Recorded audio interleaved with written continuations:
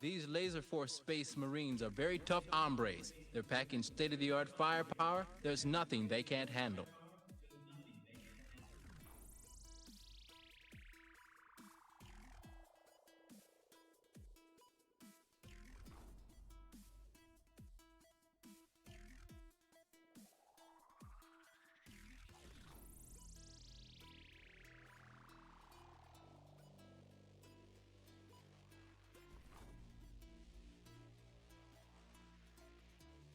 These Laserforce Space Marines are very tough hombres. They're packing state-of-the-art firepower. There's nothing they can't handle.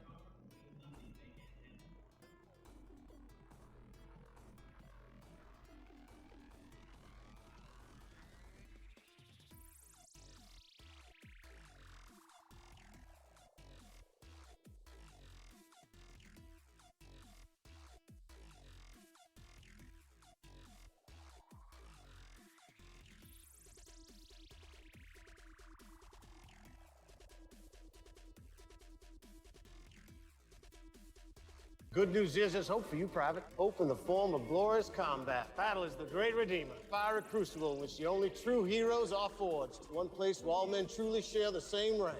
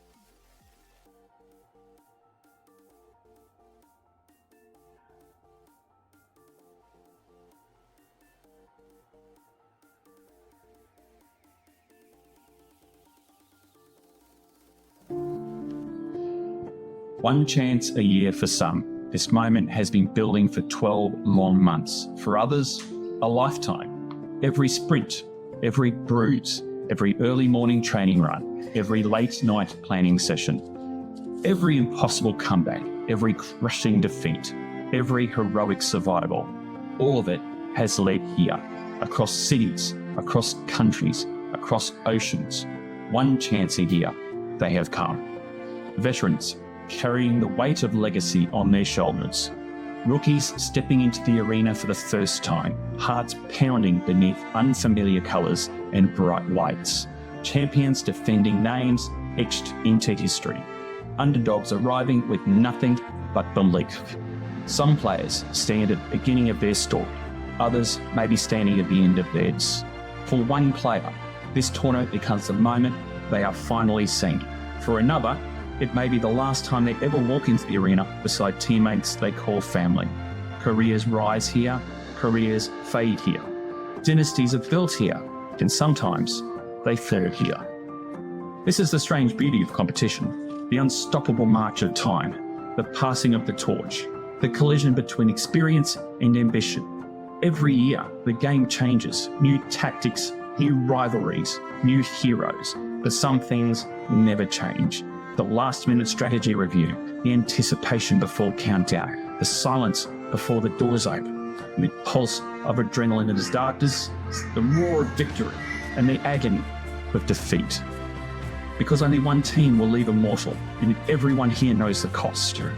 Around us tonight stand players from across the globe, united not by language, nationality, or background, but by something far stronger, the love of the game. A game that demands speed, precision, trust, sacrifice, and absolute commitment to the people standing beside you. For the next few days, friendships will be tested, legends will be written, and moments will happen that players will remember for the rest of their lives. This is more than a tournament. This is the culmination of a year's preparation, a year's hope, a year's obsession, one chance a year. So to every rookie, make your first moment count. To every veteran, fight like it's your last. To every team, leave nothing behind. The arena is ready. The world is watching. This is Laserforce Internationals.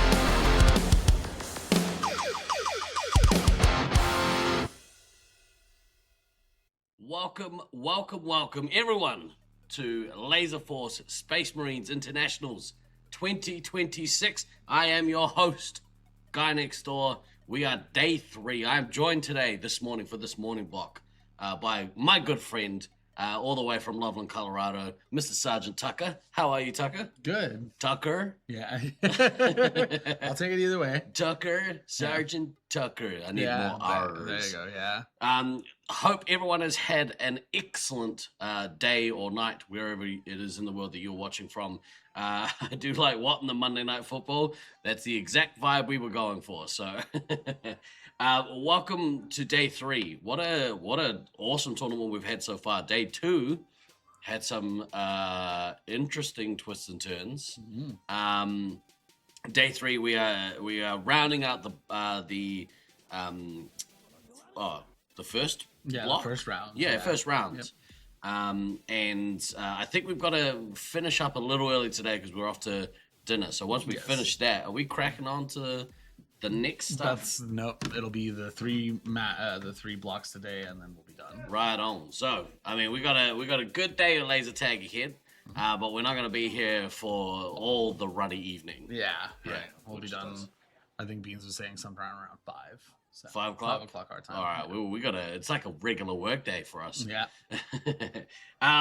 Right, we have an awesome matchup. First up this morning with Altitude Issues versus No Lies from Jackal. We're seeing a little bit of Colorado love. What are your thoughts on how this first one's gonna go? I think it's going to be very close, one way or the other. Yeah. Honestly. We didn't get to play against them, unfortunately. I really wanted to. And especially with them needing, unfortunately, morning subs for Zerg each day. Yeah. It's kind of a wild card how strong they'll come out. Yeah. They're a very solid team. Jackal's really strong. All of them are really, really good across the board. And so I think it'll just come down to team movements, synergy, that kind of stuff. Jackal's had himself a tournament. Yeah, he's had some really high highs. So. Yeah, it's good to see as I try and my best to arrange the microphones. Right, let's have a quick look here. We're gonna have a look at if that wants to. My graphics want to work. Apparently not. Apparently they don't want to work. It's too early for them. Mm-hmm. Let's have we'll quickly cross over here and we'll see if it updates. Nope. Of course not. That's okay. I thought it might Might go to Azra. That's okay. We teed it up, but much to true to form. Yeah. The Resupply podcast, full of tech issues. Yeah. Stands to reason that some of those tech issues would follow me across to Nats, but that's okay. Of course. Why would they stay on the other side of the ocean? Yeah, exactly right. That's a very good point. Reload, damn it. All right, it's not going to do it for us, but that's okay. Let's have a quick look at what the standings look like from yesterday. All right, top of the table, Syracuse Ninja Turtles sitting on their 40 match points. Probably the shock of the tournament so far, I would say, is that they had points taken from them yesterday. Yeah, for the first time. Dropped one game. Wild. Yeah. Absolute wild. Altitude issues, able to take those points. Pretty stoked. We had Ghost on the mic yesterday, and that young man was very excited about what happened. So, yeah, how I mean, you know him pretty well. How what are your thoughts on where they are at the moment? I think we're starting to get it. We definitely had some day one struggles with like synergy and stuff. I was hoping to get a little bit more team practice. That's not the fault of anyone. It's just a lot of people who are new to the arena, figuring out where our lineup was going to end up, who was going to be where, that kind of stuff.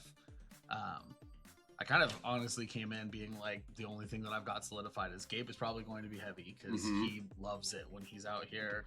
And from watching him, I have seen he does very, very well. Yeah. And I had a feeling Sparks was going to be our commander, but what was going to be the rest of it? How are we going to function? Were we going to flourish in the arena, or were we going to have struggles? What we're going to do? Yeah. And so I think they're starting to pick it up. So I think we're going to be able to put up a bit more of a fight than it looked like on day one. Yeah. Did you go back and watch a replay? I have not watched any of it, honestly, aside from the QA game. Yeah. To rewatch how that one went, because that felt incredibly close. Yeah. The second one, not so much. Yeah. But the first one, I went back and I rewatched just to kind of see how it had all played out, because I was very curious about it as well. Yeah. Because I was telling the babe, I was surprised that we had flushed them out of E-doors Right. off of that double nuke.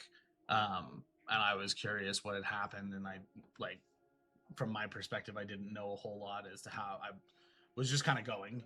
Yeah. Well, so what's your kind of main role been so far in this tournament? You kind of maining flexing into what needs be. It sounds from what we've kind of learned, Azra and I are just going to be moving around from spot to spot. And pretty much everything is going to stay the same otherwise. Is that because you guys are probably the most I would say I was gonna say like qualified, but like probably in the spot that's gonna benefit like playing whatever you kind of need to at the time, right? Yeah. And I mean, I trust a lot of them to also be able to like flex themselves and get into other positions and stuff like that. But I think in terms of strength of lineup, this has been our setup so far has been good. As I couple hiccups, but make a couple of adjustments on the fly. All right, that's better. I think the microphone level should be a little better. Give us a shout out if we need to adjust any of the levels. Pretty please. I think we're good though. Yeah. Not as many people in chat this morning. I feel that maybe the earlier start has maybe caught some people off guard. Yeah, instead of the 11 start because we're doing laser ball. Now it's... What time is it now over on the West Coast? It's 7 a.m. over in Colorado. Yeah, and so it's what, another hour? 6 in California. Yeah, so people are like, no, thank you. Yeah, we're good. Right. We'll see you in a couple hours. The early riser's going to work. Yeah, exactly right. We have had some people tune in whilst driving around, and periodically a video will play and scare the crap out of people. So yeah, or just leave it on while they're sleeping or something. It's 6:15 in the morning in Vegas. Right on.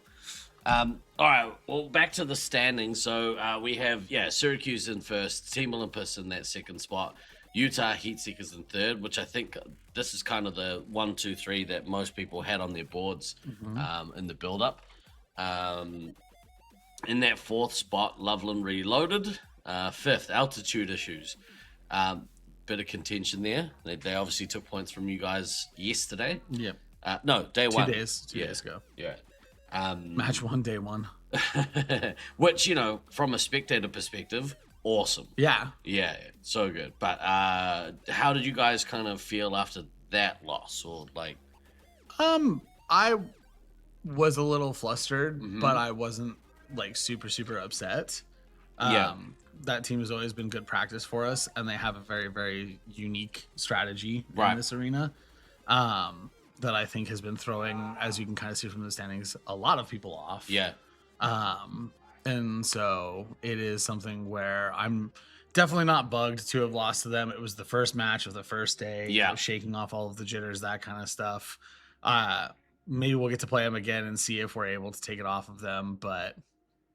Yeah, well, it'd be cool to get a little bit of payback. I think you guys maybe have, seemingly from a spectator perspective, have rallied a little bit more. They kind of found a groove, and I think if you'd have played that match over now, things maybe go different. Yeah. Not to take anything away from Loveland Reloaded, because they're kicking butt. Yeah. Although a little bit disappointing yesterday. The combination of the Fair Turkey and Mr. Mischief broke their word. Oh, they broke their word. Yeah, they were adamant. We're just playing resupply. I was telling Luke in the car. I was like, you lied. Yeah. What did he say? Did they say didn't what? Say anything. For shame. Yeah. Well, Mischief is like, I'm going to come join you on the pod. Hopefully later on. Yeah. On the show. So maybe we'll have to grill him. Give him a little ribbon. Yeah, he'll be like, dude, what's your problem? Yeah. And no, I think he's expecting it. I hope so. He must atone. Yeah. In that 7th spot, we have Hybrids. 8th is Sweets and Savory. 9th place, Armageddon. Awesome to see them take some points from like a Force Pure team in the Expendables. Although... the Expendables lacking a bit of experience, maybe could have benefited from a little bit more prep work, I guess, in the lead up. But nobody has been really impressive from that team. Nobody in the X-Men, like real standouts from that team. That was what I had told my team. So I had no knowledge on nobody. But Axeman I had seen, I believe, in other events or that kind of stuff. Yeah. And I was telling my team, it was like, he's going to be a problem. Yeah. Right? He's going to hit us very hard, and we need to be ready to fight back. So. We've just got the word that these teams are ready to go in. So let's have a quick look at the lineups. No loss from Jackal versus Altitude Issues. Obviously, Sergeant Tucker is with me in the booth, which I quite enjoy having the 7th player from the team that's playing come and sit with me. We had Cody. Hopefully, it's not another jinx. Yeah. Yeah. He commentated your guys' game. So, 40 points. I mean, to his credit, he wasn't. I mean, he looked a little not flustered, but I'm sure. Yeah. What the? Yeah. But that's okay. He did very good from what I watched back. Yeah. He nailed it. He was good. Very unbiased about it. Was doing his best. Yeah, and didn't trash anyone on the stream. And it was very, very good. So, hopefully you're right. This is actually a really, really interesting matchup just from a standings perspective. You guys at the moment are tied on the table. So the winner of this one potentially determines who stays in that top 5th. pod. Yep. And who drops down. Have you got a preference, or are you not really that fussed? I've told my team that I'm not worried about which one we'll end up in. if it turns out that we're needing more practice with our lineup and that kind of stuff, Yeah. obviously it'll be better to be in the bottom pod. Maybe. But I would like to be pushing ourselves against some of the stronger teams, and Yeah. I would prefer to be in the top pod for that kind of stuff. I think you're seemingly from an outside perspective, yesterday you guys found some rhythm, you found a groove, and I think potentially dropping down to that secondary pod might be not detrimental, but I think you guys you might. I think you deserve to be in that top spot. And something I was also telling the babe is, something that we did do is we've pulled a game off of both of the top 3 teams so far. Wow! So we pulled one off of Utah, we pulled one off of Syracuse. And so, I mean, I was joking. I was like, if we pull one off of Callier, it's the trifecta. Yeah. And, I feel like that's proof that we should be in that top pod, at least competing against it. 100%. I've also been joking that it feels like this tournament has been a lot of rock, paper, scissors.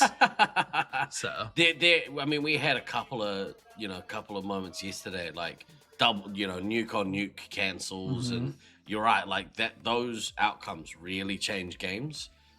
We saw Lizzie defuse Leech's nuke, and that completely swung the game. Bradley getting the first cancel on Beans' nuke yesterday was huge. Probably the biggest part of that when I was watching it back, because we had just set up an E-doors. If that goes off, we might have to flush and just die. Exactly right. And so yeah, like these kind of things, seemingly have had massive repercussions. So you're right. There is a little bit of luck, a little bit of rock, paper, scissors. But that's competitive sports. Yep. You and it also comes with a lot of skill. Like, it's not just the luck. Yeah. Right? But that does play a factor in it. Yeah. But sometimes you're in the right place at the right time. Yeah. Right. There's that old adage of, luck is what preparation meeting opportunity. So, you guys have prepared well. You're taking advantage of the opportunities, and we're seeing good outcomes. Yeah. All right, we are ready to go. This game is just about to start. Heavy. All right, that was what I was curious about. One. Mark. Where they go? We're off. Day 3. Everybody getting a double. I've started to notice, so when I initially was watching a bunch, not everyone was getting doubles because a lot of commanders were rushing across, but now both, pretty much every team has seemed to start. They still rush, but almost everyone gets a double. Yeah, I like it. Like, it seems there have been moments where people are, dropping down lower. Yeah. Bradley off to a really strong start, already getting a missile into Fenrir and getting his base right off the bat. Seems like strategy might be to kind of get to that first nuke as soon as possible. Yeah. He's already also gotten a hit into boxes. But they are...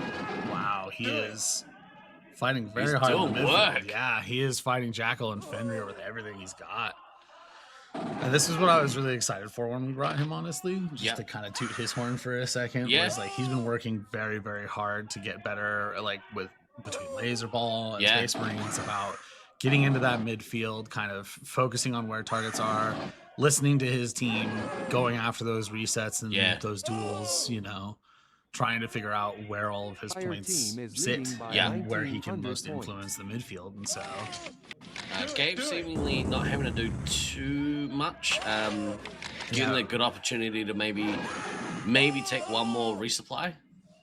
Fenrir and Jackal seem to be poking in, but the trio of Azra, Ghost, and Babe doing pretty good about holding them out. Ghost not having lost a life yet is nice.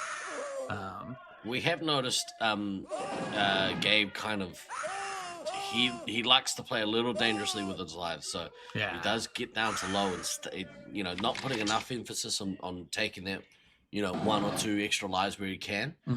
So far hasn't really hurt too much, but Jackal's got back up very well. Yeah, he's up to 16. They're about on even. Yeah, he's up on 21 with his base, so now he's definitely ahead there.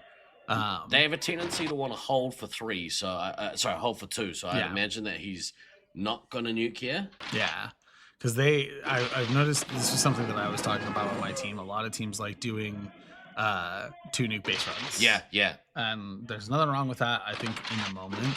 But something that we kind of talked avidly with Sparks about was it's kind of personal. Do you think it's a good time to drop it Yeah. now, or do you think you should be holding on to it because you're having a better time in the field? Here we go. Here's the first Right. nuke. So Bradley's just gonna get it and rip it. Fire team has taken Good the defuse. lead. Sorry, good detonate, not defuse. Yeah. Alex Box is down to 15. Prawn was coming by to try and cancel it, and Yeah. Azra triple tapped him. Ghost still sitting on 19 lives, so sitting pretty here. So it looks like both commanders back getting doubles. After that initial kind of flurry, it's always interesting to see who kind of blinks first and goes back for that reset. And something I've been telling a lot of them is that the big thing is momentum. We Yeah. need to make sure that these doubles are going constantly. Yeah. If we're coming out of the field, there's no downtime. Like you either need to be doing doubles or doing something. Prawn Boy down to 9 lives here. Maybe he wants to. I guess Jackal is, pretty full, so he needs to kind of. Not Jackal, sorry, Fenrir is full. So. Yeah, I think he's got both scouts and the commander forward now, Yeah. so they're kind of having hard windows to Yeah, find he that needs to timing. kind of control them and send them out again. So Yeah. there we go. Managed to take a resupply. Alex Box is down to 14 lives. Yeah, a couple of hits in from the scouts and the commander plus that nuke, and so it'll be interesting. I'm curious to see if he does try to double stack under this kind of a pressure. Yeah. Blown away.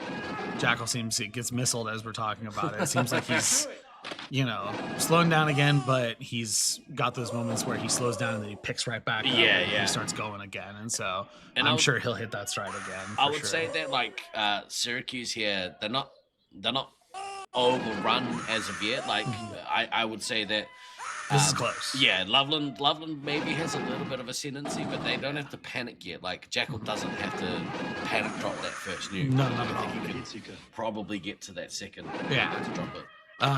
Yeah, he's definitely a little bit. He's doing all right. His medic is only on 14 lives lost, or not 14 lives lost, 14 lives. So he's doing plenty fine. So I would not be too concerned too much in that situation. Yeah. Sparks is kind of on his way to his second. I think they'll probably get there right around the same time. They're Yeah. dead even Yeah. on specials. I think the with big difference here only is a missile the difference. missiles. Yeah. Okay, the babe has also managed to get one out while I wasn't looking, and so they're doing pretty good. That was the one thing I was kind of lamenting to him yesterday, is I wish I had been able to get some of my missiles out. Yeah. It's been a big difference. But man, those QC players are so fast getting away. Here's Jackal's nuke. Jackal didn't quite get so enough momentum to get to that second. Yeah, so I think he's pulling one just to get doubles and get things going, and they didn't even go on a base run. Yeah. So I think he's just trying to get Prawn Boy in there, Yeah. which it looks like he is.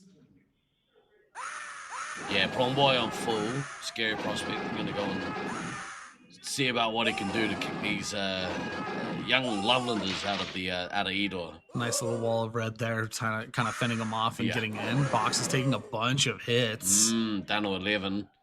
Ghost also taking a couple, but he's definitely in better shape than Alex Boxes. Yeah, he only took, it looks like one off of that nuke because he was Yeah. at 19, and so very, very good scramble from them. Let's see who drops there. Here we go. Jackal's just dropped That's his. important. So we roll them in there and nerve gas the whole nest. Manages to get it off. Ghost gets hit in the process as well, so Azra down to 7 lives. Gonna need to get tagged a little bit. Pet peeve seeing ammo go down to single digits. yeah. The Babe down to 9. Think Syracuse here has wrestled a little bit of ascendancy Fire team back. is ahead by Behind on 1,000 score, points. but that was a really good attack run, and I think- altitude issues are in a little bit of trouble. Oh, Prawn getting what looks like might be a chase. Ghost down to 9 lives. He lost a lot in that kind of Yeah. that span with that nuke. I think Bradley is definitely needing to back up, but here comes a almost full Jackal. Yeah, and So yeah. he needs to kind of throw the get away from me nuke. Yeah. I say we take There it over goes. the entire site from orbit. There we And go. Good detonates. detonate. Good nuke. Boosting now. I think maybe he left it a little long, like he's Yep. halfway to his next one, and Yeah. yeah. I think he was coming back and he just kept bumping into people in the midfield. Yeah. He got a nice boost off of Azra there, so the double plus the boost is putting him in an okay spot to defend while getting doubles. Really like to see Babe get some lives here. Yeah, He needs to take maybe boxes a on couple 4 is more. nice, but Ghost down 9, Babe at 8, Yeah. with Ice Prawn Team Boy is sitting pretty at behind by 13. 1,000 He's got a points. second penalty he got from somewhere. Yeah. It'd be interesting to see what happens here from a resupply perspective. Alex down to 3 lives, really needs to resupply his team. Yeah. Jackal isn't really in a position to kind of relieve any pressure with a third nuke. He's not really close to one. Yeah, the big thing is Babe really needs some resupplies. It's been on 9 for a while, and we're in a little bit of a quiet period. That's kind of the opportune moment to take that. Yeah, his commander back forward. Rook's getting a penalty. Looks like trying to go in on the resupplies there from Fenrir. Box is out. Oh, Alex Boxes is out. So Fenrir is in a bit of trouble here. He's way too low. Yeah, this is where what we've discussed as a team is as soon as the first person makes the call out, Bradley gets a penalty as well after getting Fox. So Fire probably a team is chase. ahead by Is 3,600 come points. home, get some lives, go back out. Yeah. And check with your medic where you're at. And so as soon as they hear, Ghost is on 9, I think they'll feel a little bit more comfortable. Yeah. And maybe get 1 or 2, but going back out. But people, especially like Rook, get like 2 of them. Yeah. Like check back in, see where you're at. Looks like Jidoku's back there getting some right now, actually. And yeah, we've talked kind of Azra and I have talked at length where you don't have to be maxed out as ammo as long as you're sitting pretty in that 16 to 19 range. Right, yeah. That's where I feel you want to be sitting. Yeah. Here comes Sparks' next nuke. So getting He's the got to third. this one very quickly. Yes. Fire team has He taken the lead. I've talked about it a lot. He can rack up points very, very quickly. Yeah, I mean he's on. Azra also gave him another boost and more shots, so she's kicking butt too. She's got 2,700 without her bases. So the momentum is flipped back in the favor of altitude issues here. You guys should take the win. I think we've got this, and with 5 minutes to go, I think this will be an elim as well. Yep. That's so a then very it'll good come way down to start the morning. Yes, very, very good. I think great out of everybody so far. You got Jidoku sitting at 3-7 without his bases. Yeah. He's kicking butt. Gabe's got 3-4 with just one of his, Very, very good work. I was kind of joking with them that the first game they almost pulled off of Olympus, I believe. Yeah. I was in here for the captain's meeting. Yeah. And then I sat the Utah Heat Seekers game where they won. So I was like, maybe I just need to be out of these. Yeah. I just have to let these kids go. Yeah, just let them do their thing. And then we played the Cuse game, and Sparks asked if we could do a little bit of a swap. Yeah. And he was asking if Ice team we felt has comfortable taken the lead. running. And honestly, this is something that I appreciate from him, is that he's willing to voice, hey, I want to try scout this one. Yeah. And he pulled it out. Yeah. He pulled out the stops. Gabe was doing awesome farming in the center. I was just we talked about it. I was like, my whole job is just to hold beams down. Yeah. Yeah. I mean, he is kind of the. Well, we were thinking it was Strike Cody, weapon so it was. Yeah. I have to have Cody and Beans by the collar the whole time was basically our discussion, and so Good very nickname for very proud Jackal. of those kids. Yeah, very good to get that one off. Hopefully, Prawn can get at least one more set of shots off of Stu, so that way with his 5 lives he can kind of fight a little bit. Yeah. And not just do the running game. Let's see if Sparks can get to Fire his team is trailing by 800 I think he will with both the game 3 hits ends. having 7 Yeah. if he's the one to find them. And it looks like he knew where Fire Jackal team was. has Yep, it looks taken like the he lead. still knows where Jackal is. And so I think he'll be reaching that pretty soon. There's one of them. Beat RL this early in the morning. Or this late at night, depending on where you are. Yeah. He's at the nuke. Let's see him drop it. Judah got missiled in the process. Now. Bradley using his scout as live bait. Watching where the Yeah, lasers as are any coming good from. commander Yeah, should. watching where the lasers are coming from and then shooting them down. All right. We got Here comes the nuke. All right, this is gonna leave Stu as the only survivor with In 1. there, nerve gas the whole nest. Ice team is behind by 3. And he tried to boost for Prawn, but Prawn wasn't gonna live through that anyways. Yeah. And there goes Stu. That was pretty good for the Great first win. one. That was a good start. Honestly, from both teams, that was a very good fight from them as well.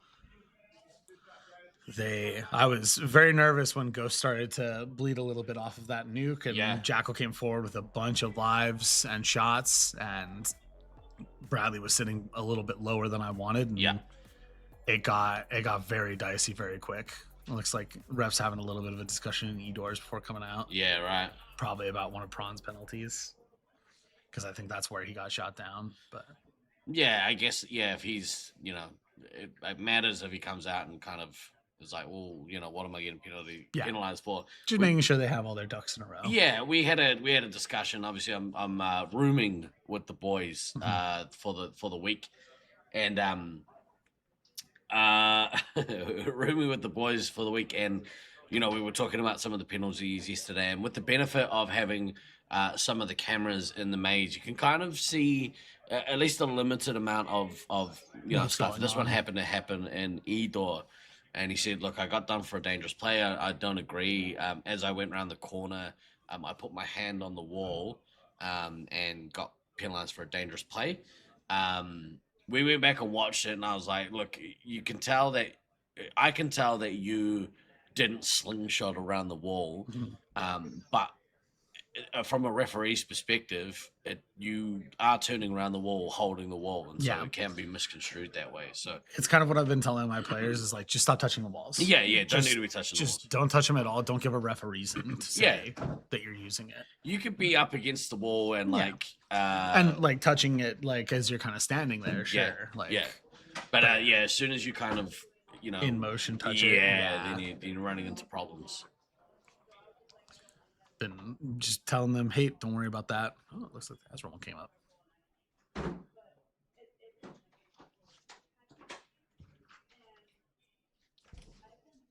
All right, next game out, we have Team Olympus versus the Utah Heatseekers. This is a big one. This will be a fun one. Yeah. There's these a lot of love between these two teams, but also a lot of pride on the line for this one. Let's have a quick look here. What's going on site? I like this camera view. I saw that. Yeah, I saw that last night. That's a very good setup. Yeah, I don't know. When I was first doing the commentary 2024 when you guys hosted in Colorado, it helped me feel like I was here, like they're part of the tournament doing the commentary, and I was commentating from the other side of the world. So, I don't know. I think this kind of camera view, we probably should have told people that they might be on camera out there. But I don't think anything too egregious is probably happening. Nah, it would be pretty clean. But I think there might be some extra celebrating in certain instances if they knew. Well, we managed to capture the celebration of the foyer when you guys beat. I saw that. That was very surprising. Good. By the way, you were a beast for that tournament. You put up 10 hours a day from the other side of the world. It would have been almost that was the afternoon. It was after, it wasn't too bad. This one, I'm glad that I'm here for because I worked out the time frames wrong. Yeah, and I was like, man, I would have been starting 4 in the morning, and today, it's currently 20 to 2 in the morning back home. So I'm glad I'm here for this one. Plus, it's nice to see everyone. So exactly. That's part of the fun, is socializing. How are we doing this morning, chat? If you're still with us, beat our hours here. Dr. Anahan, Prongboy got that penalty very quickly after the first one. He may not agree with the referee about how he got it.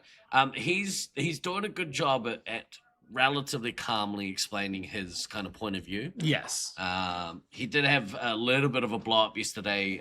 Said that he went and once he calmed down, apologized for what he had said. So he seems to have a pretty good head on his shoulders. Yeah, and I mean tempers always rise during competitive stuff. Yeah. So I've always told people you can't really put a lot of stock into that kind of stuff. You have to let calmer heads prevail on that. Yeah, I think so. But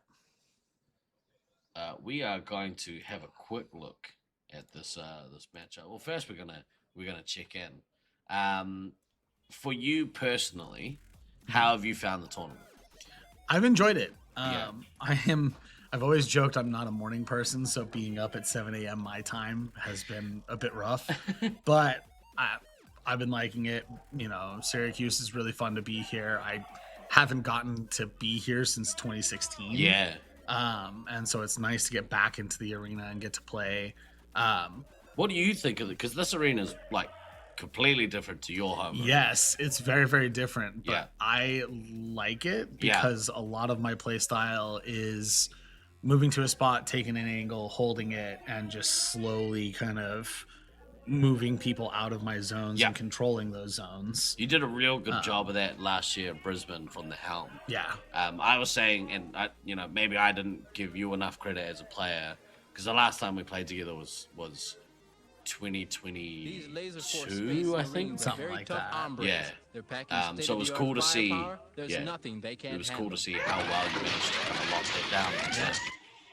All right, here we go. This is a big one. Olympus versus Heatseekers. This is kind of a over the fence rivalry. Fire team has taken the lead. There we go. I was about to say they had actually pack locked, but Ice team has taken the lead. sitting here. Disco sitting. Okay.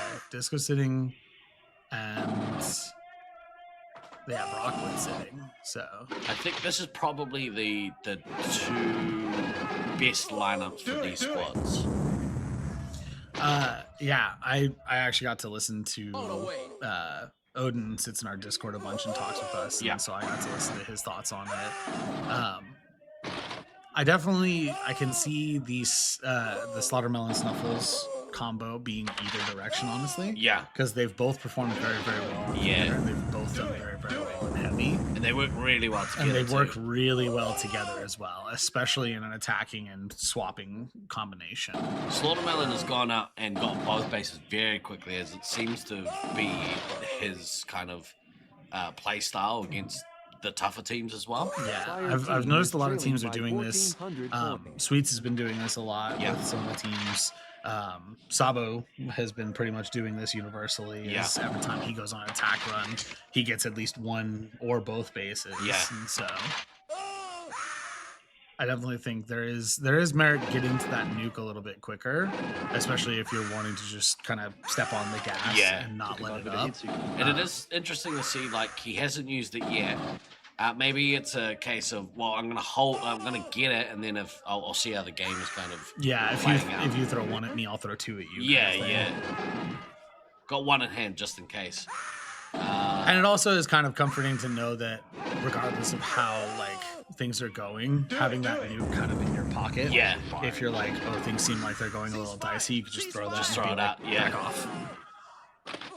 The out of my face nuke. Yep. Well, or like if a teammate is getting frustrated, you could do. All right, we nuked them. Mental reset. Let's do some doubles. Yeah. Get this going. Utah managed to get in and take 3 lives so far off Applesauce. Yeah, and only one off of the chaser so far. Yeah. So. Snuffles is doing work. 1,600 points, no bases. Yeah, I think they threw both 3 hits forward. So they are that, or they threw a bunch of scouts and commander forward. And Snuffles is good at shooting people. So. Kadama looks like he's off to a slower kind of start. We'll blame it on the morning, not coffees. Yeah, exactly right. Scouts doing their thing. I mean, Dill is at 1,100 points, no bases, so he's doing work too. Yeah, Cope is also doing pretty good. He's almost up to 1,000 on his own. Metalface is doing pretty good with that 540. I've been talking a lot about it. Scouts in this arena are so just important. Yeah, those pings in the side or the pings in the back are just so detrimental to commanders or even to heavies who are trying to defend. Yeah. Having a scout ping you from the left and you turn to get them, and to the right, here comes the commanders. So yeah. And especially like we were saying, Caleb and Dallin are very, very good with that combination already. When Cope and Metalface add that extra, you have to be looking multiple directions. Oh, double nuke! Oh, it goes the way of Utah. Oh, that's disappointing for Kadama. That's going to be very rough with Applesauce already bleeding very heavily. No, they really... They were behind a little bit, and this kind of, This kind of cements that. Yeah. Utah out to commanding lead on this game. Points wise, it's very close at least. So Yeah. if they can kind of shore up, Fire they might team be has able to taken the lead. restabilize and just point them out. But yeah, I guess the big thing is Applesauce down at 11. It's not the opportunity to 6 lives behind from red to blue. Take that pressure off. Yeah. And red side is definitely the stronger side, but I've seen a lot of teams where, especially red medics, just start hemorrhaging lives. Yes. Odin's Fist is doing pretty well here. Yes. At $2,000 now, kind of taken over Snuffles. Both heavies actually looking pretty healthy. Lives and shots, pretty good totals. Slaughtermelon on his way to his third nuke. Yeah. Cayman and Caleb, if you give Cayman bases, seem to be going blow for blow right now. Pretty close. And the difference is that nuke. Yeah, that nuke cancel is going to be the big one. I'm going to be very curious. There's been a lot of nuke cancels from what I've been seeing. So I feel like, unlike normal, bomb diffuser is actually going to be a very big question rather than oh yeah, this person got 2. This should be it. Well, we can have a look at that stat too. So. I've been impressed with Metalface when Metalface has been in the games. Especially at Heavy, actually. We've had good Heavy games taken on for Snuffles in some of those early games. Slaughtermelon here, 1 shot away. There we go. Is that his next nuke? Let's see if he drops and keeps this pressure on. Applesauce and single-digit lives. They just haven't got to Chaser. Chaser's still at 17.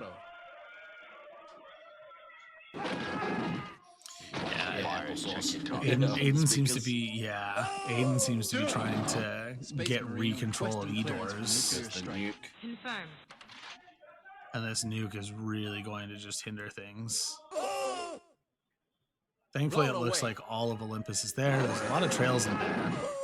I'm surprised nobody got penalized for that one. Fire team is behind by 1,700 points.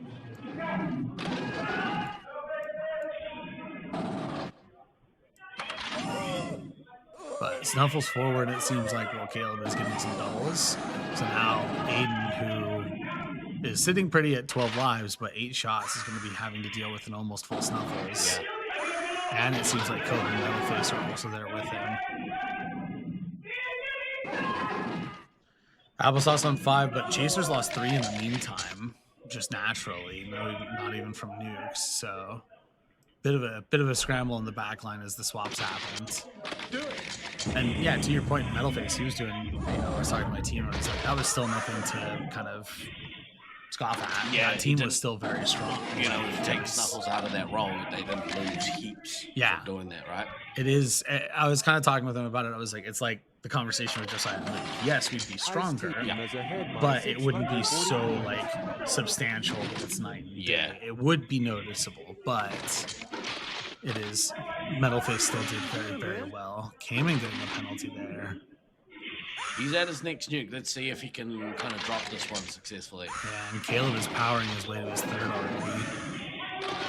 30 lives, 16 shots. He's sitting very pretty on that.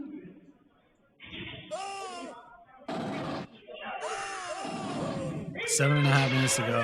Applesauce seems to have stabilized. She's been on 5 lives for quite a while. There's 4. Good nuke, yeah. Yeah, Snuffles getting in right towards the end. Take some lives off the Medicare will be a real big help. Odin penalized before he even shoots anybody. He's in a good space for shots and ice to kind of counter here. So. Yeah. Odin's has done a good job of staying full as well. Yeah. He is making it so it's not a risky spot for him at pretty much any time, it seems like. Yeah.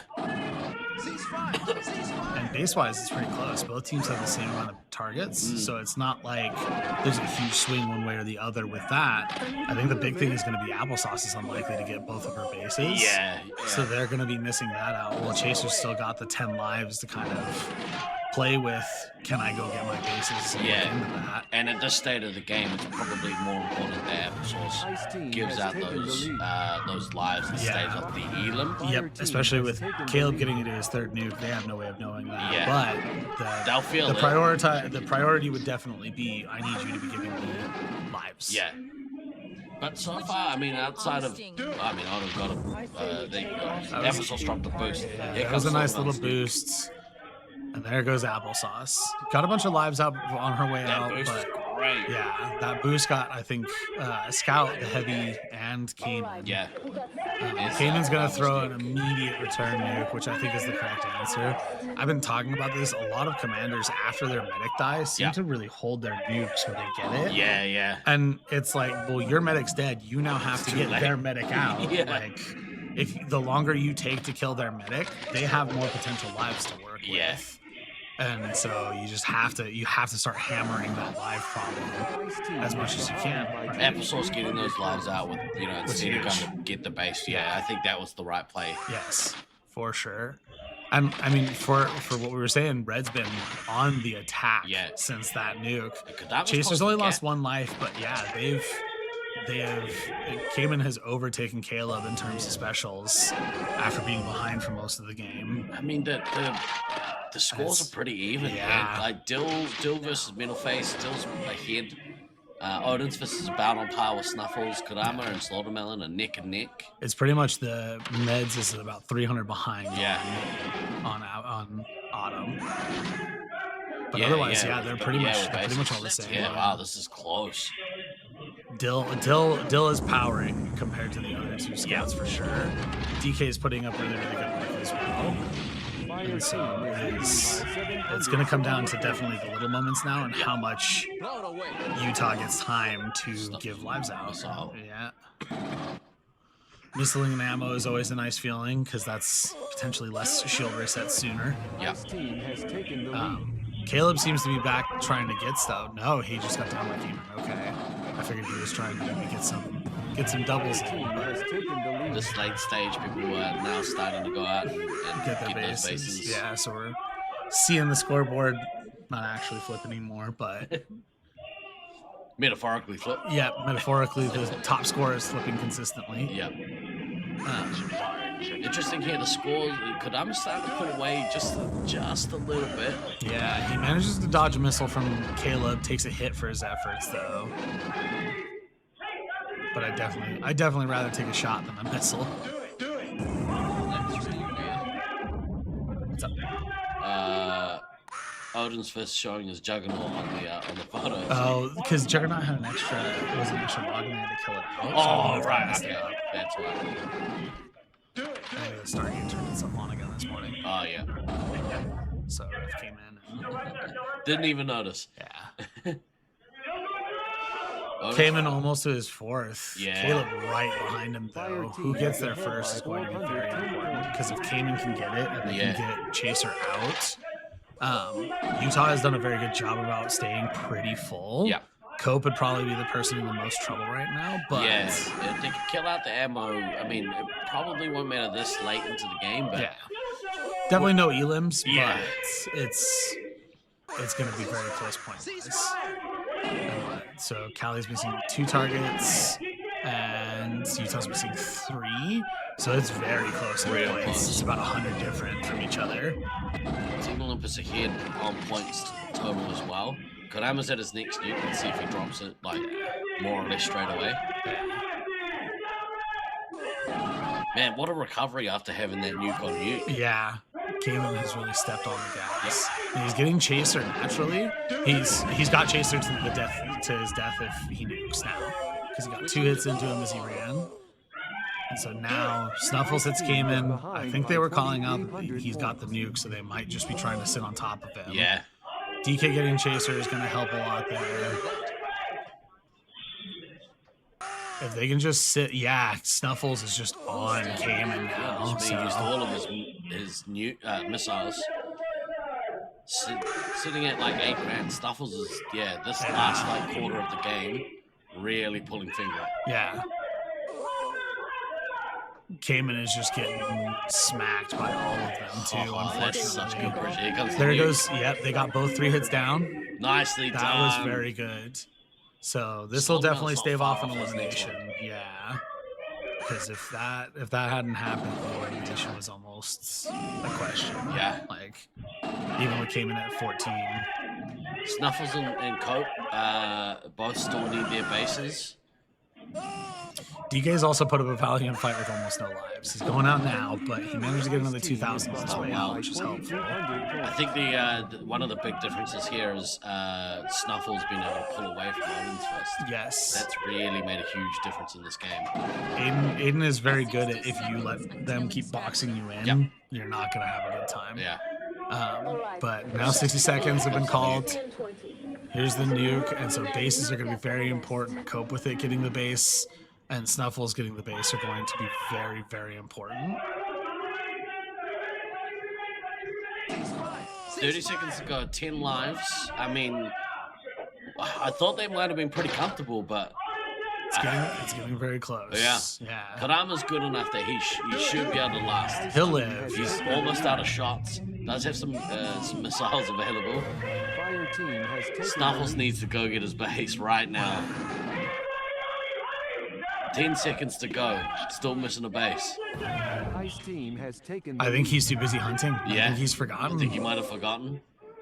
That or they're going for the Elam. 5 seconds. 2, 1. 4. They still pull ahead on points, but yeah, that base is going to be hurting. Mission complete. Oh, he got it right at the end on the split second before. So good. Oh my gosh. So that gives them a nice little buffer, about 1,400, but the Utah crew pretty stoked at that performance. You can see DK is maybe a little less. yeah, a little stressed out, but Stressed understandably. Out. Good That sportsmanship, was yeah. very, very close. He's watching on his handheld. His Switch, yeah. That's so good. That was awesome. That was very, very good. And that's kind of what we've been seeing with those top 3 teams. Those games have been very, very close. Yeah. And it has been very fun to watch. It really has felt like with the 3 of them, it could go either way. Yeah. Particularly Syracuse A has always seemed like they're in control. Yeah. And they'll win, but there's moments where could it flip back the other way? Yeah. But very good games pretty much across the board, and I think most of today is going to be that way. There's not really a whole lot of mismatches. Yep. In terms of the last 3 blocks, the way it shook out. Standout performance there. I would say Snuffles. For sure. He was, we were talking about Odin and Snuffles were blow for blow, and then suddenly Snuffles just pulled ahead. Yeah. Dill also, I would say, huge performance out of him pulling that 7K in. Yeah. Being able to get all those points in was very, very helpful. But the big thing, again, like we were kind of discussing, came down to Chaser being able to get his bases over Applesauce not being able to get hers because she was so low already. The big thing here, though, is that they staved off the Elam. Like, and, we see it during the call that, Applesauce was missing the bases, but she was able to get a bunch of lives, and that's become the difference. That mattered. Yeah. I mean, you can either be, 8,000 down because Elam gives you 10, or you like can survive. two grand? 2. Yeah. I think it's like 1-3. Yeah. So. No good with the maths. Yeah. All right, next up we have Armageddon versus Sweets and Savory. I think Sweets. I talked to Sweets on the show yesterday. He's feeling pretty good about where things are at with this. They're doing very good, despite what the standings would say. Yeah. They are doing very strong in terms of their performances. Yeah. To answer your question, Comp Geek, are there more mooks than usual? We have most teams actually fielding 7 this year, which is I've never seen before. Yeah. We had enough 7-man rosters to make an 11th team if we decided to, which crazy would not have been a good idea, but that's possible. We are going to have a very quick word from one of our partners. If you could, one of our supporters, sorry, if you could find it, dig deep. We are raising funds for the Alzheimer's Association. There'll be a QR code on the screen if you'd like to donate and potentially get yourself one of the Tag for a Cause medals. please do so. If you have somebody traveling at Natsu from your neck of the woods, they'll be able to bring it home for you. So let's have a quick word from our supporters.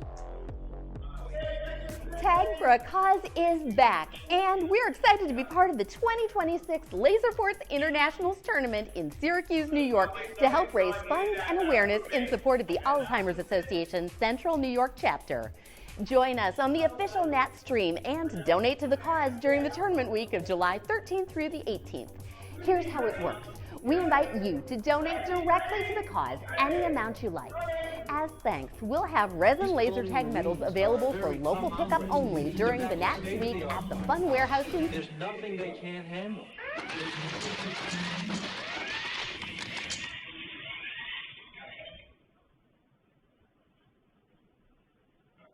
Ice Team has taken the lead.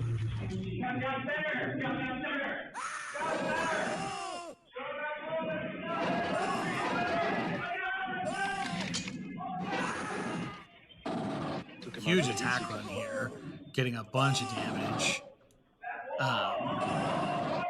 Another nice one has definitely been, so we didn't really know a whole lot about, obviously, the rest of the team besides Sweets and Ender. Yeah. I met Anchovy quite a while ago. Yeah. And Mike comes out every time, from time to time. Right. I love that. But Hallinge, the last time I heard anything about them was the random joke here. Yeah. And then we had never met Spooky. And so I was curious how they were going to do, and Spooky's been doing She's awesome killing on it, Heavy. man. It has been One of they've my been doing standout, phenomenal. like, because she's a rookie, yeah? Yeah, I believe so, for yeah. me, one of the standout rookies of the tournament. For sure. Like, she has been doing awesome on that team. Yep. And, you know, sometimes it's, oh, well, rookie's doing well because they're getting carried by the rest of their squad, and that's not the case with this one. Yeah, she's all of them, honestly. Josiah and I had a long talk about. I'm very impressed with how they're doing. Sweets is, sorry to interrupt, but No. Sweets is killing. He's at 2.5. Got to his first nuke without getting any bases. Yeah, he is on a run. Got 6 lives off that medic between him and his attackers. Unfortunately, Redneck Tech is down to single-digit lives and really needs to take a reset, but I imagine the pressure is pretty brutal at the moment. It seems like they may have swapped because the red medic was just getting the blue target. So they may have gotten flushed out of B doors.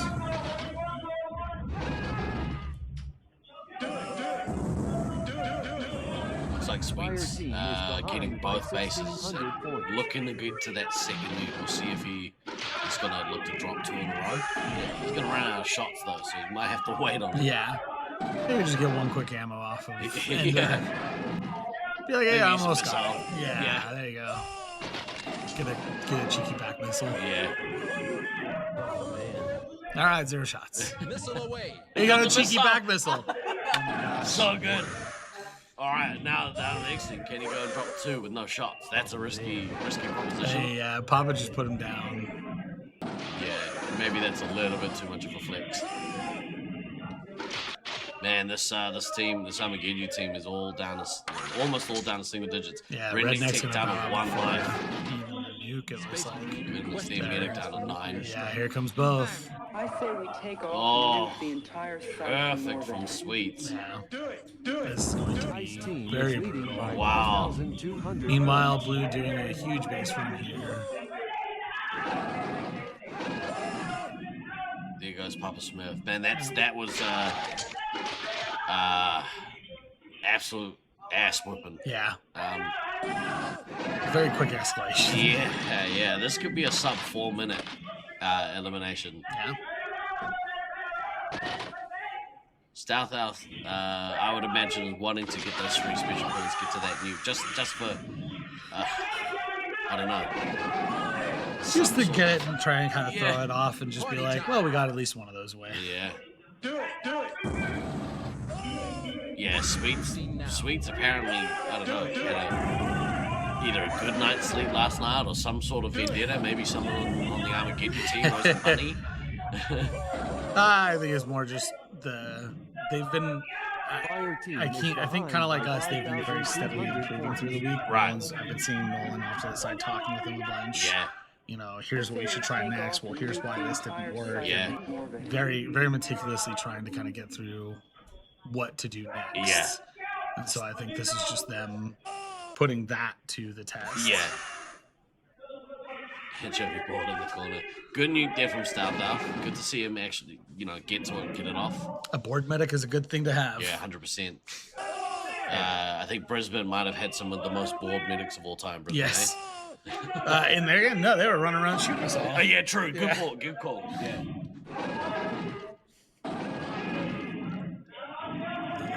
They should have, because we should have all been just downstairs dying, but they were all scrambling, just blasting us. Stealth Elf may get to his second nuke, which would be a little nice. That'd be get cool. Get a second nuke off and be like, all right, well, I pulled 2 out of this mess. And they're going to avoid getting eliminated under, in that sub 5 minutes, which is pretty good. I'd like to hear what the fastest elim of all time would be, because, that was quick. That was real quick. I think I saw one for, I know it's Armageddon, but I think it was Beans' team had a 3-minute elimination on the Armageddon teams. Yeah, maybe we'll hit up Maniac and ask him later. Yeah, it was the fastest ever. Yeah. Sure, there's one somewhere. Oh, Nolan denying the second nuke. Do it. That was about as perfect start from a commander as you could possibly ever see. Got in, bunch of resets off of all of them. Yeah. Got a missile off. Very quickly got the medic down as Goodness me. It's a good thing we didn't finish that video from Tibia, because we would have missed the game. Speaking of which, we're going to go back and watch that video here. Word from our supporters. Tag for a Cause is back, and we're excited to be part of the 2026 Laserforce Internationals Tournament in Syracuse, New York, to help raise funds and awareness in support of the Alzheimer's Association Central New York chapter. Join us on the official Nat stream and donate to the cause during the tournament week of July 13th through the 18th. Here's how it works. We invite you to donate directly to the cause any amount you like. As thanks, we'll have resin laser tag medals available for local pickup only during the Nats week at the Fun Warehouse in Syracuse. Sorry, we won't be mailing the medals this time, but if you want one and make a donation, you can have your buddy at Nats pick it up for you, or just donate because you know your contribution really helps make a difference. If you are at the event on Thursday night of Nats Week and wearing the Tag for a Cause medal, your scores will count for our Highlander mini side event taking place during the Nats. Whether you laser tag for fun, for fitness, or for fundraising, I hope you'll join us to Tag for a Cause and donate to the Alzheimer's Association while watching or participating in the Laserforce International's live stream. Find more info at TibiaChickLovesLaserTag.com.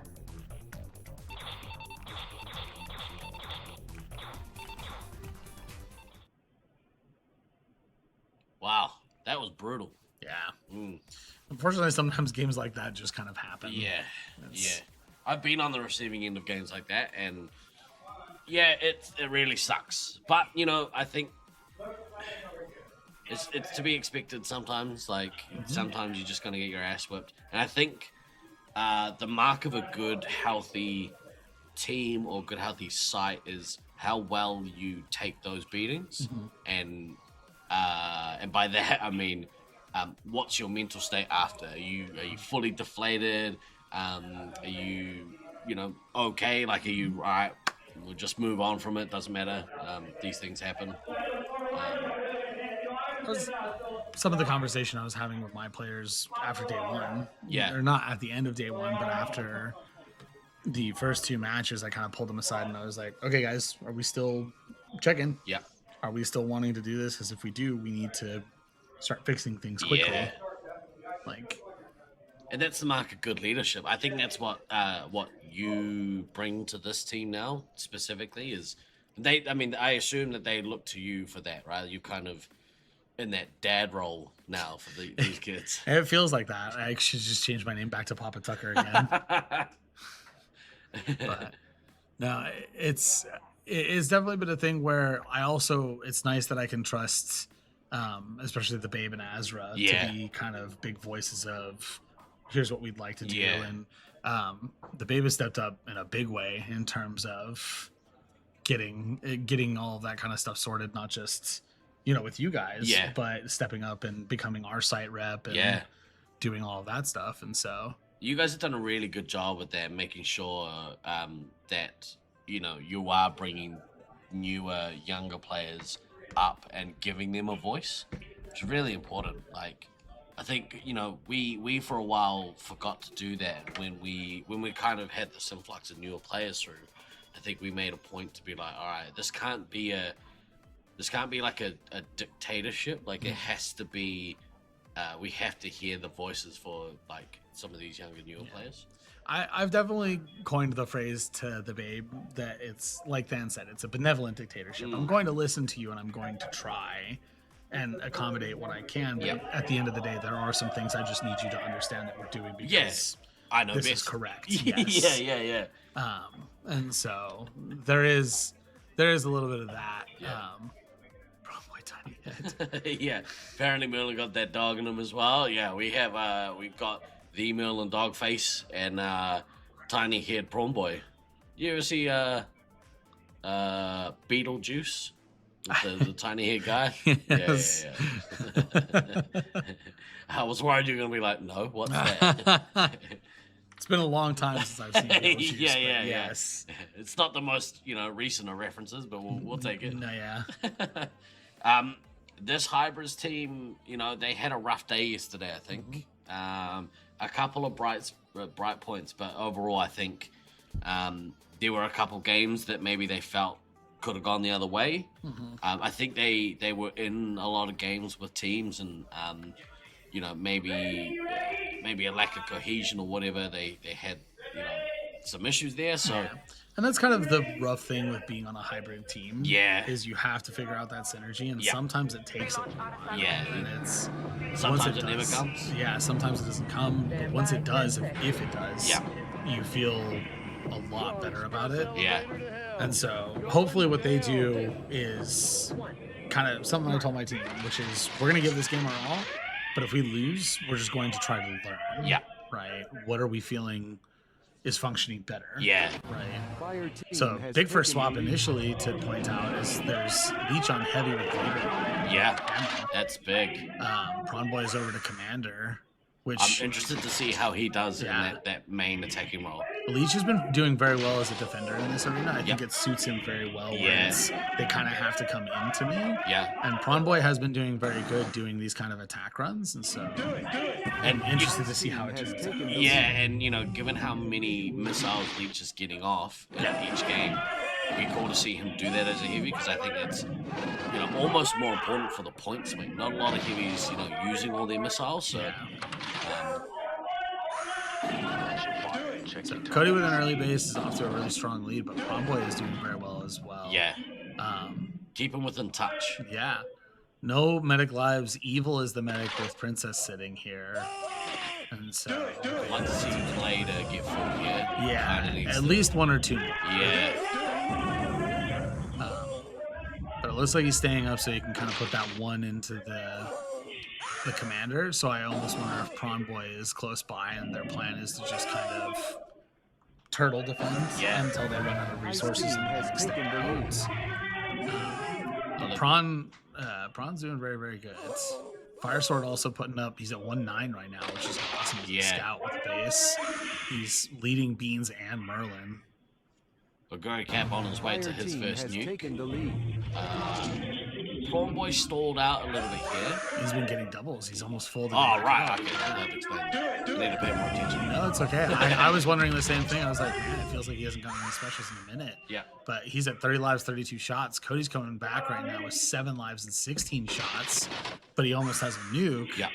I think they're going to hold. I think he'll probably hold it. Yeah. I think he's going to get this nuke. He's either going to send Hammer out and drop it. Yeah. Or he's going to hold it until he feels like he can get something off. Yeah.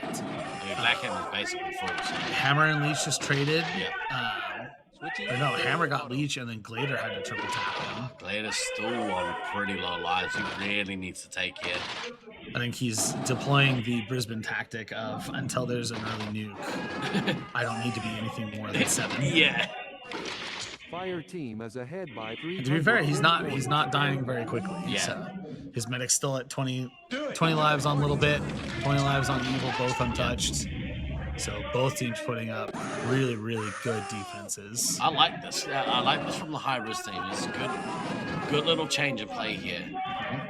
Promboy's gotten his base. He's almost caught Cody now.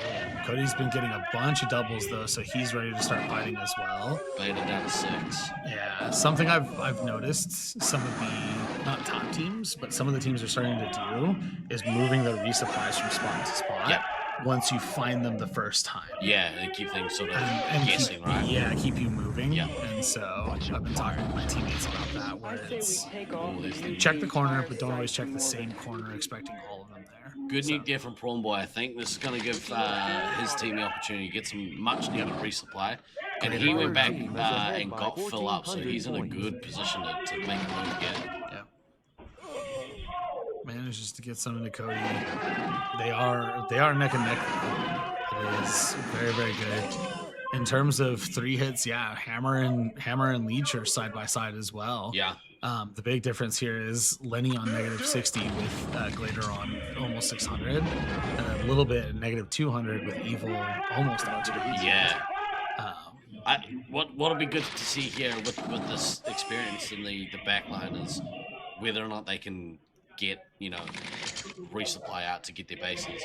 Little Bit hasn't lost a life here. That's pretty interesting. Yeah, and Evil's lost 2 extra lives just off of the nuke. We'll swing here in a moment with did Oguricap hasn't dropped or hasn't got to a second, so he's kind of stalled out here a little bit as well. He's getting hit really hard. Prawn is just getting him all over the place. What a brave move here from the Hybrids to kind of make this adjustment on day 3. Yeah. I'd love to see it from the crew. Yeah, throw it at the wall, see what sticks. Yep. I mean, especially given Leech's performance at Commander, I think he's been really good at Commander. But, to their credit, this lineup seems to be working pretty well against the top place team. Yeah, Leech has pulled away. They were neck and neck with Hammer. Yep. But now Leech is 600 up on him. Wow. Prawn Boy as well, he's pulled away from Oguricap, so.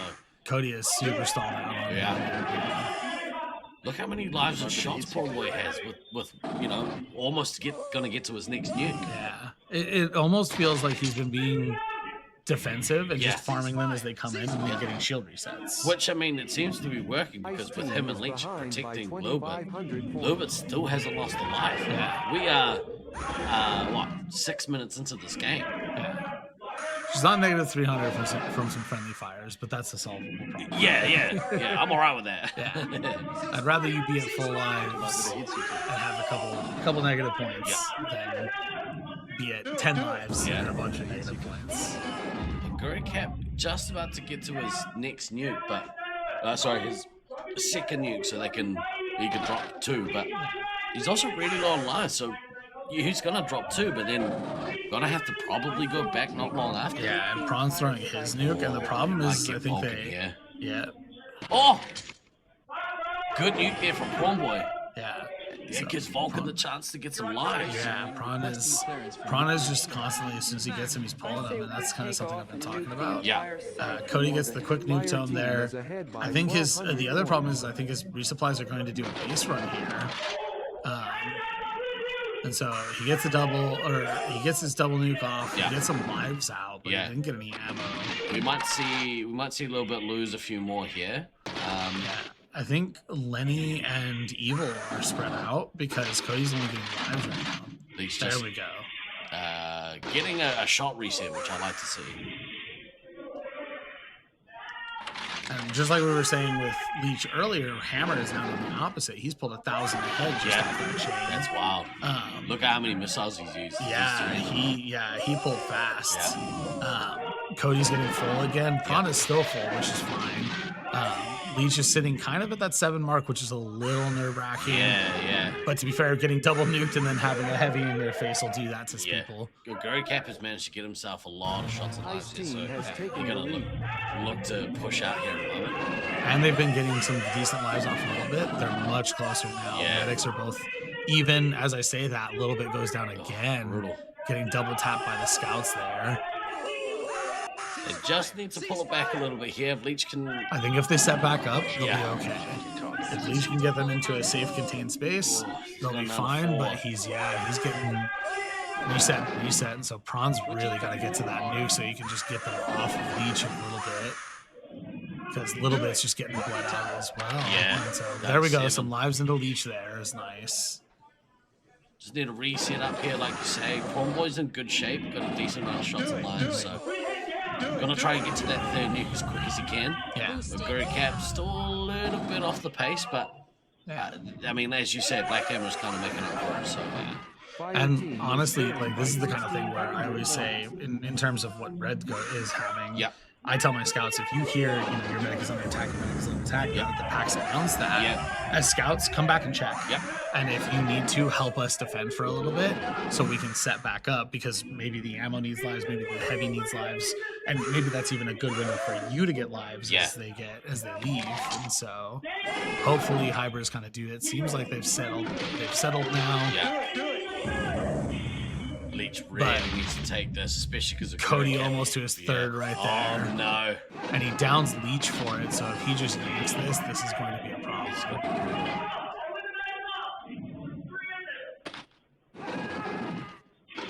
This is nerve-wracking. Leech really need to take this live before this nuke drops. Oh, well, no, he got Cody, okay. Oh, down there he goes, he's down. Ice team is ahead by 3,000 points. Here comes the nuke. Is he kind of come up in time? Oh, just barely. Oh, the Guru Cap gets diffused. Oh, it got resupplied from Do Not Pass Go, so now there's no nuke, so they live. This might be a huge moment because they were looking down the barrel of elimination potentially. Wow, Prawn Boy is at his. Let's see if he can drop his and flip that pressure back on Evo. Wow, that's massive. That was huge because they would have eliminated the red medic likely and almost killed the red heavy. So that nuke being canceled is just massive. Huge. Leech getting the opportunity to take a few lives and get back to 4. He's gone from 4 to 14 because goodness of that. me. Prawn's getting some resupply, so I'd imagine Cody probably not going to be too thrilled with his resupply there. The big difference here, though, is in the heavy scores. Leech in this final push as he gets to full, and it'll almost be a good thing. He managed to use a missile there. There we go. He's on the go. And bases-wise, there's not enough to swing it back the other direction for Hybers, but they'll make it very close if they can get all of theirs. I think at this point as well. I think this is another Little Bit should just be giving them lives. Keep this close. But if she dies here, it's almost a blessing because that will free up Leech to go and do what he does. And Glader just starts coming around with Prawn Boy for shield resets. Evo, being on 4 lives, needs to really think about filling up his team because they could get caught out here. Prawn Boy gets to his 3rd and 4th nuke and drops them in succession. Especially because he's double stacking right now. Yeah. If he actually does this, he might catch them early unawares. I don't think either team is going to eliminate the other anymore, but this will definitely put a lot of pressure on QC. There goes a Little Bit. Let's see what happens here from Leech. But yeah, this was something we discussed in Loveland when we were doing our practices. Was when the medic would die, the pressure would increase. Yeah. Because all of a sudden they don't have anything to wait for. They need to kill the other medic. Let's see, Fire Sword doing huge damage there. Oh, look at that wall of red. And then getting a bunch of bases there is always nice. Later able to go out and go on that base run and get his bases. So they haven't managed to get Evo, which is really important for this Syracuse team. Merlin's going to get the opportunity to get back to full. So. Yeah, you'll want to see Cody get at least 1 or 2 more sets of lives. Curry Cap at his next nuke. But this one's going to be important because I think he just needs to drop this right now. Yeah, right now. So that way Prawn Boy on his heels and stop him from getting to his next nuke. Yeah, put Prawn Boy to low. And all of a sudden they have to be a little bit more cautious about coming out. Yeah. Because Fire Sword could still put on the pressure with his 22 lives, but then suddenly, and especially with Evil only on 1, of course he can't know that. He just found him. but dropping this will give you a little bit of pressure relief. Prawn down to 6, and it, like you said, it just seems like they're just trying to brawl it out for the final part now. Yeah. Leash has been going crazy. He's at 0 shots now. Oh, no. Needs to take a few He's here. playing Gladiator, but he managed. His last shot was killing you. That's wild. So that's going to be very, very important for that. They're at 2 minutes to go, so they, you know, too late for Hybrids to get that Elam, but the big thing is, I think, does Prawn Boy get his last nuke and get it off before he dies? Yeah, because Cody's holding on to his nuke, and so weird. Maybe he's he's kind of in the front and concentrating on getting the attack down. So he just got a shield reset. It looks like from Lenny. I'd like to see Prawn Boy get a missile here and get to that next nuke. Here comes the nuke. There we go. Vulcan is out. Good run from him. Good score from him. Great score from Fire Squad. Honestly, six is nothing to stop those. Yeah. And Prawn Boy 2 off of his next nuke with 2 lives left. Oh, do you go hunting for it, or do you try and sit in a corner and live and hope you can get it? Yeah. There's beans. He found Prawn Boy. He got one into his shield. Oh, there he goes. Pretty good effort. Hammer on top of him. I've seen a lot of teams also doing that. Once the heavy finds the commander in these sweep situations, they don't pull away from him. They just stick on them. And, just in case of the nuke, and just to make sure that the matchup is better for you. And so, honestly, excellent showing from Hybrids. So good. What a bounce back. I know. I'm a little surprised they might get eliminated here, but honestly, a wonderful showing. Yeah. That was... They should be able to hold on. 40 seconds to go. I don't think they're going to get even. But, especially with Leech in there. He managed to bring it back. He used a couple of missiles. The big difference here, Black Hammer's missiles. Yeah. And then not only that, is the new cancel. The new cancel. That was huge. What a swing. That saved Hybrids so much time. Yeah, like you say, Leech went from what? One? He was at 2 lives, I think, when the nuke was coming down. Yeah. He got shot up to 5, and between that time, after the nuke got canceled, went up to 15. Yeah. And so 5 seconds until extraction. Very, very close. Yeah. Very, very well played. 2, 1. Mission complete. Good game. Real good work there from the crew, the Hybrids crew. Yeah. Excellently done to survive there. Yeah. And Q's has admitted that they have a little harder of a time on blue than red. Right. And so I'm very curious to see how now, if they keep this same lineup, Hybrids does on the other side. You are very right, Marcus. That nuke cancel saved them definitely from an elimination. Yeah. They got to be pretty proud of their effort. I mean, I know they were pretty not down, but they did have a rough day yesterday. So, but to their credit, the Ninja Turtles got the win. That's all you want. A couple things to tidy up. Black Hammer had a great game, and it's unfortunate that the nuke got diffused off their own resupply. That's not going to make the team very happy, but yeah. Evil put up a very good score too, almost 4,000 just as a medic. Yeah, that's awesome. Is great to see. So a big thing here is that so far they're really struggling to get a little bit her targets. Yeah, and I 6,000 is not a huge deficit, right? Yeah, it's going to be difficult against Syracuse A, but it's not impossible. Yeah, I mean, and something could happen here or there. They get an elim. You get a random ammo kill. Yeah. Get caught out. I mean, Prawn Boy's commander got to his nuke really quick. Yeah. And Syracuse was staying very healthy, but Prawn Boy was there very quickly. Yeah. Prawn Boy just saving his real godlike ability for later games. No need to use all his all this early in the competition. And he's playing back-to-back because he's going to play for Syracuse B against Altitude Issues. Yeah, I mean, that might change off the back of that performance. Yeah. I doubt it. He's young. He's got the energy. Yeah, it's like the babe. He's going to be doing that later. I'm only a little bit jealous of that ability to do that. Not able to do that anymore, definitely. Let's have a look quickly here. We were going to have a look at the top of the show, how Azra has been doing. What has she been maining this tournament? She's kind of been flexing. We were initially going to have her as scout. Yeah. But now it seems like she's going to be doing kind of scout ammo and then maybe the 3 hits as the Babe or Sparks sit. Yeah. She's been doing very well on all of those. I very much so trust her ability to find good angles and to get really good hits off and that kind of stuff. And to just kind of be a pain. She's a great communicator in the field. Yeah. And so I think she is a very, very reliable flex player. Having a look here at some of her stats compared to her all-time stats, sort of floating around about what she normally would. It's all pretty even. And considering she's in an away arena, that's really, really nice. Real good. Yeah, that's a lot of people when they come out to other things, they drop really hard.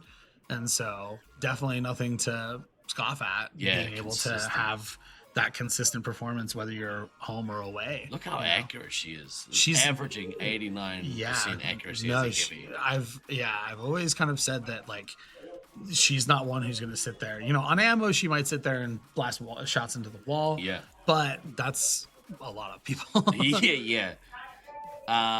Again, super consistent across the board. Yeah. Doing a little bit here on the hit diff, about half a point. Yeah, half a point. That's a big thing at ammo. If you can have high hit diff as an ammo, means that your team is have a little bit of less pressure on them. Yes. I don't think she would have pulled a meta game yet. I haven't played a meta game. That's right. Cool stats though, eh? No, she's doing very, very good. Yeah. And it's interesting to see because I told my team we're not looking at stats till the end of the week. Right. So this will be your first time. This is the first time I'm seeing anything. Yeah. I think that's good. I think that's a good kind of attitude to have. Like stats, I think can cloud the issue sometimes. Especially for younger players, I've found. Yeah. Like you start stat chasing for medic killer or golden gun or any of those like kind of arbitrary ones. Yeah. And I've always told the kids, the stat you should care about is the podium. Yep. You want to win. And I've told them all, Friday night, once we're in that elimination stuff, you go crazy. Look at it. Yeah. I think stats are very important to look at later on to kind of give you an understanding. I can see Russ going crazy. Yeah. I think stats are very good to look at. Stats are terrible. Yeah, I think that they can become very mentally toxic for someone who wants to chase them. Yeah, I think so too. And so I want them to stay very focused on their gameplay, on one game at a time is kind of what we've talked about. We're not going to focus on what's the next match, what happened last match. It's okay, this is our new match. This is our new game.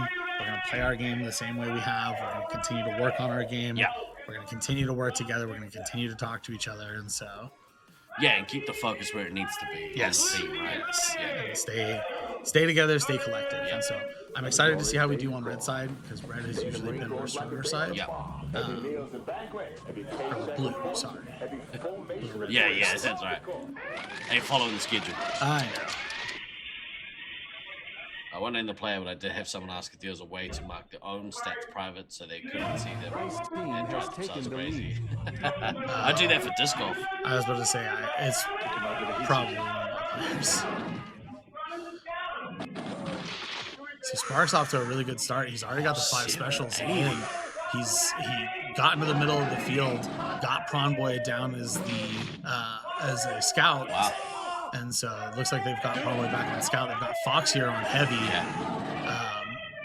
Maybe that's Gabe doing a great job holding the line here too, turning off several attackers. Yeah. Ghost has lost a life, but so has Boxes. Boxes has lost 2. And so it looks like the red heavy might be forward. Or we're forward because Ghost has lost his 2nd life now to Fox as the heavy. So I'm kind of curious what's going on. Bradley just seems to be having a shooting gallery over there, though. Romo is making the inside bet. Yeah. Jackal getting a base. He's caught up. Gabe on 1,000 points already. Both of them having gotten a missile off. I think we're just kind of putting the pedal on. Nope, there we are. Blue resup. So I think they put the pedal on to see if they can flush us out of green resup, and we flushed them out, or we forced them back. Yeah. And so hopefully Sparks can get to this nuke quickly and just press the issue. And I think maybe we'll be golden, but we'll see. As we're sitting on 17 is always nice. Disco Stu also sitting on 15, kind of like we discussed. That's the nice little safety net of the early game. Yeah. And I've always kind of talked with them about the reason that's the safety net is because that nuke comes down, you might eat a missile on a reset, or you might get reset a couple of times before you can get back to your medic. And here comes Jackal's early nuke, and so both they should discuss, hey, this shouldn't have come down without both bases. Yeah. We're okay. Yeah. But that's a great, because he usually holds for 2. That's a great pressure nuke, and it kind of says that like they are looking to try and kill us out. Ghost on 14 lives. He's taken a bunch of hits. Box is on 16 though, without that nuke coming down. Yeah, that heavy is forward again. Ghost turning him off here. And the babe turning him off again. If Sparks just drops this nuke, Jackal's going to be low. Fox is going to be low. They're going to have to all be in the resupplies here. Fox is on 9 as he's still trying to do his attack, it looks like. The counter to that is the altitude issues at the moment. A little bit kind of spent. So some of them are back getting that resupply. And so Jackal's getting resupplies a little bit faster than Sparks is because he went back first. But it looks like we've kind of stabilized again. We've got that nuke in pocket without the base, which is a little nice. Huge, And so Bradley is chugging along. Jackal is a little bit ahead of him on tags because of that. Rooks is doing he's so good. He and Judoku are great about holding these angles and making you kind of look. There's that nuke from Bradley, which is going to start, hopefully, this pressure attack. Off the back of it, too. Yeah, onto the heavy, putting Fox down from 15 to 10 is huge. And, I mean, credit to Syracuse B, the pressure that they are putting on. None of them are in what I would call, like, a dangerous spot. Fox is the lowest one at 19. You know, Prawn's sitting at 13, but he's probably somewhere in the mid to back field getting ready to go back. Because Jackal's about to come out here. He's got 1932. Sparks is going to come out. He's got 2931. He's super full. Judoku getting a triple tack into Jackal is going to be huge here.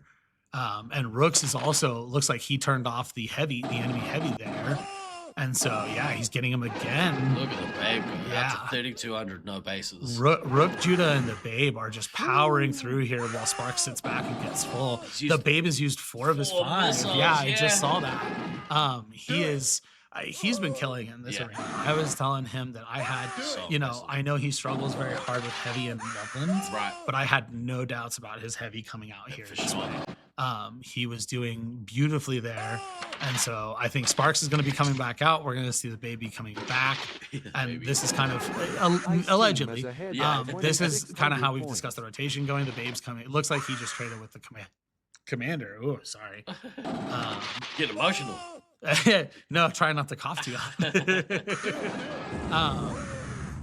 Bradley getting his bases. I think if he gets the other one, he's neck and neck with Jackal right there. Alex and Box honestly, the big thing right now is Gabe with 3-6 is sitting on a huge spot. Rook with 2-5 is just going off. The boys are doing a good job here. And by boys, I mean kids. Yeah, this is what I was telling everybody about these kids. I don't think that like there's a whole lot of delusions of grandeur. Very we were talking about we are likely roughly around the 4th place. And as long as we work hard, we can challenge other teams. Sparks with the missile there on that was great. So I love missiles. And then another double tap onto the medic from his own heavy and a scout. So now Box is down to 2. Ghost is at 5. He gets double tapped there, unfortunately. But if Sparks just throws his nuke, this is going to go sideways very quickly. But Azra's sitting on 5 as well. So the medic and the ammo need to get together again. And Bradley needs to nuke here. Otherwise, this is going to get very bad very quickly. Yeah, if they could take out Ghost here, that's so key. It looks like Ghost has gotten back with his ammo. He's given her some lives. He just got a penalty on Defender, probably a shielding.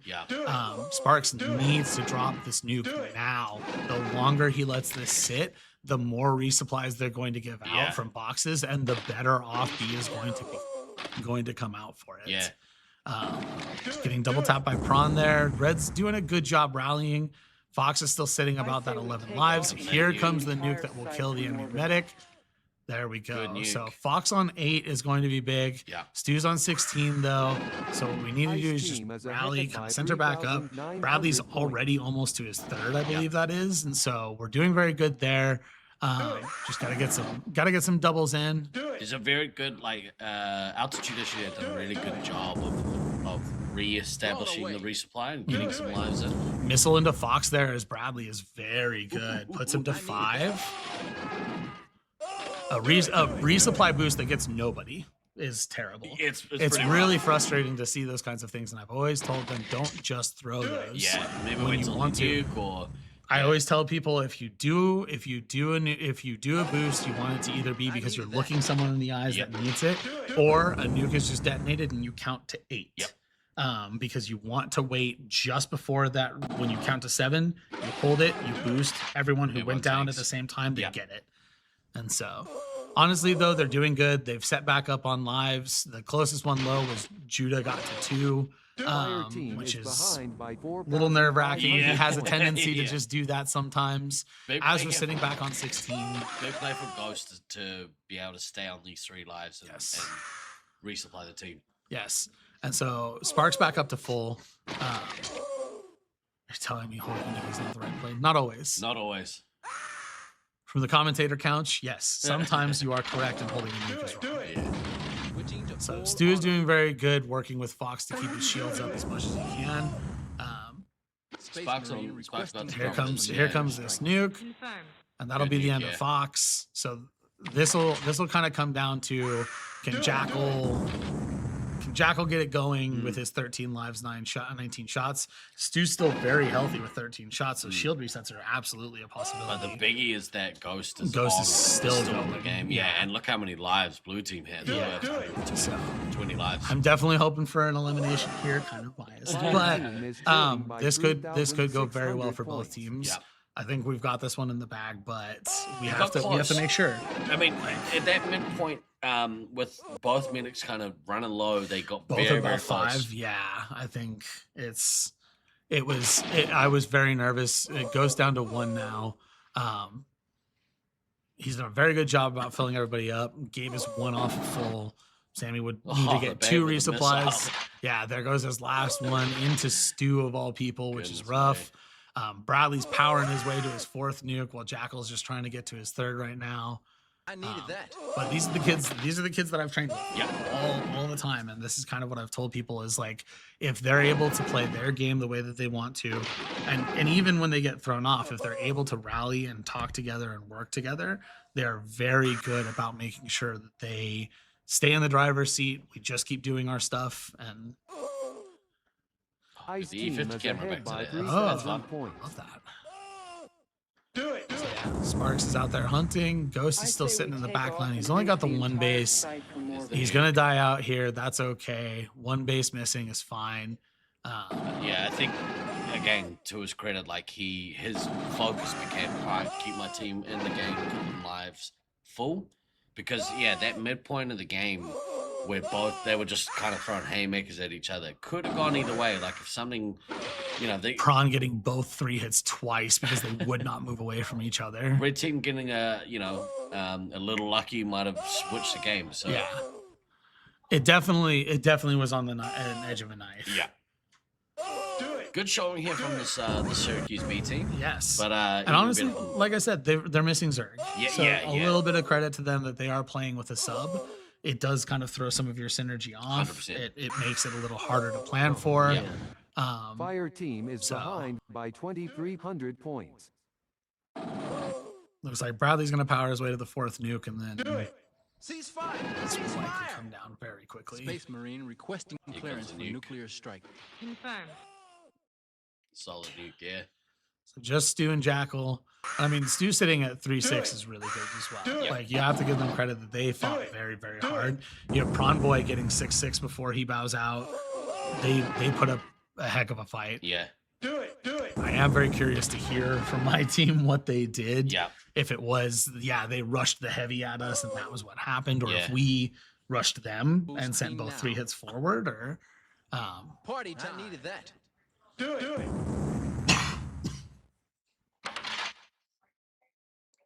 Judoku there getting the red base. Yeah. Doing the rounds. Yep. And you can kind of hear them from in here sweeping. They're calling out. They're looking for each other. Looks like they found both at the same time. Sparks finding Jackal and Judah finding Stu. So Judah should know somewhere in his area he's been hit by Stu. I think we just saw him run through the red base into Dimebag. Stu getting Judah again. There we go. Sammy's on Stu now. Going over to the E50 door. They're trying to let him run through. There we go. Gabe getting a hit into him. I think Sammy's just going to put her gun down behind her. She's just going to fall behind. Stu eating a missile for the final part. And that will be all she wrote. Goodness me. Good, clean win there from Altitude Issues. Yeah.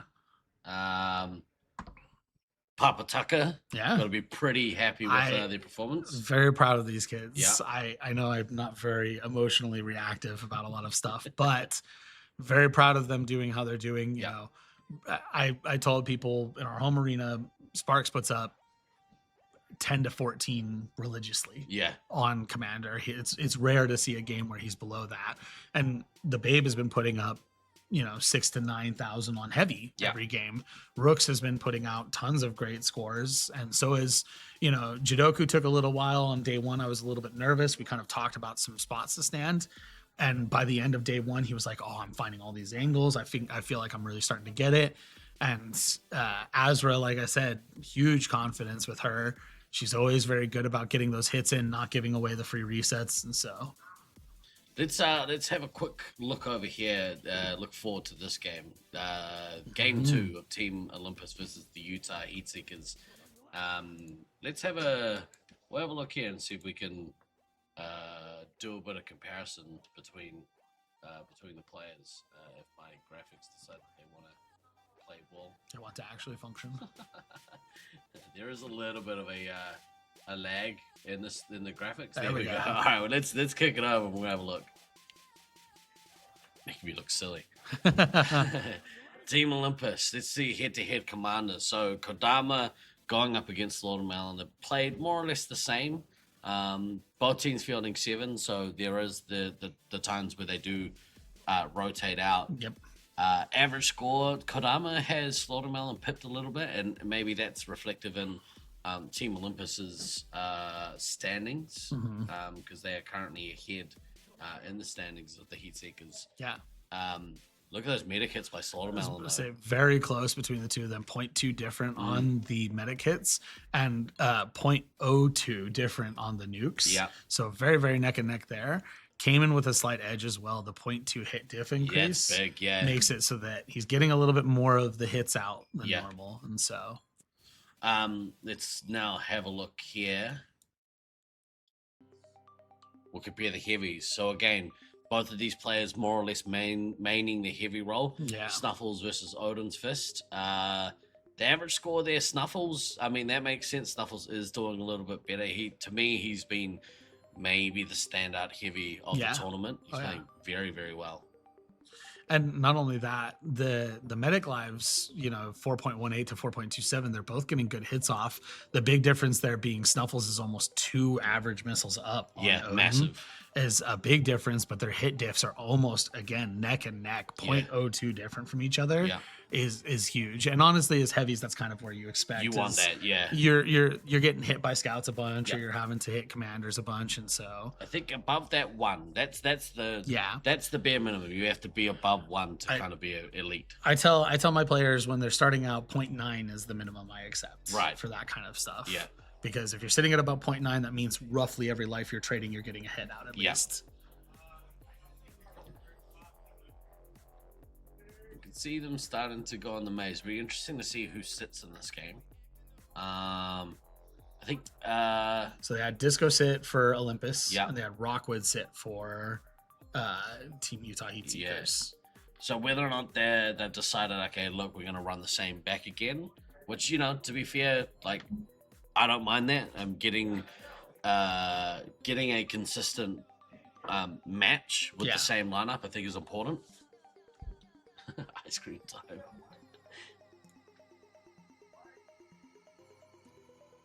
All right. So teams currently gather in their respective bases. This particular rivalry prior to the tournament, to me was probably the biggest rivalry. Yes. And maybe we've just built it up too much, but it seems over the last couple of years. I definitely think there's a lot of love between the two teams. Oh, for sure. But I think they definitely see one another as competitive rivals. Yeah. And yeah, that's probably why. Like I found in my playing career, I had one of my best friends, Virus, was sort of coming up at the same time as me, and whilst love him dearly, I hate losing to him in the maze. Want to always like beat him in the maze, and I main heavy for my career, and he mains commander, so we are really going at it. Yeah, lots of fighting. I'm gonna say I was better. You gonna shoot? I gotta go get the rest of the B team. Oh, so thank you very much for joining me for the first part of the day. Yeah. Enjoy the rest of the day. Good luck to the team. Very excited. So we'll see you in a bit. Thank you very much for having me. Cool. These colonial marines are very all right, we are getting started here for this next game. Nothing they can't handle.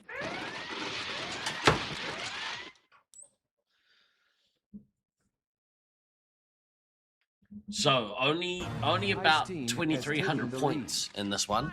Pretty even going into the standings. So Utah currently have the advantage over California. So we'll look to see them try and hit back here. Kodama had a defuse in the previous game, so a nuke on nuke one. Unfortunately, got the rough end of that deal, but managed to kind of come back. So let's see if he can kind of make amends for that. Well, not really make amends, but bounce back for that one. Do it. Hey, what are you doing, man? Watch your fire and check your targets. Do it. Rockwood, Slaughtermelon, both going out to get their bases. Otis with DK, both getting theirs. Snuffles down to 8 lives. Gonna get to be expected to get a little low at the Fire team is front part of the by game. So 880 maybe want to look to take a resupply shortly. They do kind of skirt the line a little bit. So we'll see what happens here. Applesauce is down to 13 lives. We are less than 2 minutes into this game, and the blue medic is already getting punished a little bit. So I think Slaughtermelon maybe thought that the last game went a little bit too close. Space Marine requesting clearance for nuclear. Here comes that first nuke. Good nuke there from Slaughtermelon. Good quick nuke. Went and got both bases to drop that quick nuke to keep the pressure on. And look at this blue team. Almost all of them down to single-digit lives. Applesauce down to 8 lives with 2 minutes gone in this match. This is brutal amount of pressure coming from this Heatseeker team. Slaughtermelon's going to have to go back and get some resupply. It'll be interesting to see what Snuffles does here. If he can manage to just push out and keep that pressure on. Autumn's in a little... Look at Middleface go. What a run. Doing work.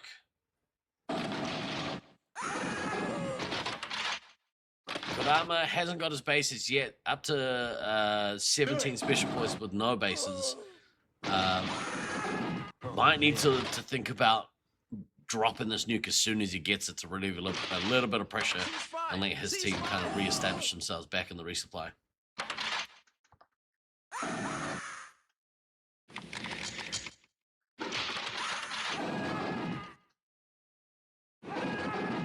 I say we take off and Here sweep comes the nuke. entire site from orbit. Good little stabilizing nuke there, but his team have taken a beating. Snuffles is going to be forced to go back to the resupply shortly to get some more lives, but Slaughtermelon looks to be in good stead. Fire team is leading by 2,300 points. Boosting now.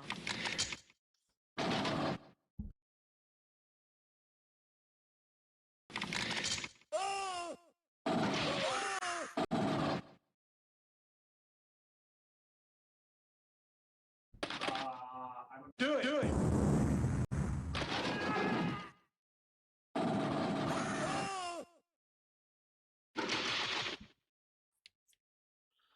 All right, Slaughtermelon on his way to his next one. Little bit of a resupply period here. Applesauce took an absolute beating this game. We're 4 minutes in. She's down to 5 lives already. So Slaughtermelon on his way to his next nuke. And when it comes, look to see. Oh, Applesauce is in that danger zone. So when this nuke drops, Team Olympus are in massive trouble here. 4,600 points. Missile away. Oh. Missile snuffles on the medic. That is gnarly. Slaughtermelon may not actually have to drop his nuke here. Yeah, and there goes Applesauce. So this team is in trouble. This nuke is going to be devastating when it drops. I say we take off and here we the go. entire site from orbit. Massive nuke there. Unfortunately, the pressure way too strong for Team Olympus, and looks like Heatseekers will be getting the elim in this game. Do it, do it.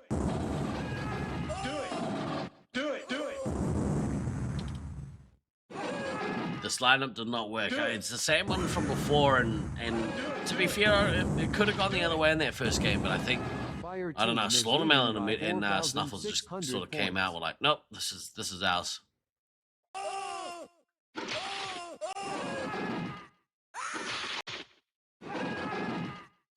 Oh, right, of course, no Dill. Yeah, wow, there you go. Oh, yeah, Disco Monkey instead of Dill. So, I mean, that is a massive difference. Dill has been killing it. So, and this is the problem with rostering 7. You know, you're in a position where maybe you have somebody outperforming, but has to sit out a game. Here comes the nuke. Good nuke there by Kodama. Really impressive middle face this game. Went on some really good attacking runs.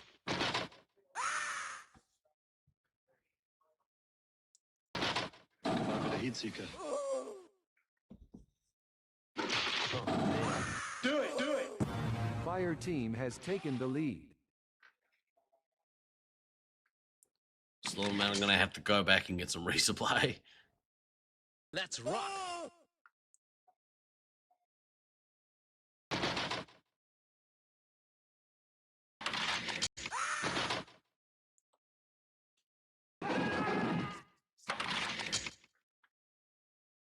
Let's rock. Let's rock.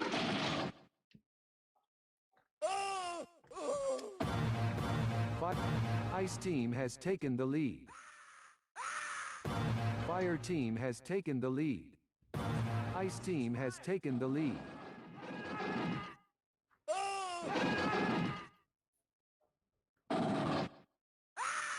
Utah Heatseekers here, just cruising along to the victory. About halfway through the game, so they should get the elim pretty comfortably.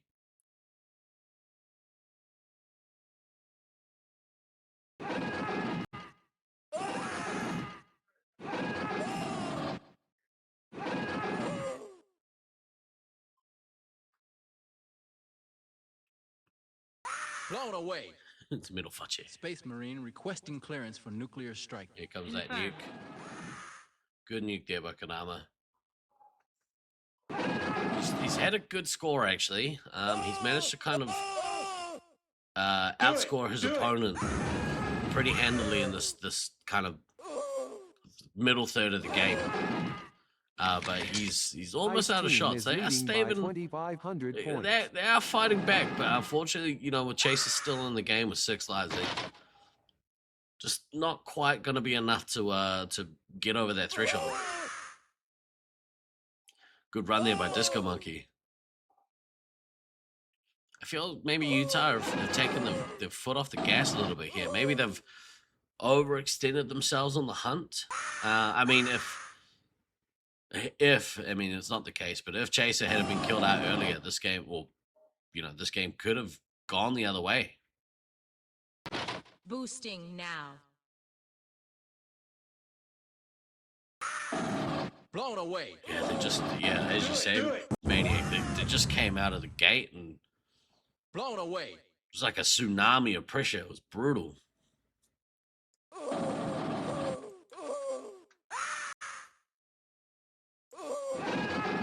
Fire team is behind by 2,700 points.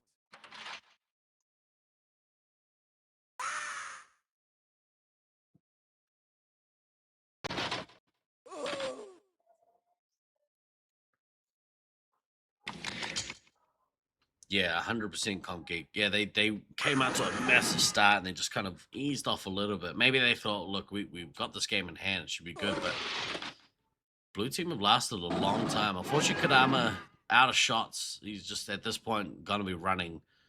Some good positives there. I would say, though, that Utah pretty comfortably have won this game. And, you know, it never really looked like they were going to lose, unfortunately, for Team Olympus. But they'll be stoked to get the full 6 points from this match. I say we take off. Kind of put their mark on the second place team. Ice team is leading by 2,400 points.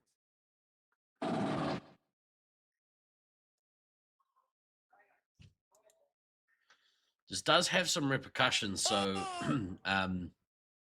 as a result of this, the Utah Heatseekers will jump into that second spot on the table in front of Team Olympus. So they're going to jump ahead, which they'll be pretty happy with.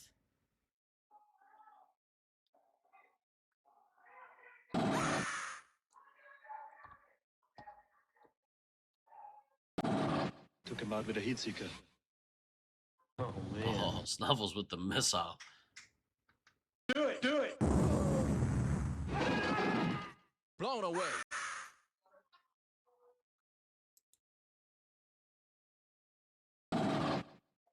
Kurama with the no shots missile. I guess Slaughtermelon sort of chasing with the call-outs and got her asses kicked, pal. got caught out there a little bit. Good, solid win there from the Utah Heatseekers. That's going to move them into second place on the table, leapfrogging of the top of Team Olympus. Let's have a quick word from one of our supporters. Hi, Logie Bear here with Force Pro Sports. Ordinary podcasts take 45 minutes to get over their disc golf. Force Pro Sports gets down into the nitty-gritty, so that way you can enjoy all the laser tag experience that you love. Wow, look at that shine! We understand the viewer and we post consistently, ensuring that no one gets left without a good laser tag podcast. But that's not all. Subscribe today and we'll force Josiah to keep his codename for at least 1 full year. But wait, there's more! If you donate to our Patreon right now, we'll donate a Lovelander to Nats. That way you don't get last place. They will for you. Subscribe today and donate to the Patreon. We got scrubbing to do. Product may contain profanity. Product may not come out consistently based on Luke's availability. Lovelander is not guaranteed to take last place, but probability is decent. Laser tag is a highly addictive substance. Used with caution. Always remember to backtrack.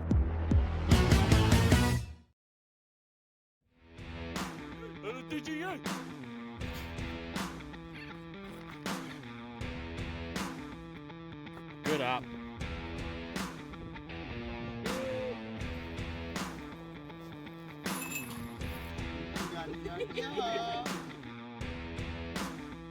LFDGA. Get your discs out. What's your favorite part about hosting the Triple Tap podcast? Probably what'll happen if a potential employer finds it, or my mother. Hi, Mom. Oh, definitely the fame. I can't fly across the country without fans asking for a pic or giving me stuff. That I can be myself. Hi, Rockwood's mom. Dude, can you cut that? You little...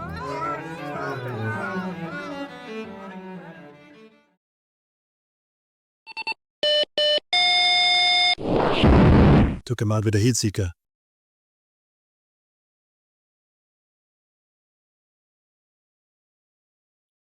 Shout out there to all of our content creators in the Laserforce Space Marines community.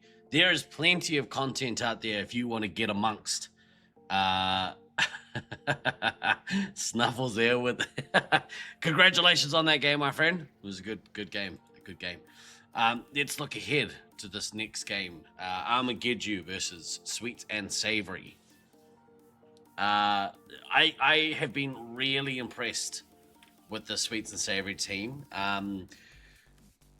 Going into this tournament, Nolan's the only one that is the only player that I have had the pleasure of meeting. So, been interested for a while to see how they were going to perform. And boy, oh boy, I've been really impressed with how they managed to go. Halange, Ender, solid players. Watching Evo Mike in the maze and just how kind of aggressive of a player he is, been really awesome. Anchovy in the practice, we talked about it earlier, but Anchovy hit me with a spin move and absolutely smoked me. I was just like, wow, that was awesome, dude. Keep that up. But the standout player outside of Sweets for me has been Spooky. She has, I think, really just stepped up and been a real surprising bright spot for this team. So, been awesome to see her really excel at the Nats level as a rookie. On the Armageddon team, obviously going into play, this is an Armageddon dominant team. So their main systems aren't necessarily Laserforce or Space Marines for that matter. Redneck Tech has played a few Nats at this point. Stealth Alpha is definitely the bright spot. We'll see how this goes.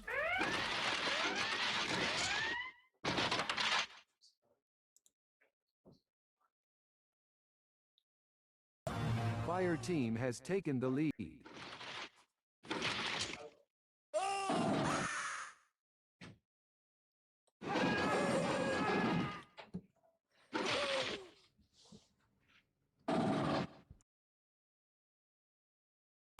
Ice team has taken the lead.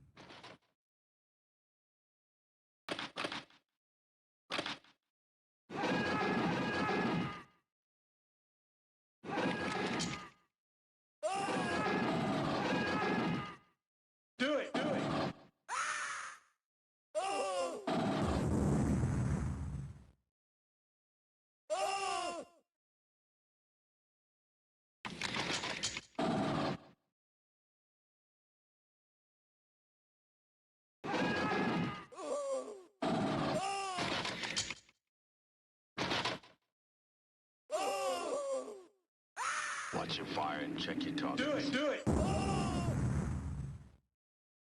Do it!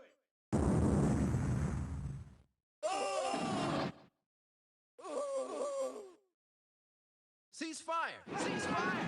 Fire team is trailing by 3,400 points.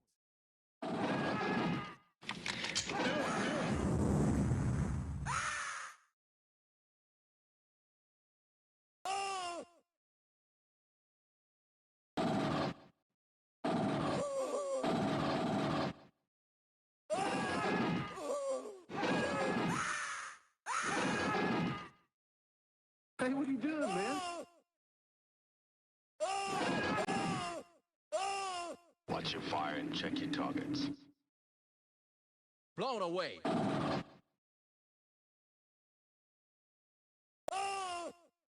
Do it! Switching to full auto. Watch your fire and check your targets.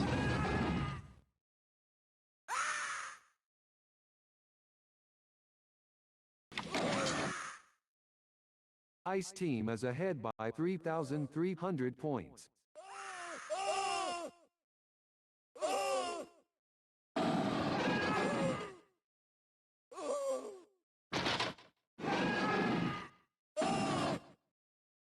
Do it!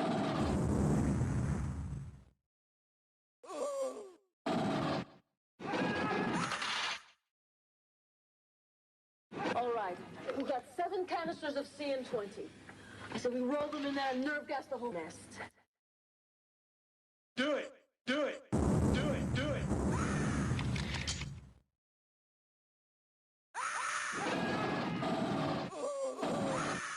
Do it! Do it! Do it!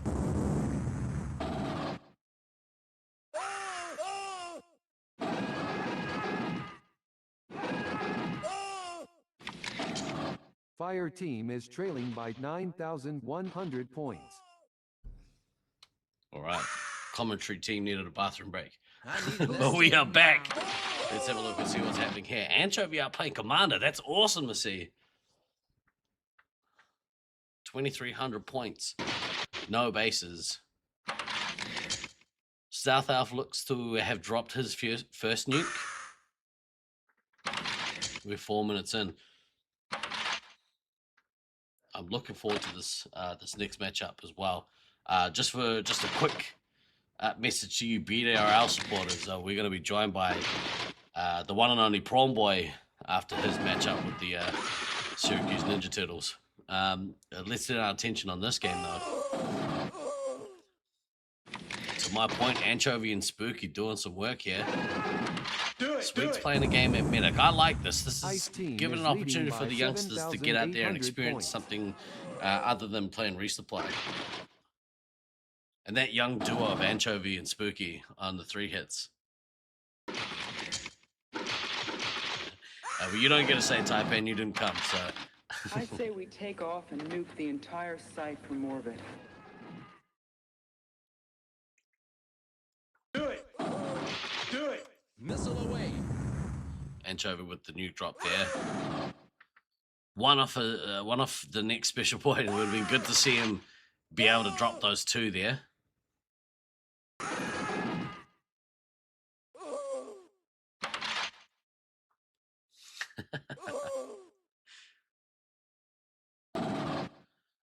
Redneck Tech, you know, doing some work, managing to stay in that safe zone for lives and shots.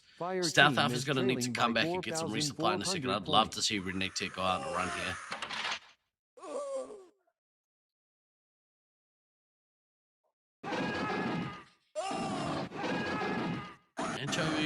Anchovy's sitting on 19 special points for a little while. Oh, here we go. Gone on an attacking run here.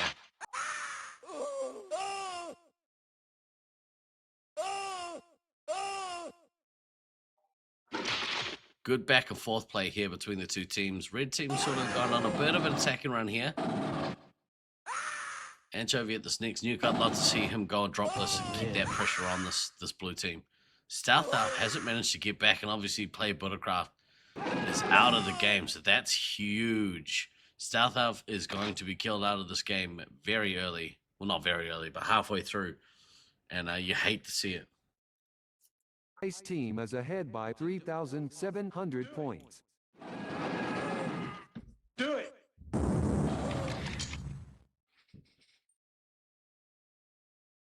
You might get to this next, be able to drop this next nuke though. Let's see what he can do. Here we go. Here's the drop. Canisters of CN20. I said we roll them in there and nerve gas the whole nest. Good drop there by Stealth Elf. Last mark on the game. Good tracking there out of E-door for red team.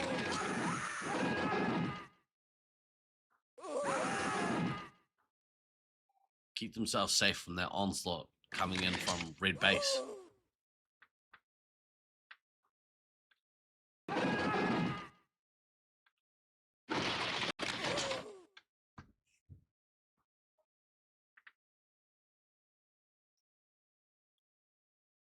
Stealth? I say we take off and oh, nuke here the comes. I was entire just about to say, site from Stealth has orbit. managed to stay in this game for longer than I thought, but Anchovy with the nuke here is going to see to that.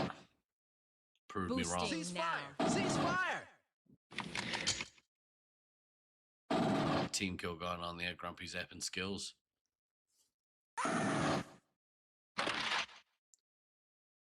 In this final part of the game, I'd like to see maybe Anchovy get in the habit of using a little bit of his missiles. He has used one. You just see if that was on the base or not. Do it! Do it! Even like going on that base runs a neutral base. Boosting now. Dropping the boost.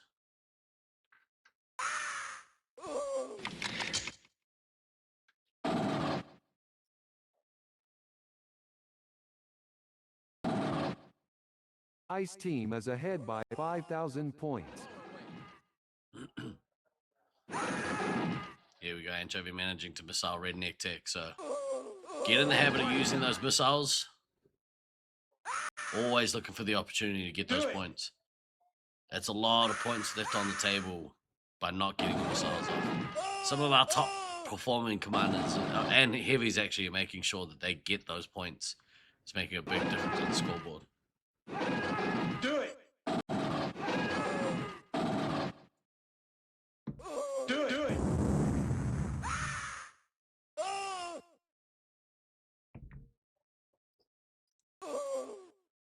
Do it!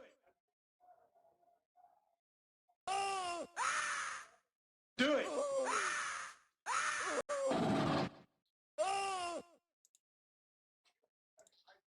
Fire team is Final trailing by stages of this game. 3,400 We'll see points.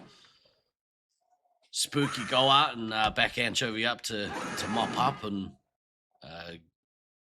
it's another solid win. Solid win from them.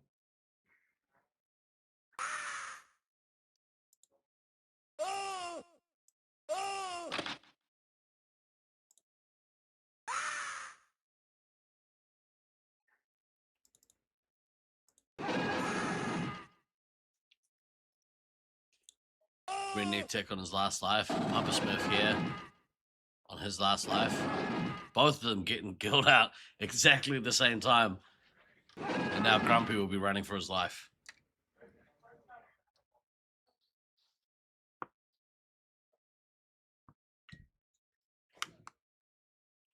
Party time. Fire team is behind by 3,000 points. Do it! Took him out with a heat Academic seeker. at this point. Oh, good missile there for Anchovy. Let's just say, good to see a young player looking to get those opportunities. I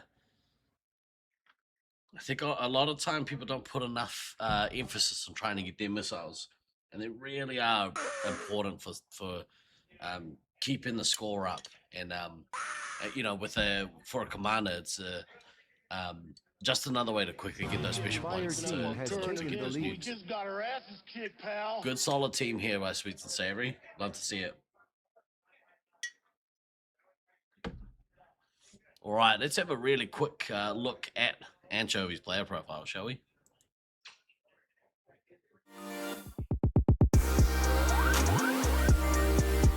Hi, I'm Anthony, codename Anchovy, and this show I'll be playing for Sweets and Savory.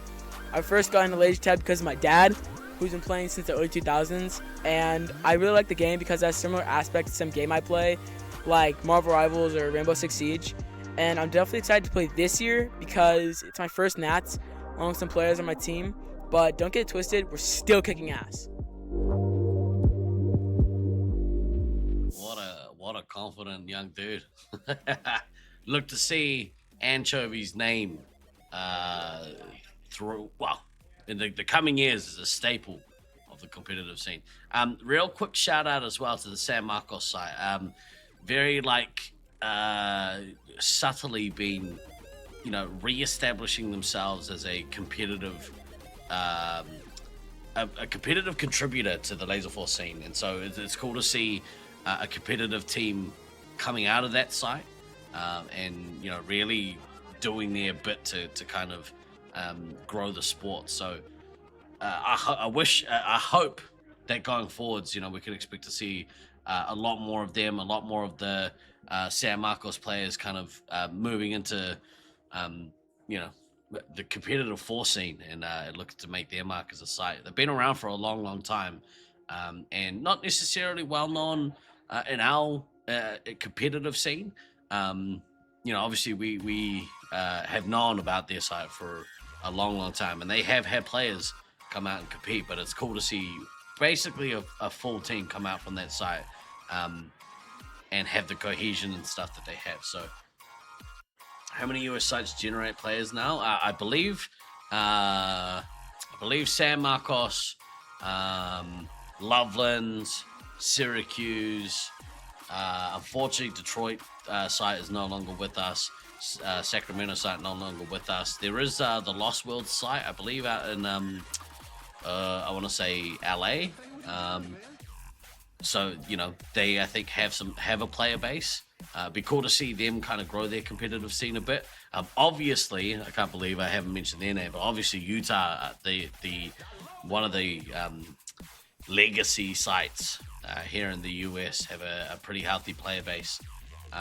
Would have been cool to see if the Cedar City site could kind of look to produce a competitive scene, but I'm not entirely sure that is on the cards anymore. So, I'd say probably 5. At this point, everyone in Sacramento are kind of... actually, there's a good point. So Sacramento may be on the cusp of reopening their site, and who knows? I mean, they have a large legacy player base. And considering how many people, since the closure of Sacramento, have stuck around and continue to attend tournaments, and, not only attend tournaments, but they're still able to grow a player base without having an active site is amazing to me. So, yeah. 4, I would say 5. What did we get to? We got Utah, Syracuse, Loveland, San Marcos, and soon to be Sacramento. Soon to be Sacramento. Don't know. But there's a few. It's good. It's good to see some more popping up. It's sad to see when they close. Shout out to the late Detroit site. And again, big shout out to Dave Jackson sending all our love and aloha and support to all you go through, mate. All right, let's have a look at the lineups for this match. I gotta say, real impressed with how Hybris were able to kind of bounce back after yesterday. They had the first up tough matchup against the Syracuse Ninja Turtles team. Possible that they took them by surprise a little bit with the lineup matchup. Leech moving back into the heavy role, Glader dropping back into ammo, and Prawn Boy taking over as commander. We see Fire Sword and Vulcan out in those scout roles, and a little bit still able to be in that medic role. Maybe they caught them by surprise, caught them napping a little bit. They were able to hold their own. They didn't get eliminated. Let's see how they go in this potential. Take some potential points away from Syracuse. So they've gone back to this lineup. Leech at heavy, Prawn Boy at commander.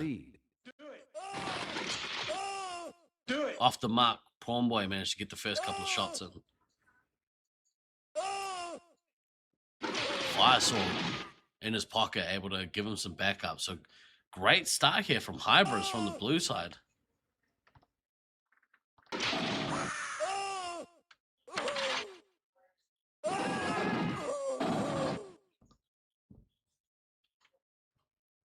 Gurkat managing to get a little bit of his own in here. Getting some hit into Leech, Glader, and Prawn Boy. So he's managed to bounce back. He's kind of taken over, but he gets that missile off. Or after an initial slow start, he managed to missile the medic. That's huge. Prawn Boy getting one off of his own. Do it. Curry Gap looking to get to that first nuke quickly. Glader might get caught out here. He needs to get some resupply. As Aguri Cap is running to get his first nuke. Aguri Cap getting Leech is gonna get to that first nuke. It'd be interesting to see if he drops immediately here. I think it'll be a wise choice for him to do that.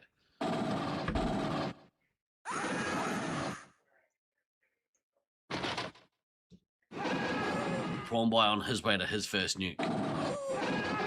Leech looks to be a little bit under pressure here. Him and Glader getting a little bit of grief from Aguri Cap. Do it.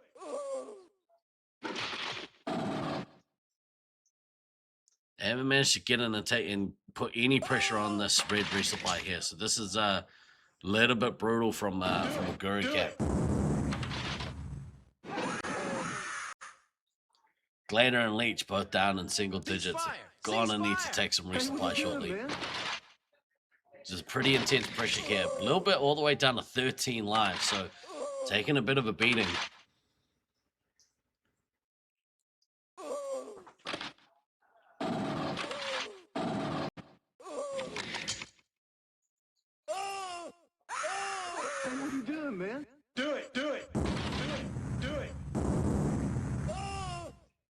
See Guru Cap here floating under that blue base, putting a bunch of pressure on. Gonna need to go back and take some resupply, but Ice Team is getting behind missiles by off. 3,600 points.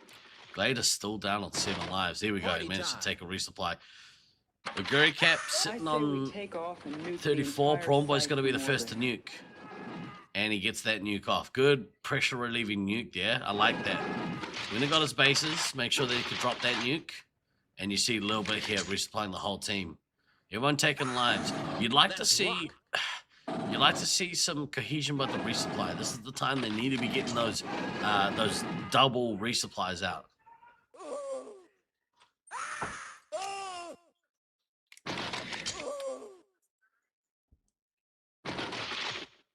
Guru Cap come out to a real hot start here. Evo only lost lives to the nuke so far, so there's no pressure coming from this Hybrids team. Do it. Leech managing to get beans, finding a missile there, so maybe that might be the little boost that he needs. He's on full, so he might look to go out, put a little bit of pressure back on this this red team. Do it.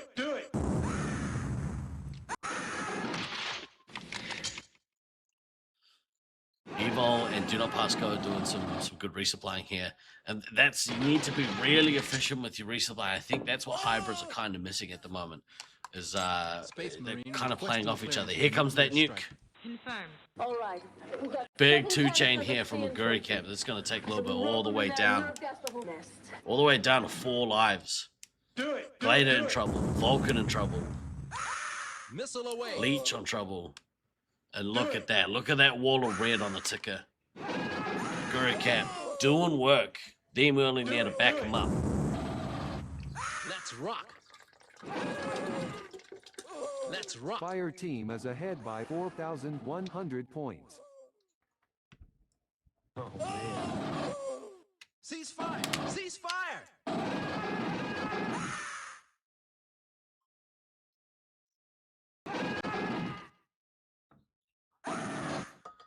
One boy halfway to his next nuke, but yeah, a little bit unfortunate getting killed out of this game. And the rest of her team on single-digit lives, this is probably going to be Elim here.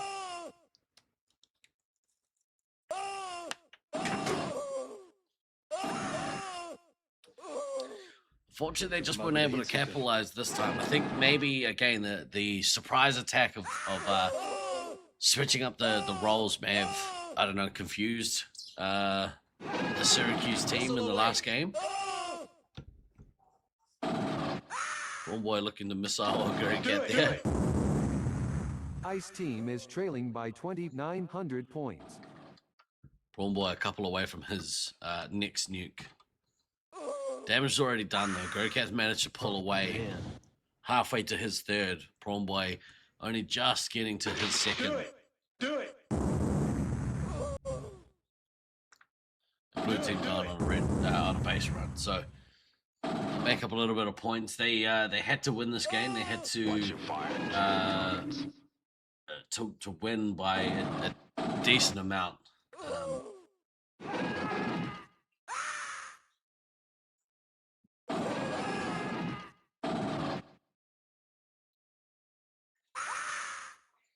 Pretty valiant effort from them in the first game. They're only 6,500 points behind Syracuse, so with a comprehensive win, but Syracuse just slamming the door shut. So, no, not in our house. No, thank you. 3,300 points. Prawn Boy's at his second nuke here. Cease fire! We'll look to go and find somewhere to drop that. I say we take off and nuke the entire site from orbit. Manages to detonate. Good nuke drop there from Prawn Boy. I think this lineup still has merit. I think Leech maybe just got a little bit outclassed there from a Guru Cap, but this is a lineup that does have some merit.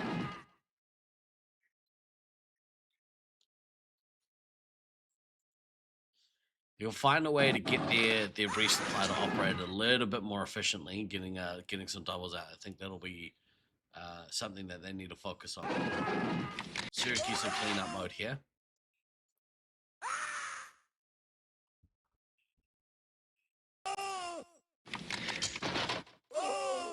Ice team is trailing by 2,800 points.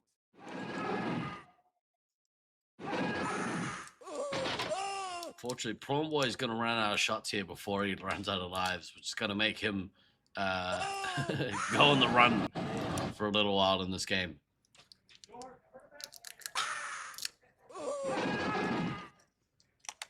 100% type in. That's what they're struggling with at the moment, is just that resupply cohesion. But you know, still only day 3. Got three more days to go, so they might find a little bit of consistency. And at the end of this block, if they do find themselves in that lower tier, they are going to have 3 days against opponents with similar skill sets. It's going to make it a little bit easier to find some cohesion. So I think it's not necessarily a bad thing for them to be in the lower bracket. Trailing by 4,200 points.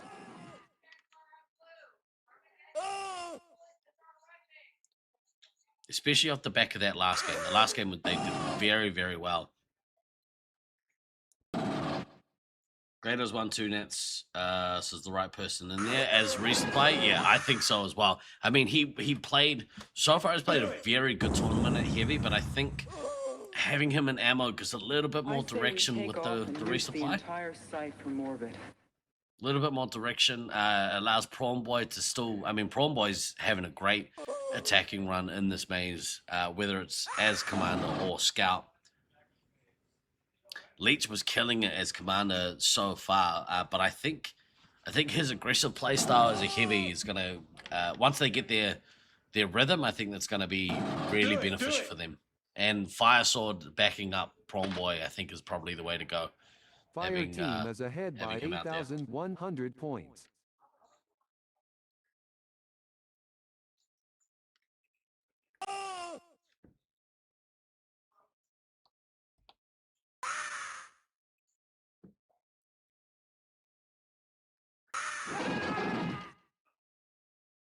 Boosting now.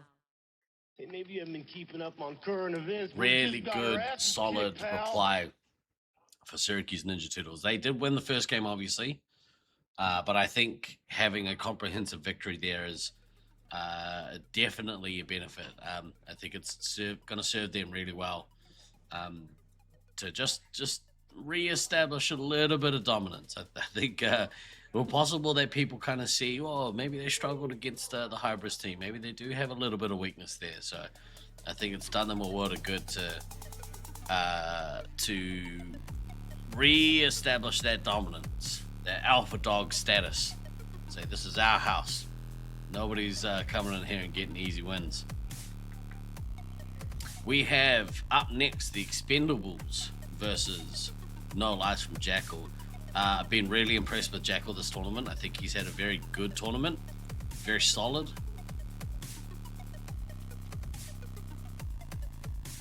Expendables has some talent. Like Axeman has shown his talent, his class in this the Syracuse Seaside as well. So really good, promising play that they can build off here.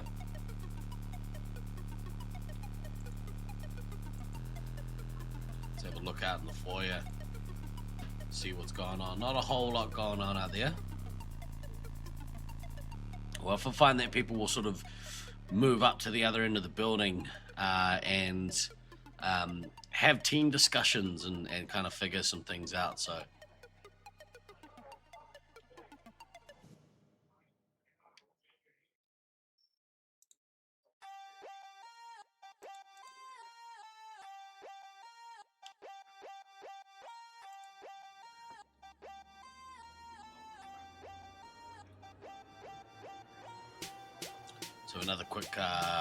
another quick message from one of our supporters.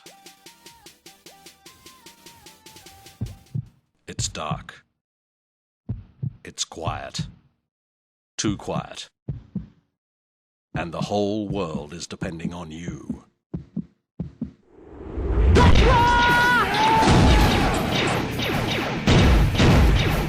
Target destroyed. You're hit! Are you up to the challenge? Laserforce, come and save the world. The biggest thing we want everyone to know is that you are not alone in this fight. We are here to help. That's why we're here across the world, across the globe.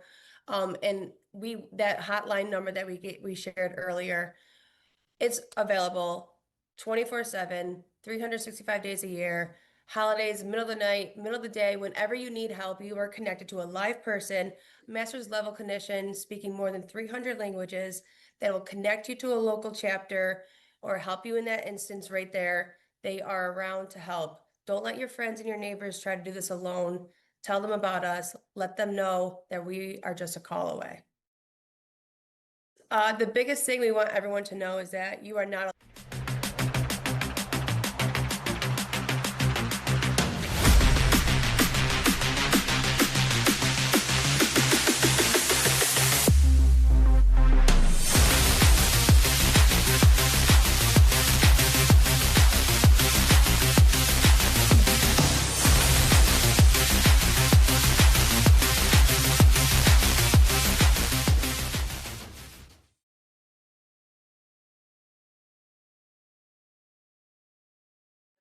Gotta say, not really the smoother transitions there and that little ad break, but we're trying. We're out here trying to do our best to put together some some good content for you guys. How old is that ad? I mean, at that point, Jared was still, you know, boom train status, so it's a few years now. All right, coming up next, yeah, Expendables versus No Lies from Jackal. I think having Disco Stu in this backline for No Lies from Jackal is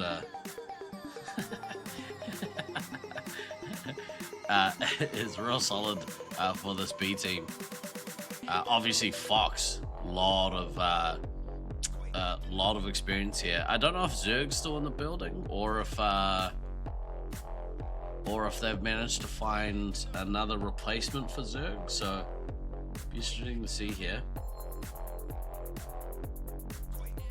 Go San Marcos, Hightower in the chat. Shout out San Marcos. I was just giving you guys some props actually. Good to have a team here doing some work, kicking some butt from San Marcos. The team's been really good. They look really good. Really impressed with them, especially their younger players. Obviously Sweets is killing it, but yeah, Spooky, Anchovy doing work.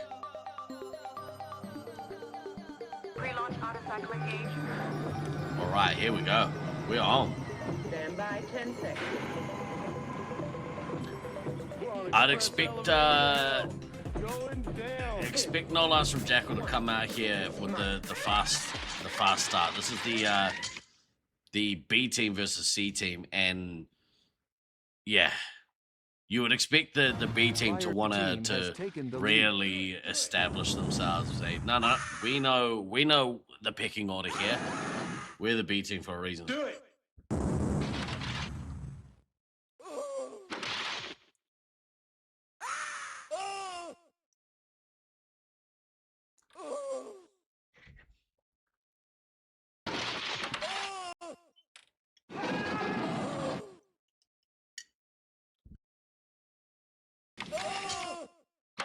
Do it. Do it.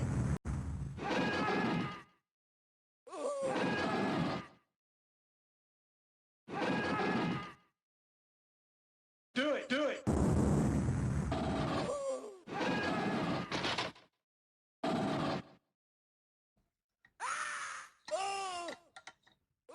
Nobody here. We're gonna get the base real quick. I assume that the game plan is maybe to try and put a little bit of pressure on. It seems the meta here for a lot of the Syracuse players is to try and get to get those bases, get to that first nuke in hand, and then make the decision. All right, we're gonna hold it, or are we gonna try and go for the two in a row and really throw a haymaker? Do it. Do it. Chechia? We'll see. We take off Probably and not. nuke the entire site for more Here comes that first nuke from Jackal. Great quick nuke there from Jackal to put the pressure way on the C team. Ice team has taken the lead. Dogebuster, Woes, and Lil Bit all down to those single digits. Good to see Lil Bit here stepping in and filling a ammo roll for a change as the Merc. Fire team has taken the lead. Who dropped out actually of that team? Do it.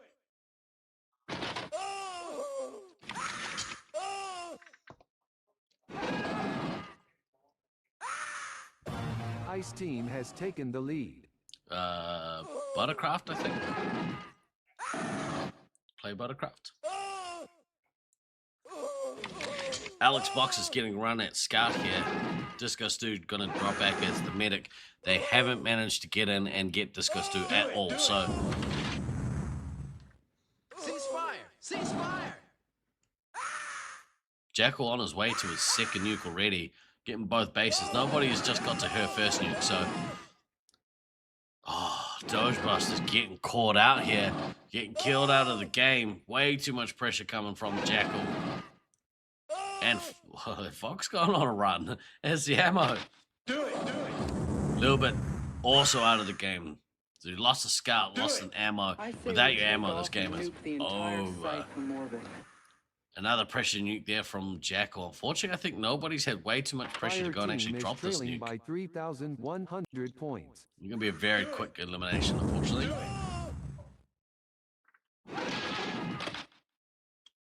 Do it. Do it. Ceasefire! Do it. Ceasefire! Do it. Do it. Do it. Oh man.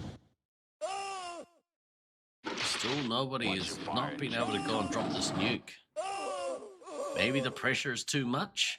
Can't seem to get away from this red team. Axeman getting their missile off of Fenrir.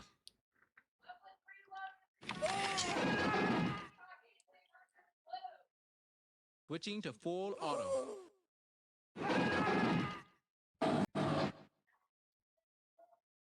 Do it. Do it. I believe this is the start of the next block, so Fire team is trailing by 3,200 we'll have a look at the standings after the points. first block after this game. Do it. Do it. We'll see how the teams are gone. Space Marine requesting clearance for nuclear Here comes strike. that nuke. Confirmed. But unfortunately, nobody getting tapped there and unable to get it off. I think the pressure was just too brutal on nobody there. Just couldn't get a free moment to get out and drop that nuke. And now, unfortunately, the pressure from this B team. I guess, you know, with a B team going up against a C team, there's always a psychological advantage as well. I think. You know, you play in the lead up to the tournament, and you know, you play these players on the regular. Unfortunately, the Expendables didn't get an opportunity to practice that much together as a team. So, you know, lack of cohesion, Ice maybe. team is ahead by 6,500 points. I needed that. In cleanup mode, nobody running for a life here. Fenrir looking to missile his own scout. We did see a friendly fire missile yesterday, which is always amusing to see as a spectator.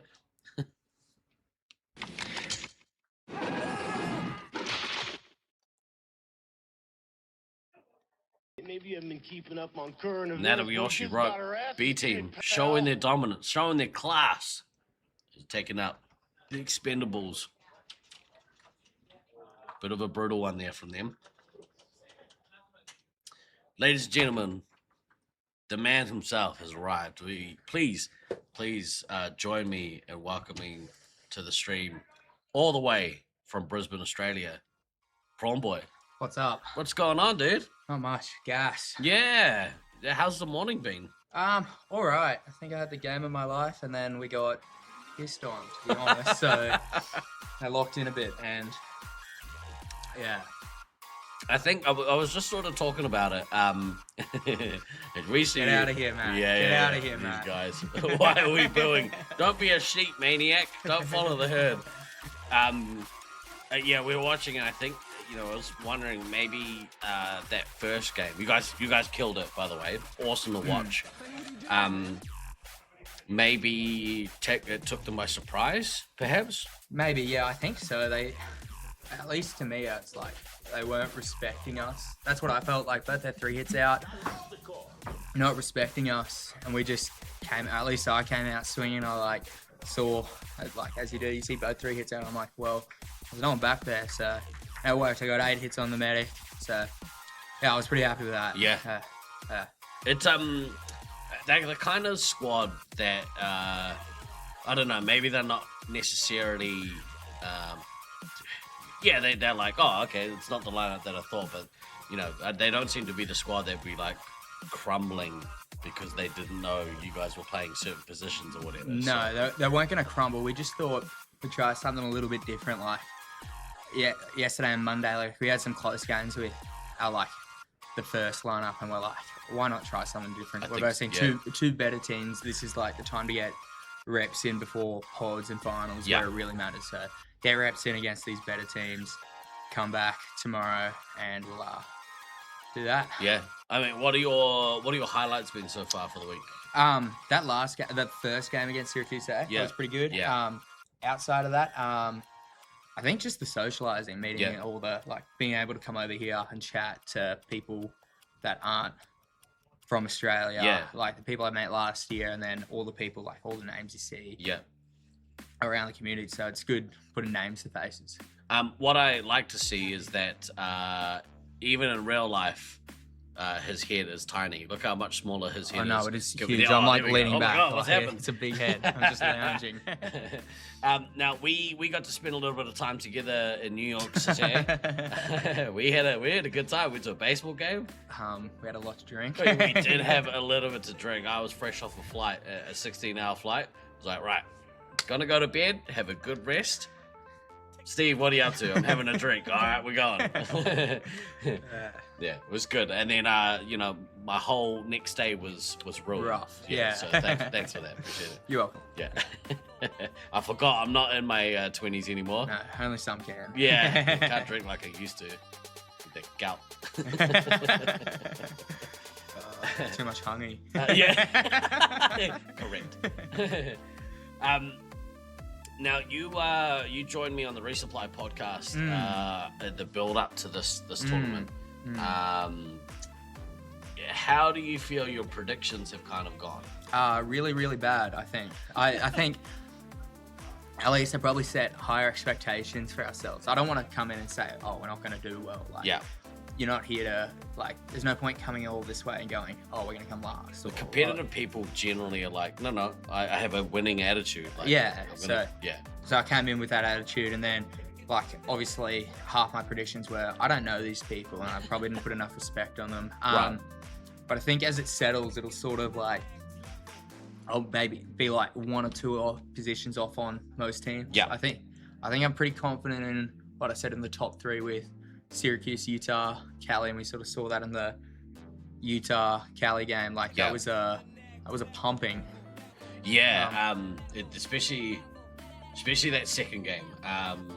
The first game pretty close, and then Utah just came out and was just swinging. Yeah, They came out swinging both games, but I think it just worked better in that second game. Yeah.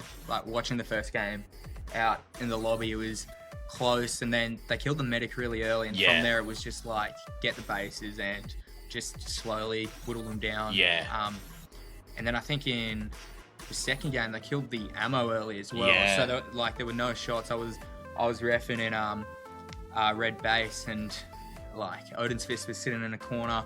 It was the medic, and I was like, why are we not swinging on that? But they ended up getting 2 missiles off, and it worked out. But no shots. So yeah, it's rough. Yeah, Odin's Fist has had a really good tournament at heavy, but unfortunately just kind of got outclassed there by Dallin.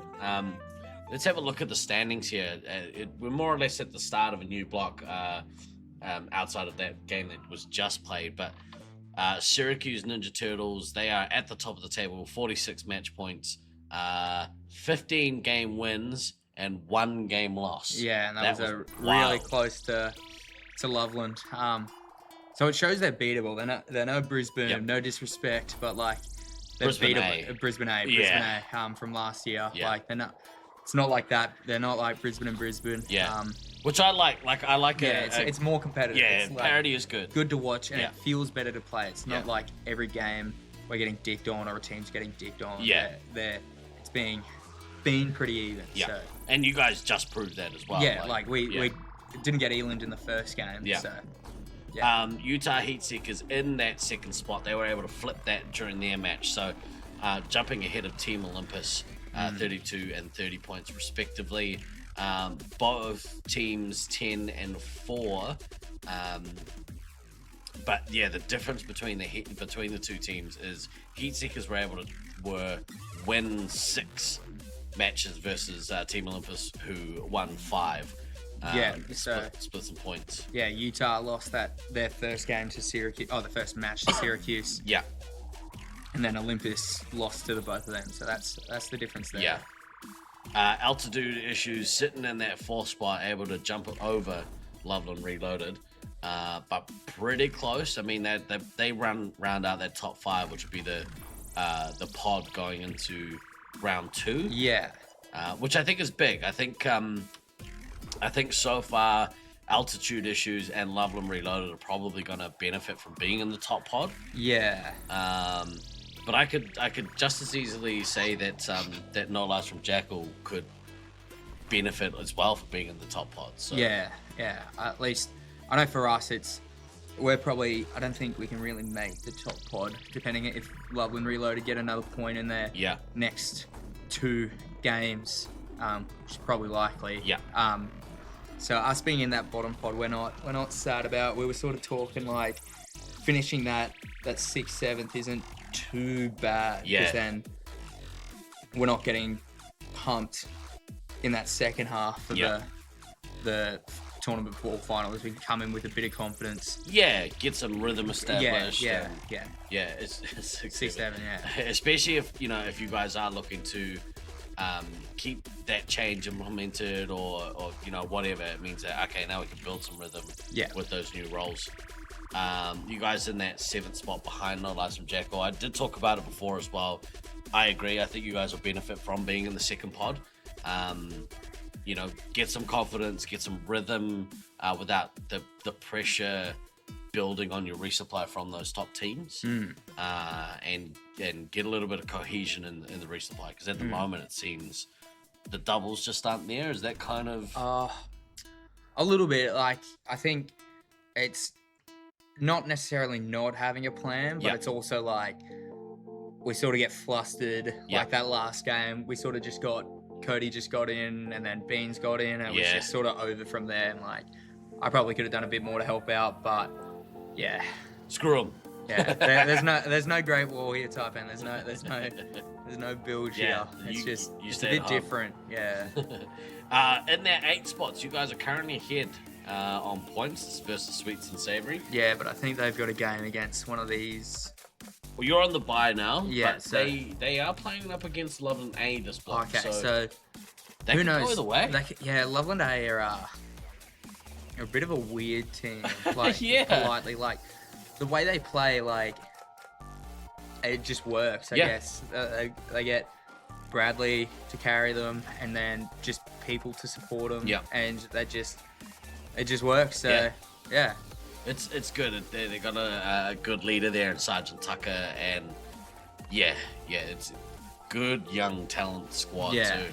Can't believe the average age of that team. It's crazy. In that 9th and 10th spot, Armageddon and Expendables. I can't wait until they match up again in the next round. Yeah, in the next pod, that'll be. Well, they're probably going to verse each other 2 more times, like 2 matches, just with the way the finals go with the double elim. Is that right? No, maybe. I think they end up having to play a higher seed. So, okay, yeah. Yeah, they will get at least one more match. I don't think they'll get another one, but yesterday's matchup between the two of them. I think it was yesterday or the day before. Yesterday. Yes. That was one of my favorite matches of the day. That was both games came down to 1,000 points between the two. so yeah. So we are looking now towards the Loveland Reloaded squad versus the Utah Heatseekers. Let's have a quick look here. It looks like they are in the maze preparing to start this game.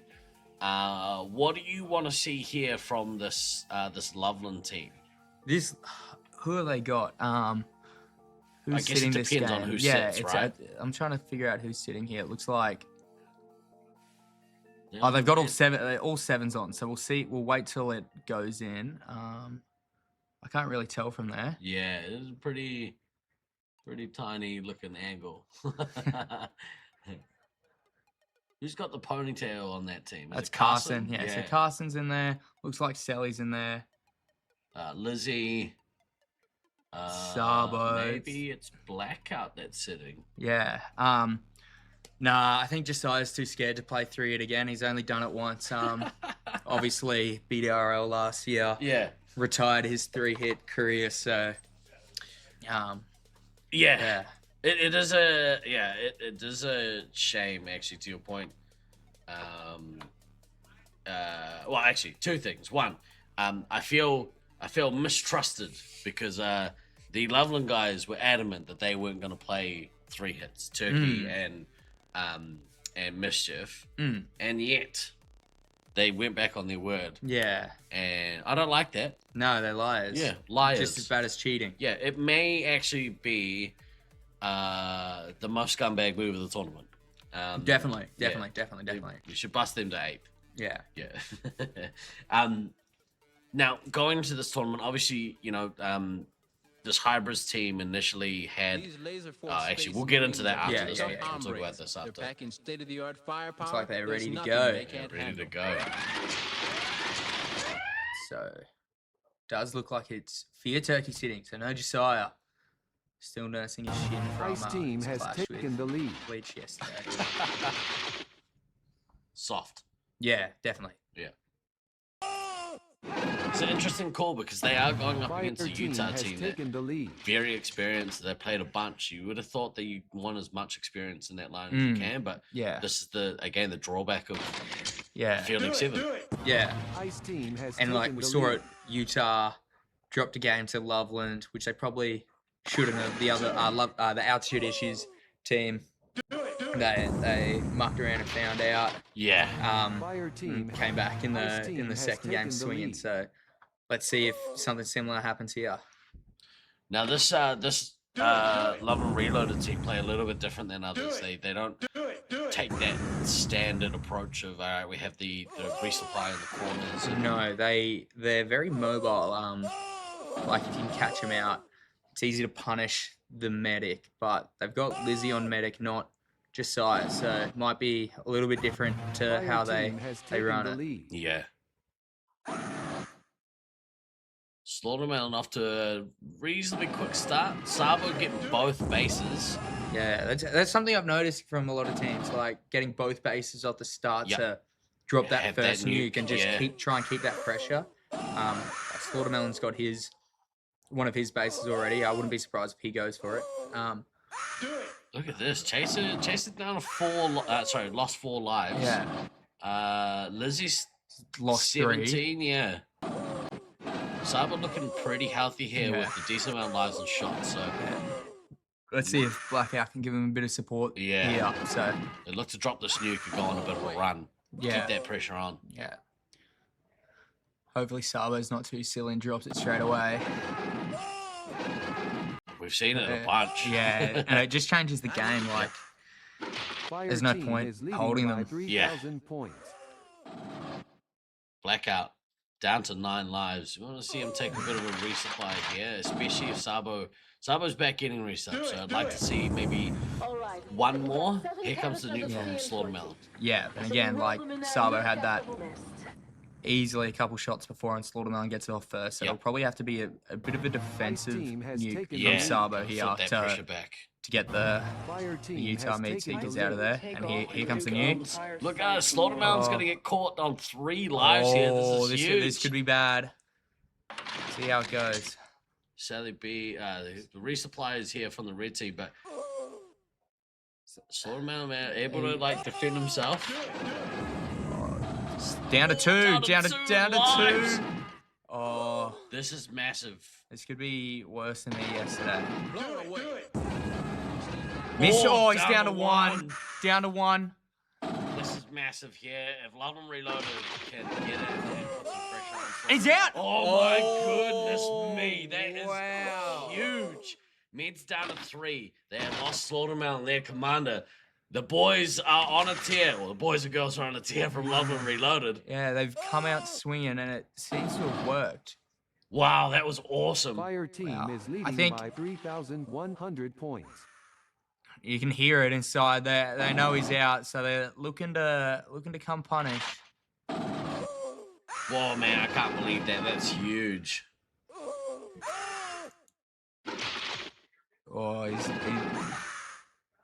just looking- walked past. Yeah, we can see him in the camera. Not looking happy. One thing I have noticed with the Utah team, they've had a really good mental attitude towards these sorts of losses. Like they come out. I heard Slaughtermelon talking to someone earlier. Like one of their rules this weekend is no flaming each other. Awesome. Like so no like bagging on each other for mistakes. So I like that. They'll come out. They'll have I've noticed they have like quite a positive chat. Like everyone has input. Like they'll talk about what happened, what they could do. Man. Next game, so without the pressure from Slaughterman here, the red team are just coming in, and there comes that nuke that's going to kill out Meds. So no more ammo. No more ammo. Which is big trouble for Snuffles here on 5 shots. And Chaser down to 2 lives. So yeah, hopefully Chaser doesn't make the mistake of using his shots on trying to resupply the team here. We'll see. Don't want to give them more points. Oh, there we go. He resupplied Cope. I think that's a mistake. Yeah, Cope's going to have to run around for that extra 30 seconds. At least they're getting their targets. Yeah. Ice team has taken the lead. Go out and try and get a medikit, Chaser. What a comprehensive victory. That's I think maybe overconfidence there has caught Slaughtermelon out a little bit. Maybe, yeah, like a bit of ego and getting caught, or maybe getting lost from the resupply. Yeah. See Metal Face there. They've all been taking notes when a sub's been sitting, so they'll have a chat. They'll be like, we can do this better. This is huge because this Utah team absolutely came out and smashed the California team. Yeah. Yeah, or at least in the second game. The first game was pretty close, but this is massive for the standing. This is going to choke things up in that kind of middle section a little bit. Yeah. I think that means that Love and Reloaded are going to cement their place in the top 4. Yeah, top 4, 5. Yeah. So. Yeah. Huge. Party time. Which reminds me of Tragedy against Brisbane Sea in 2018. Did he Yeah, it is a bit like that. Just Lizzie on 10 lives. So they did manage to get in, a couple little times, bit. But, To full auto. yeah, unfortunately, Snuffles there running. Oh, look at out of Mischief. shots. Mischief is the second highest scorer, and then it's Daylight. Lizzie, once Blackout, Sally Carson get their targets, but it's still Daylight between Mischief and the rest. Yeah. So, this Loveland team is really dependent on almost like Mischief is the high scoring scout. Yeah, exactly. Like, at least I've noticed that Carson, Sally, Blackout, when they've been playing scout, it's like not high scoring, but they'll have some decent hits into the 3 hits. Like just taking that 1 or 2 off. Mischief takes either the last one or Sabo, whoever comes around, just makes it easier. Yeah. So, I needed that. we'll see.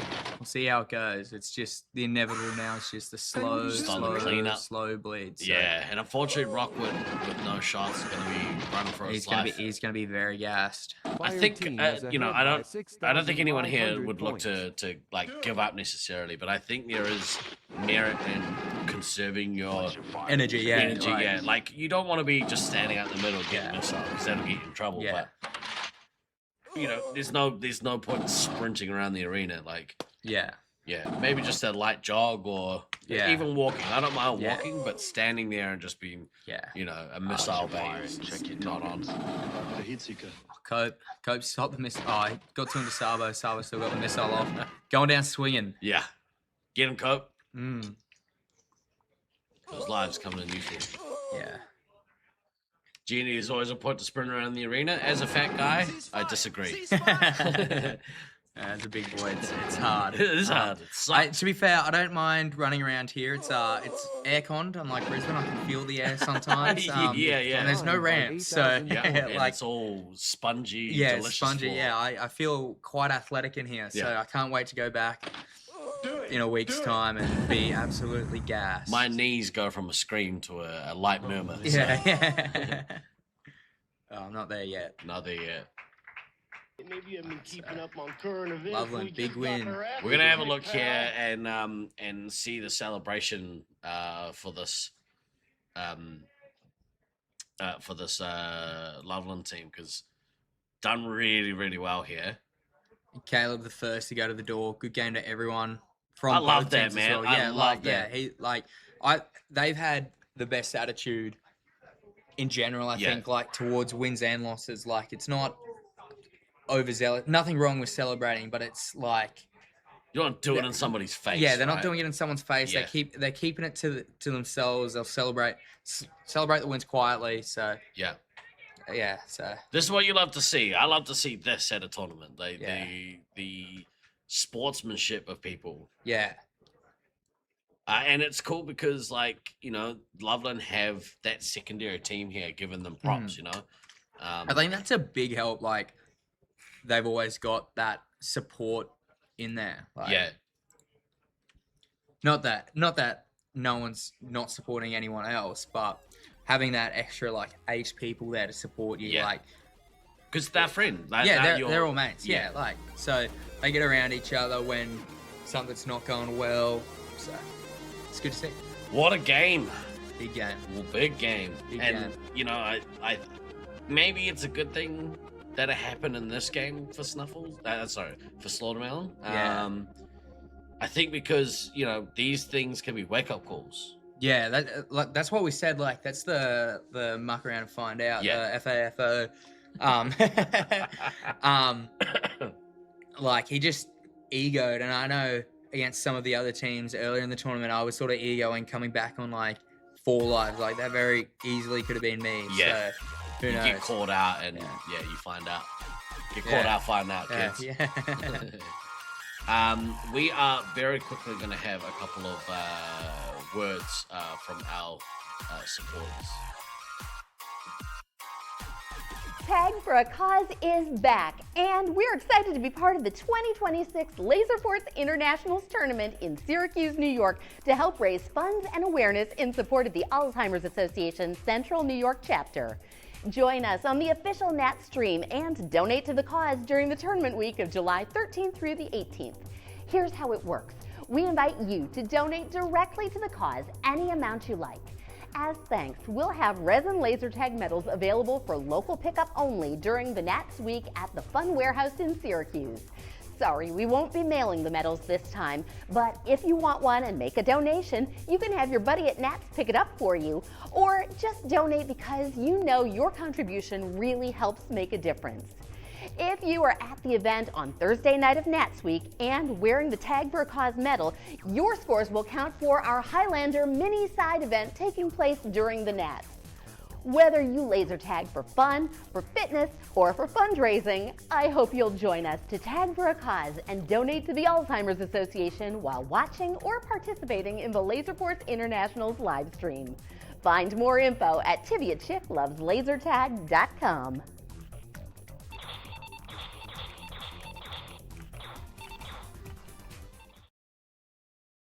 Life doesn't always fit in a 9 to 5. That's why we're 24/7 here at Snap Fitness. Whether it's late nights, early mornings, or anything in between, we're here to fit your schedule, not the other way around. Come check us out today. Stand by 10 seconds. We're on express elevator to hell. Going down. 2, 1. Mark.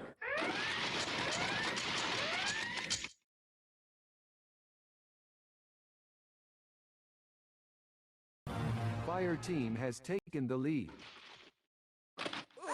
Do it.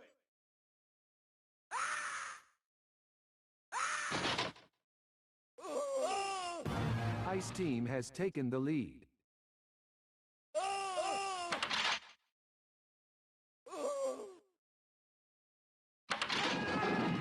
Hey, what are you doing, man? Fire Team has taken the lead. Hey, what are you doing, man?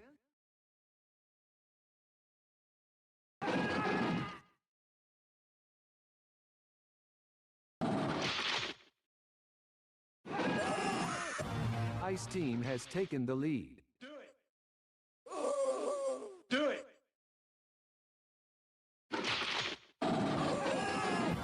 Fire Team has taken the lead. Do it!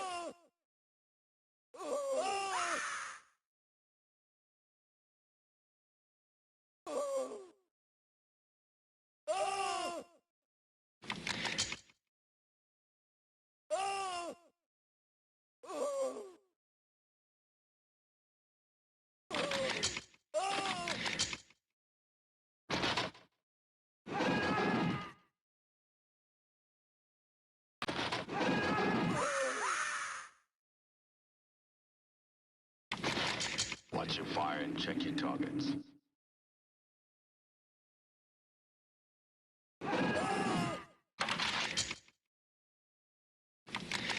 Do it! Do it! Ice Team has taken the lead.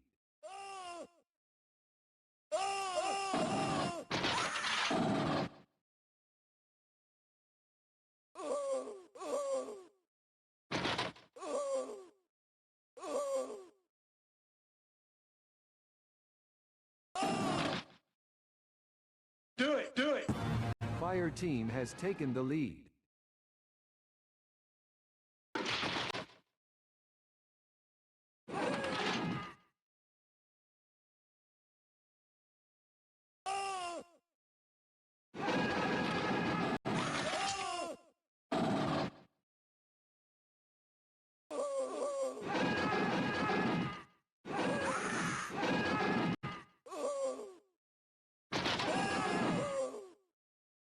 Cease fire! Cease fire!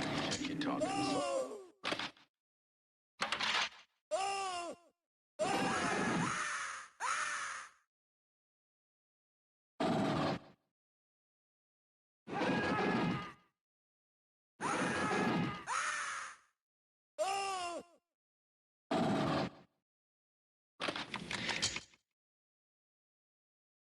Blown away! Ice Team has taken the lead.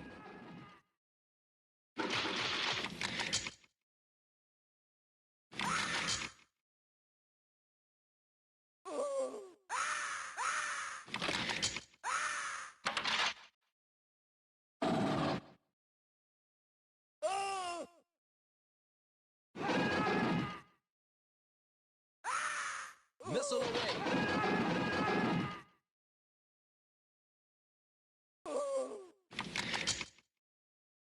All right, we've got 7 canisters of CN20. I said we roll them in there and nerve gas the whole nest. Do it!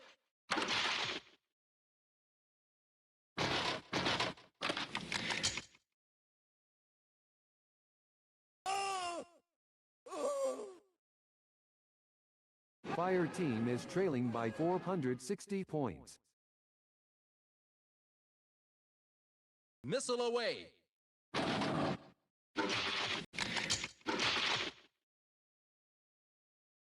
what are you doing, man?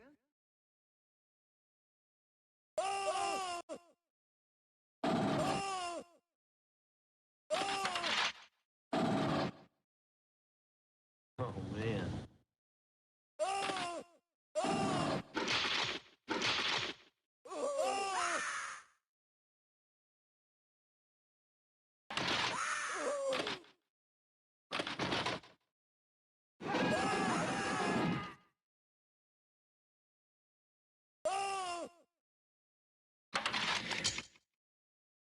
Switching to full auto.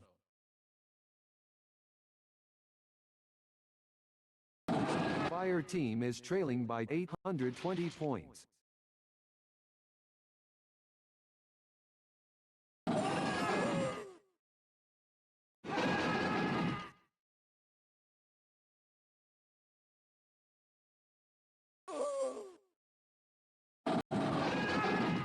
Switching to full auto. Missile away.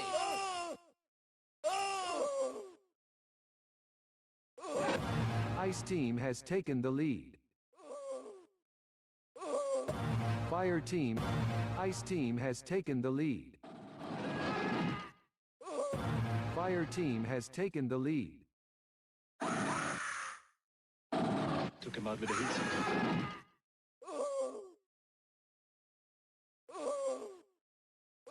Cease fire! Cease fire!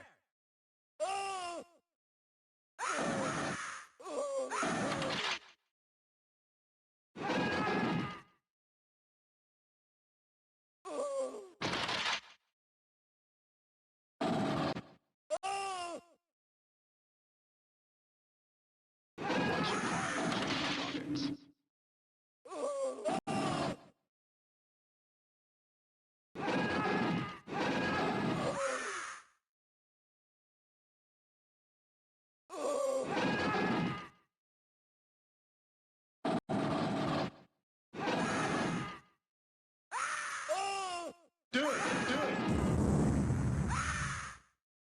Ice Team is behind by 3,500 points. Missile away. Do it! Do it!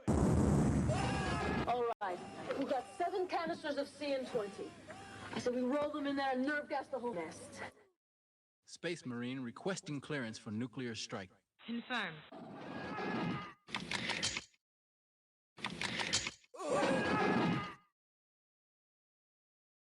All right, we got 7 canisters of CN20. I said we roll them in there and nerve gas the whole nest.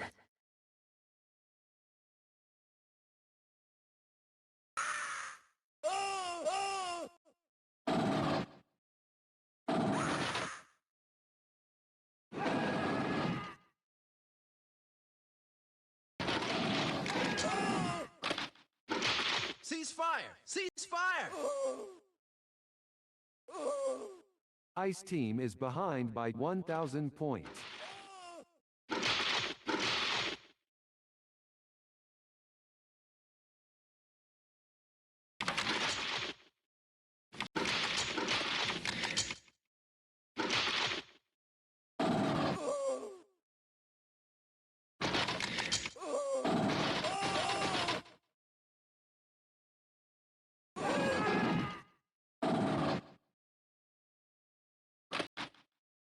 Missile away.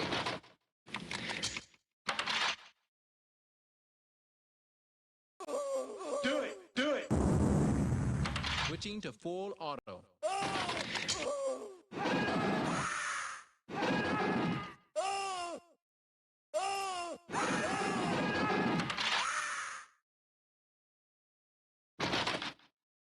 Oh, man.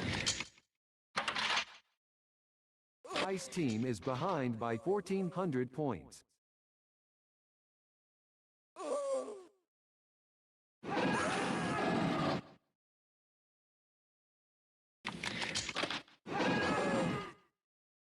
Switching to full auto.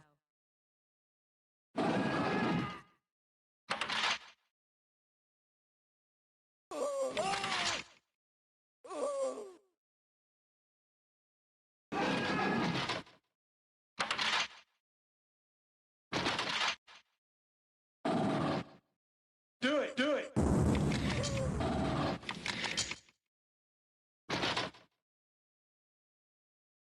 Took him out with a heat seeker. Do it!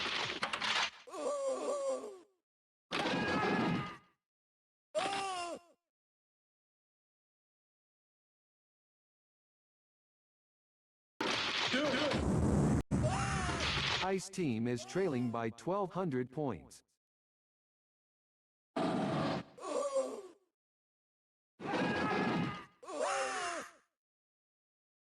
Took him out with a heat seeker.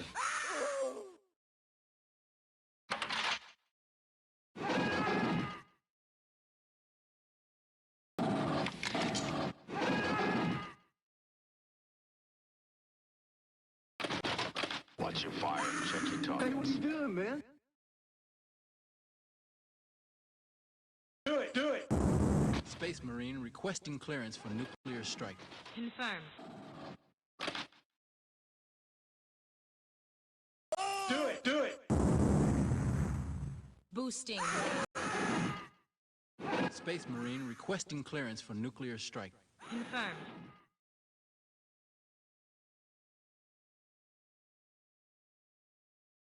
Fire team is ahead by 3,400 points.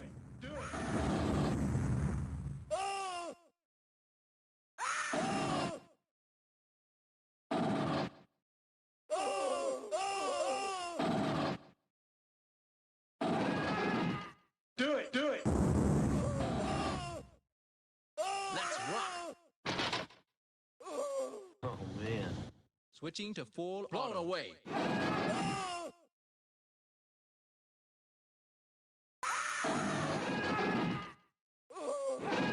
Do it! Do it! Do it! Do it! Do it!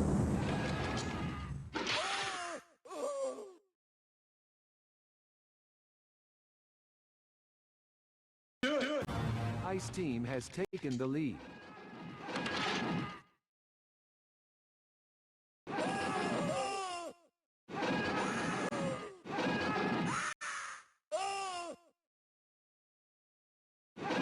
Now.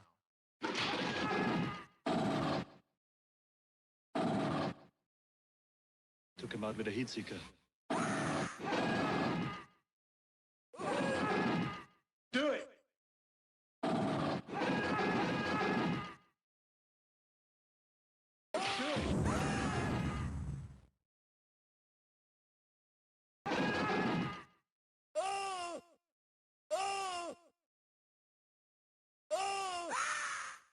Ice team is leading by 1,600 points. Let's rock!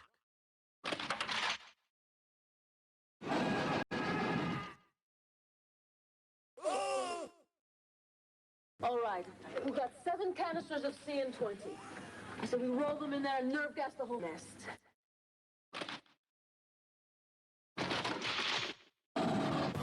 Fire team has taken the lead. Boosting now.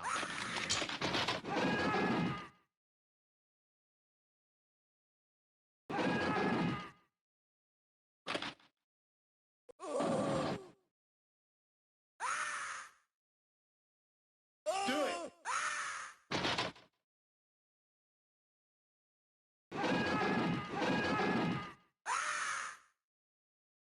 Do it!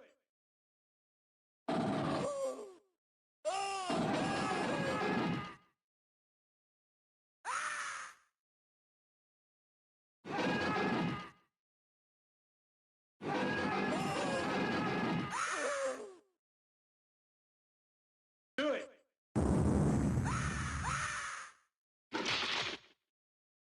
Fire team is leading by 1,600 points. Oh man. 60 seconds until extraction.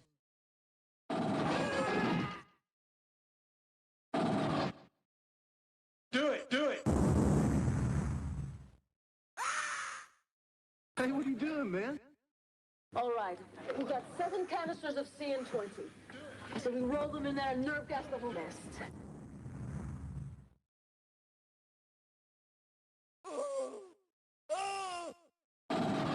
Oh man. Do it! Do it!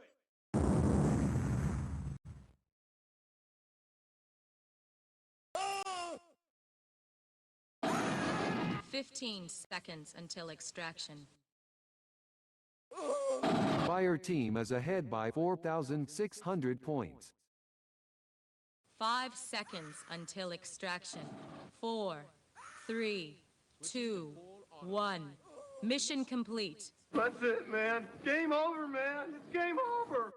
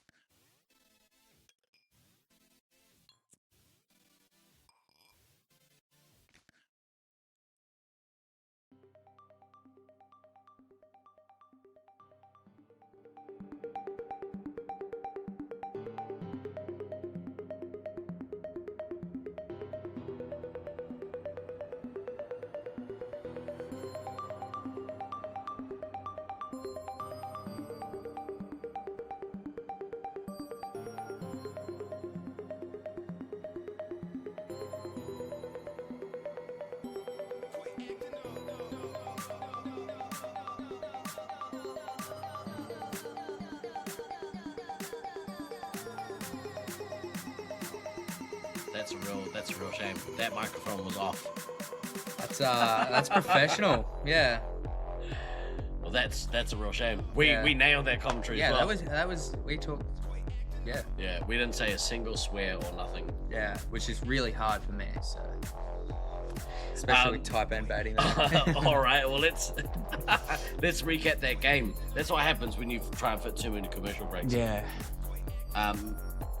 Let's recap that game. What were your thoughts on that game? Sweets like kept pace with Sparks there. Like what's that? 11.6 to 11. Like pretty close up there. Spooky outscoring the Babe as well. Even though Babe got 5 of his missiles off, Spooky's got another grand on the Babe there. How's Australia? How's 7th Champ? It was better last year in 2nd. Yeah. Let's see how we're going. At least you're here. Yeah. At least I'm here. Yeah. So I made it. I made the effort. I think so we were saying like Sweets maybe missed a trick there.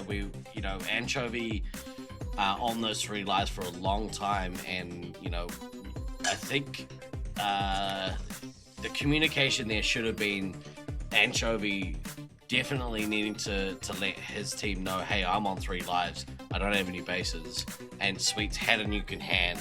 Yeah. So it should have been, all right, well, we'll go now. I'm gonna drop a nuke. You go get your bases. Yeah, right and now. like this arena's a straight shot between the resupply and the bases. Like, there's no reason you can't. It's not like Brisbane where you need to go down a ramp, around a corner, through where you're really open. Like you can. 15 seconds is more than enough to get across, and like you said with Anchovy, where they did their pirouette on you. Yeah, like spin they're move, more, man. like little ankle breaker. They're more than athletic enough to get to it. So yeah, who we got up next? Team Olympus versus Armageddon. This should be, no disrespect to Armageddon, but this should be a cakewalk for this Team Olympus team. Who knows? Maybe there was a mental boom. So it could be. So seen Stranger Things. Good show. It was alright. The ending wasn't too good. I liked it. So yeah, I think, but Olympus will probably come out swinging and will lay it down. I think we might see like I think we might see a couple of change ups here in the positions. Maybe, yeah. So Kodama's having a really good tournament and at Commander, and so maybe doesn't necessarily want to give up the MVP points that come along with that,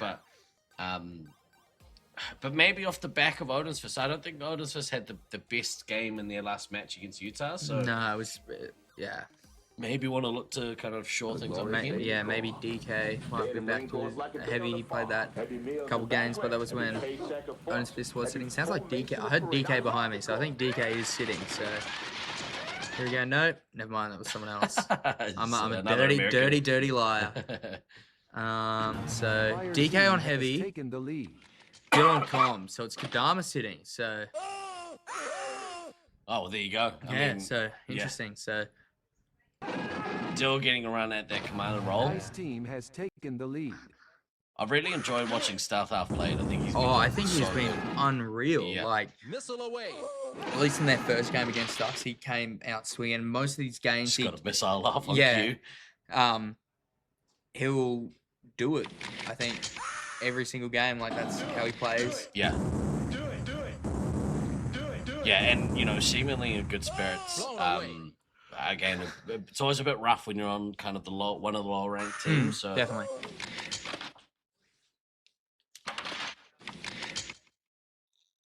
See, Dill looked to have a big game here. Do it. We've seen the Olympus medic dive it, so Stealth Health might be able to punish that. Do it. As well, like get in, cause some havoc. Yeah. Like already at 11 special, Ice Dill at team is 15. leading by 2,900 So it might be points. again like a race to that first nuke. Yeah. Missile here from Dill. Yeah. Stealth Health already got 2 of his missiles off, so again it's close. I think it might have missed the base. Oh, okay. Maybe. Maybe. Because you would expect the score to be a little higher, a little more special points, but Dill's already at his first one. Yeah, with no targets as well. So yeah. He seems to be farming a bit. Yeah. Skills down to 7 lives, 6 lives, so Run a little bit low. It's the worst thing, the worst thing for me in a Space Marines is losing your ammo. Oh, it's there's it's worse than losing your medic. Yeah. Right, Dill looks like he's gonna go back, get some resupply, and maybe probably look push to off his own nuke. Behind by 600 points. Skills getting a few of those resupplies. I like that as a tactic. Like you said, it's like the kind of maze where you can attack off the back of your own nukes. Yeah, and especially if you get one real quick, you can. If you're quick enough, you can definitely punish it.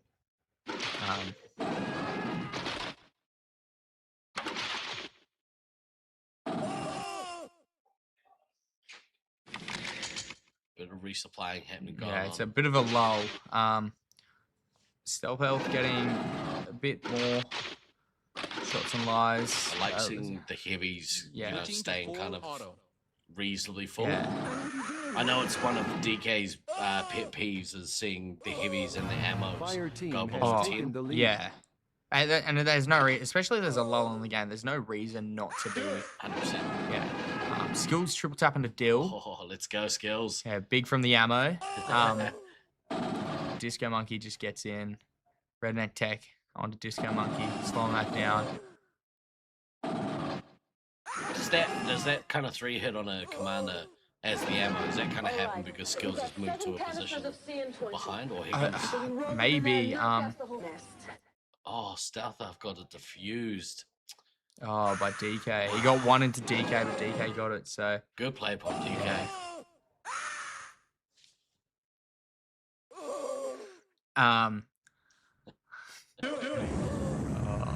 You have to be here. Stealth Health getting a penalty onto Dill. Not maybe a blind fire or a chase. Play Buttercraft down to 8 lives with the medic. Ice Team is behind by 16 5 points. Stealth Health, another penalty. Hey, what are you doing, man? Do it. Skills getting their base. It's possible he was angry after that. Yeah, that penalty. Yeah. Do it. Just do it. Yeah. Oh my god. Yeah, play Buttercraft. I must say, this Armageddon team, compared to how they started, they do make that effort to get their targets. They definitely, once they kicked, it's straight to the targets. It's not mucking around waiting.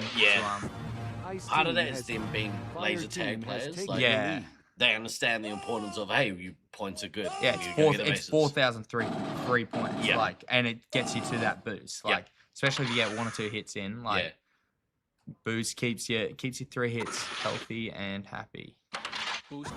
Ice Team has Fire Team has taken the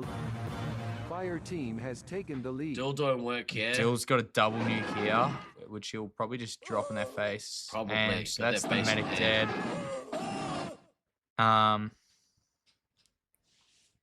So you drop it now? All right. Yep. We got 7 And the second one will probably follow not too soon after.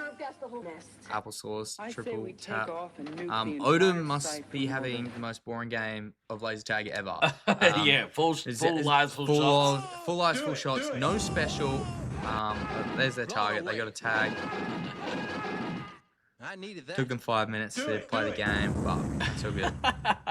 I would have liked to see Autumn just kind of sit there and Battle get medic? awarded the... Battle medic? You want to see that? Yeah. As a No, lazy or, person.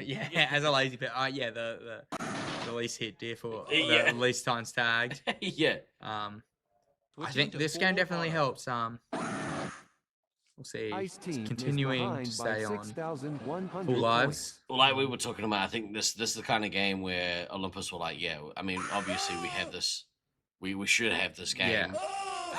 But it feels good to get a win after getting 6-0'd. Yeah, definitely.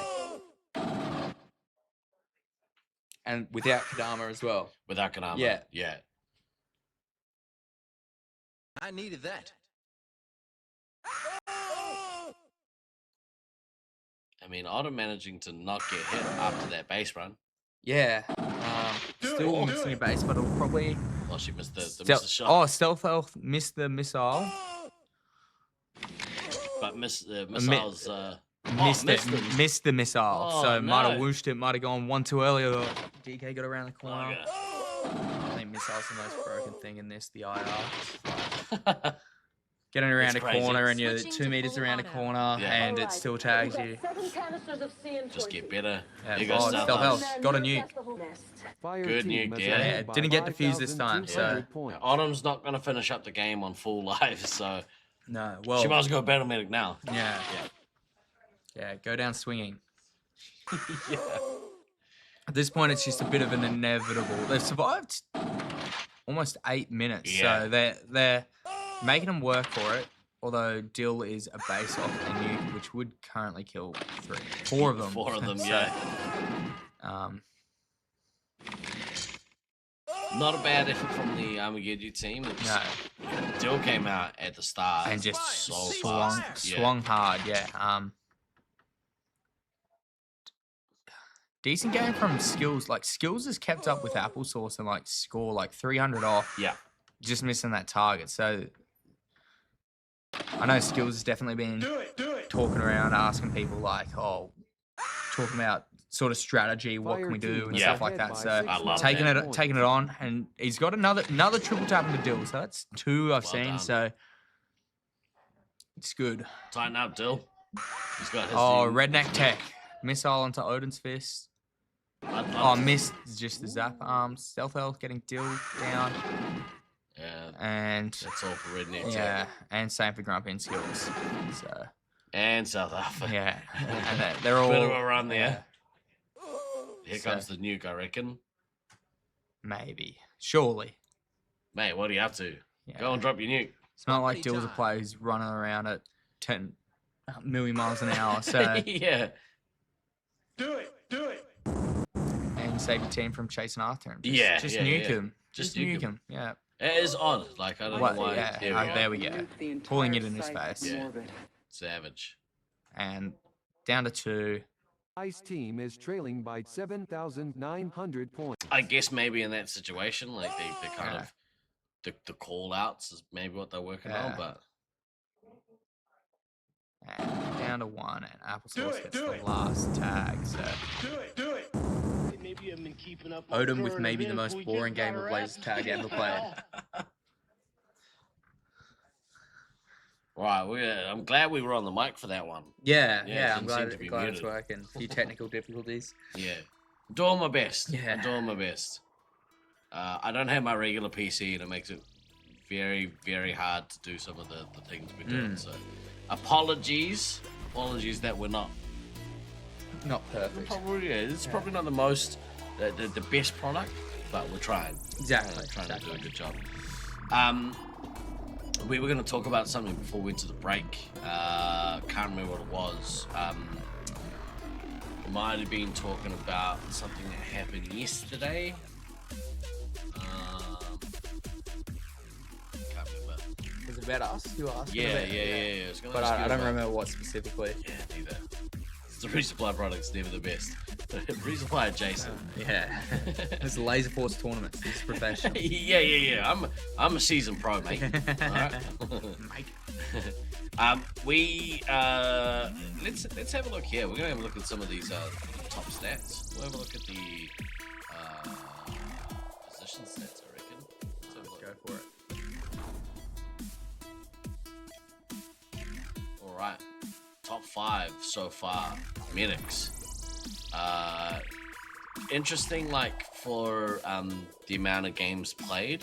Yeah, we'll probably see that change as you get to that 50-50, but I think Evol, Fear Turkey, Princess, rounding out that sort of top 3. Obviously, one of them between those two both can't be in the top 3 because they both can't play more than 50%. So you know what's wild is that the Fair Turkey playing 10 games of medic and averaging 0.8 medic hits a game as a medic. It's ridiculous. That's wild. I think he had 4 on his first day, 4 medic on medic hits. So he's very happy, and lets people know that he got a couple. Yeah. Not bragging, but he's just laughing about, joking bro, about it. I would be proud. Yeah. I'd probably show that off as well.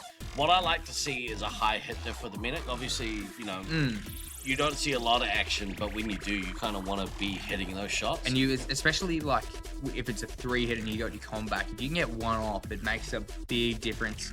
If you and your ammo are getting one off or getting even 2 into them as they're not looking, it makes a huge, huge, huge difference. Yeah. Let's have a look at the ammos here and see if there's some standout performance. Mr. Mischief at the top, that makes a lot of sense.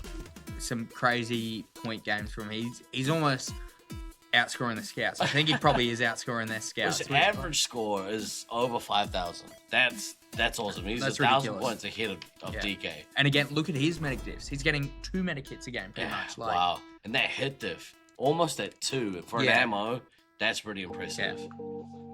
Yeah, 1.8 medic hits a game. And then the next closest, I guess, after the 50% is Dinner Pasco. Yeah. Probably boosted. He got a couple triple taps into me in that last game when I had no shots and I was just standing there trying to missile in his face. Hate that. Looking at Scouts, Beans in that top spot. Yeah. I mean, he's been a standout scout for this tournament. Yeah, Beans and Rooks, then Evo hate on me. Again, can't really see the ones that aren't at more than 50%. Beans has done pretty well, as a home player does, and like his side. No lies from Jackal versus the Expendables. So Mama Bear back in this game. B versus C. Yeah. So Ice Team has taken the lead. Alex Box is getting another run out at Scout. Yeah. So. Oh man. I like that Jackal was just playing Commander. Yeah, I think. Well, the team has changed their name to No Fun for Jackal, so Fire team so Jackal's locked in, and everyone else is having a bit of fun. I know the 2 games I subbed in for them, they're laughing, they're joking, so they're having a good time, which is I love what you want to see there. Yeah. They're trick shotting bases, so they're having a laugh as they play. Obviously, taking it seriously while they do. Look at this start here from nobody. Up to 1,000 points already, no bases. 1 missile. 1 missile. Yeah. Fenrir with a chase. Tisk. You look at the points here. Disco Stu taking a few lives off here, down to 16. Razor Wise is already down to 10 lives, and we are what? A minute and a half into this game? Yeah, a minute 20. Oh my goodness me! Jackal missiles onto Waz. Blown away. That's a real shame. Like Jackal into nobody. Mama Bear. Fire team is Razor ahead Wise by getting 1,900 low. Axeman down to 5. He might have another early shower here. I think No Lies from Jackal have definitely just come out swinging there saying, how quick can we get this done? Yeah. Which is a shame. Like, nobody had a pretty good start to this game, and it looks like, unfortunately, the pressure on her resupply is going to make things a little bit... Yeah. Razor Wise down to 8. X-Men down to 4, down to 3. I think you're right. I think early departure from this game. And a Jackal nuke. I know Jackal's not one to stack his nuke, so yeah. I think Jackal will be finding a spot and saying, boys, go. Hopefully we get a nuke on nuke here. Oh, could be. We'll see. Bit of return fire from nobody. Pretty impressed with her play. I think she got a real positive future in this game. Points. Definitely. All right. Here we go. Oh, nobody with the first nuke. So, again, Jackal at 26, not really necessarily nuking, but he might just return it here. X-Men getting those lives. Yeah, well needed. Full auto. Do it. Ice Team has taken the lead. Starting to get those bases. So, 6 bases, 3 at the moment. Everyone seems to be hiding. See a bit action in E-door, so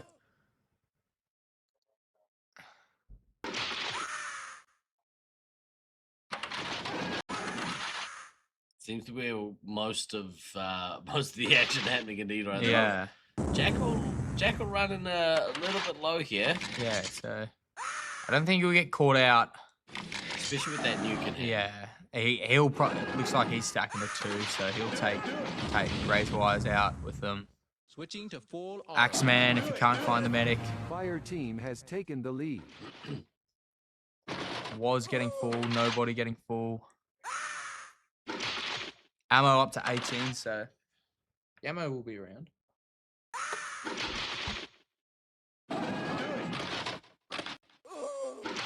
Do it.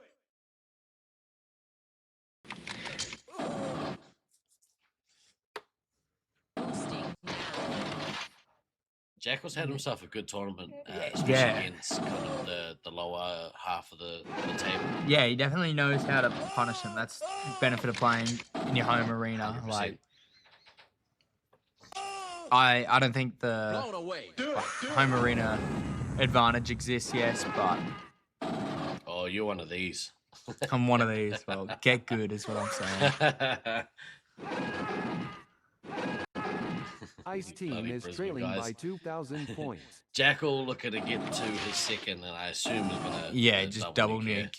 But Razorwire's doing a good job to fill the team up. And nobody got all 5 missiles off. They might have been on, a couple might have been on bases, but like still got 5 off. So Axeman's got 2 of his off, and nuke the entire site from and orbit. that'll be it for I say Razor we Wires. take off and nuke the entire site from orbit. Much better showing this game for Expendables than the last one. One thing I have noticed, that the double nukes are all immediate. There's not that little 2 seconds for the enemies to come up to reset that trail. So I think it doesn't necessarily give that chance for your heavy to get in there and really punish. Ice team is Jackal, behind by missile onto 4,100 points.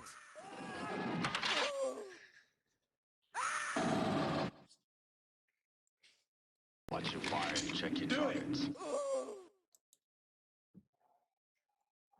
Took him out with a heat seeker. Do it. Fenrir with a pretty slow game. He might just be. He's definitely one of the ones I've seen trick shotting bases, so he might be doing something for his own amusement. Do it.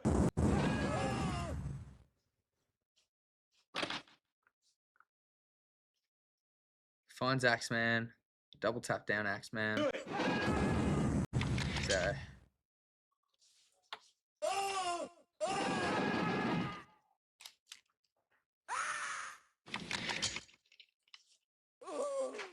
Nobody might get to her second. Fire team is leading Must be by a third. 3,500 No, second. Yeah, second. points. Yeah. So she's 3 special off, but it's just trying to take a shot in the back as she does it. Yeah, I think. She gets 2 into Jackal there, so so she good. outshoots Jackal. Jackal got 1 into her, so she's 1 off. She'll be running for a spot to pull it, I reckon. And these are good, like, little training sequences for kind of newer players, right? Like, use these opportunities. Yeah, you're not going to get the win, but use these moments to kind of do individual good things. And 32 shots, those could go a long way. Especially if 2 scouts push her or...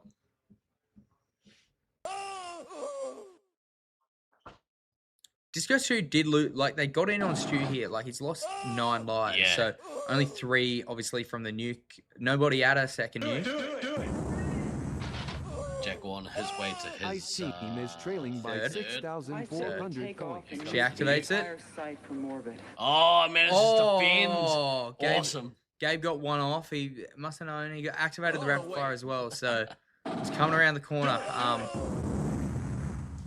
Bit of a shame here that not us with Jackal are missing Zerg. Having to take a sub sub, game, so definitely does hurt. Yeah.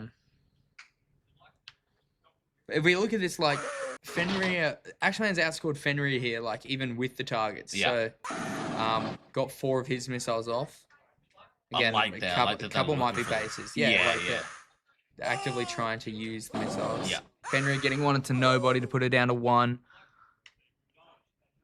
Fenrir, nobody on 1. Axeman on 1. Final stand. team is Nobody behind by getting hit into Babe, into Fenrir, into Jackal. Bit of resets. Got Fox as well. That's 4 in a row.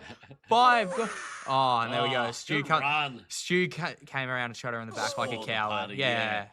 Boo. I'd like to see Jackal here get to this next nuke. I don't know if he's going maybe to. Maybe he might be greedy and say, "No one shoot Dogebuster." Yeah, it's all me, baby. Yeah, but someone might come around and spoil that. Yeah, I think that might happen. Who knows? Dogebuster might be hiding in the corner. There's a lot of nooks and crannies in here. Like, like if you can hide in one of them, you can hide definitely for like a minute, and people just walk past you. It's just like a bit tighter of an angle than people are expecting. It's just in a really weird spot. So in my younger, thinner days, these nooks tend to do me a favor. Yeah, Jackal got one there. Oh, Alex resetting Jackal to get the one off. He's not going to get to this next nuke. No. And again, he activates the nuke. And he went off. Yeah, well done, Jackal. No fun for Jackal with the win there, with the ear limb in the end. He got his 4th nuke off there, 3rd or 4th nuke. So that's a good game. Some bright spots there for Expendables. I really liked how fast nobody came out and managed to rack up some points. And Axeman as well. Like compare him to Fenrir. He's outscored Fenrir. The Scouts, they got both their targets, both of them. So a bit off the pace, but positives. Positives, got to take the positives in these games. So we are on our way to this next game, Loveland Reloaded versus the Utah Heatseekers. We're going to come back and talk about this in a minute, but let's have a quick spotlight player check-in with Mr. Mischief.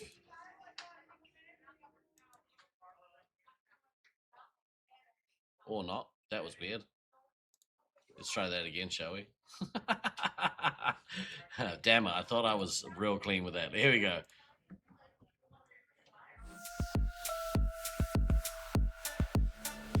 My name is Luke, my codename is Mr. Mischief, and I am playing for Loveland Reloaded. I'm playing in Nats because I absolutely love the kids at my site. I love my fellow teammates. I love my community.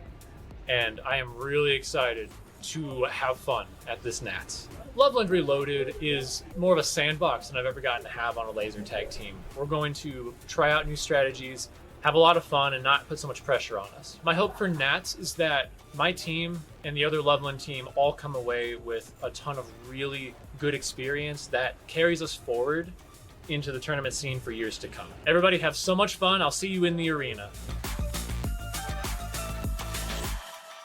What a happy chappy that guy is. Yeah. Yeah. Having a good tournament. Definitely. I like, I kind of like, so there was a lot of contentious statements being made from the talking heads of our community, myself included, about how we feel about Mr. Mischief and Fair Turkey exclusively playing in the resupply, almost exclusively, because they are both liars. Yeah. And the only thing worse than cheating is lying. Yeah. The worst thing is lying about cheating. Yeah, exactly. Yeah.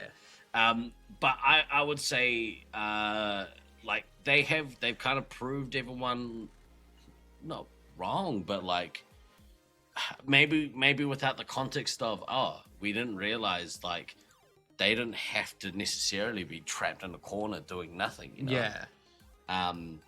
They've utilized their skill and their ability to get points. And I guess the knowledge of like how this arena plays. I know it's like if you can get in the right sight lines, you can just see down corridors. So just getting those hits in. So and they're fast too, so they set good tracks. Yeah, but in the same way, like you can also punish them. Like I know last night, like I got 6 into Josiah, and it was sort of just knowing where he was. And he wasn't at E-door. He was at his target, or he was respawning at neutral. It's like, well, if I find you and get the come around, like taking some lives. Yeah. So I wonder how they'll come out. Looks like it is Rockwood sitting this game. So they've got Metalface back in. I know Rockwood will be standing there at the screen watching the stream. Yeah, most definitely. Shout out to the Meat Seekers.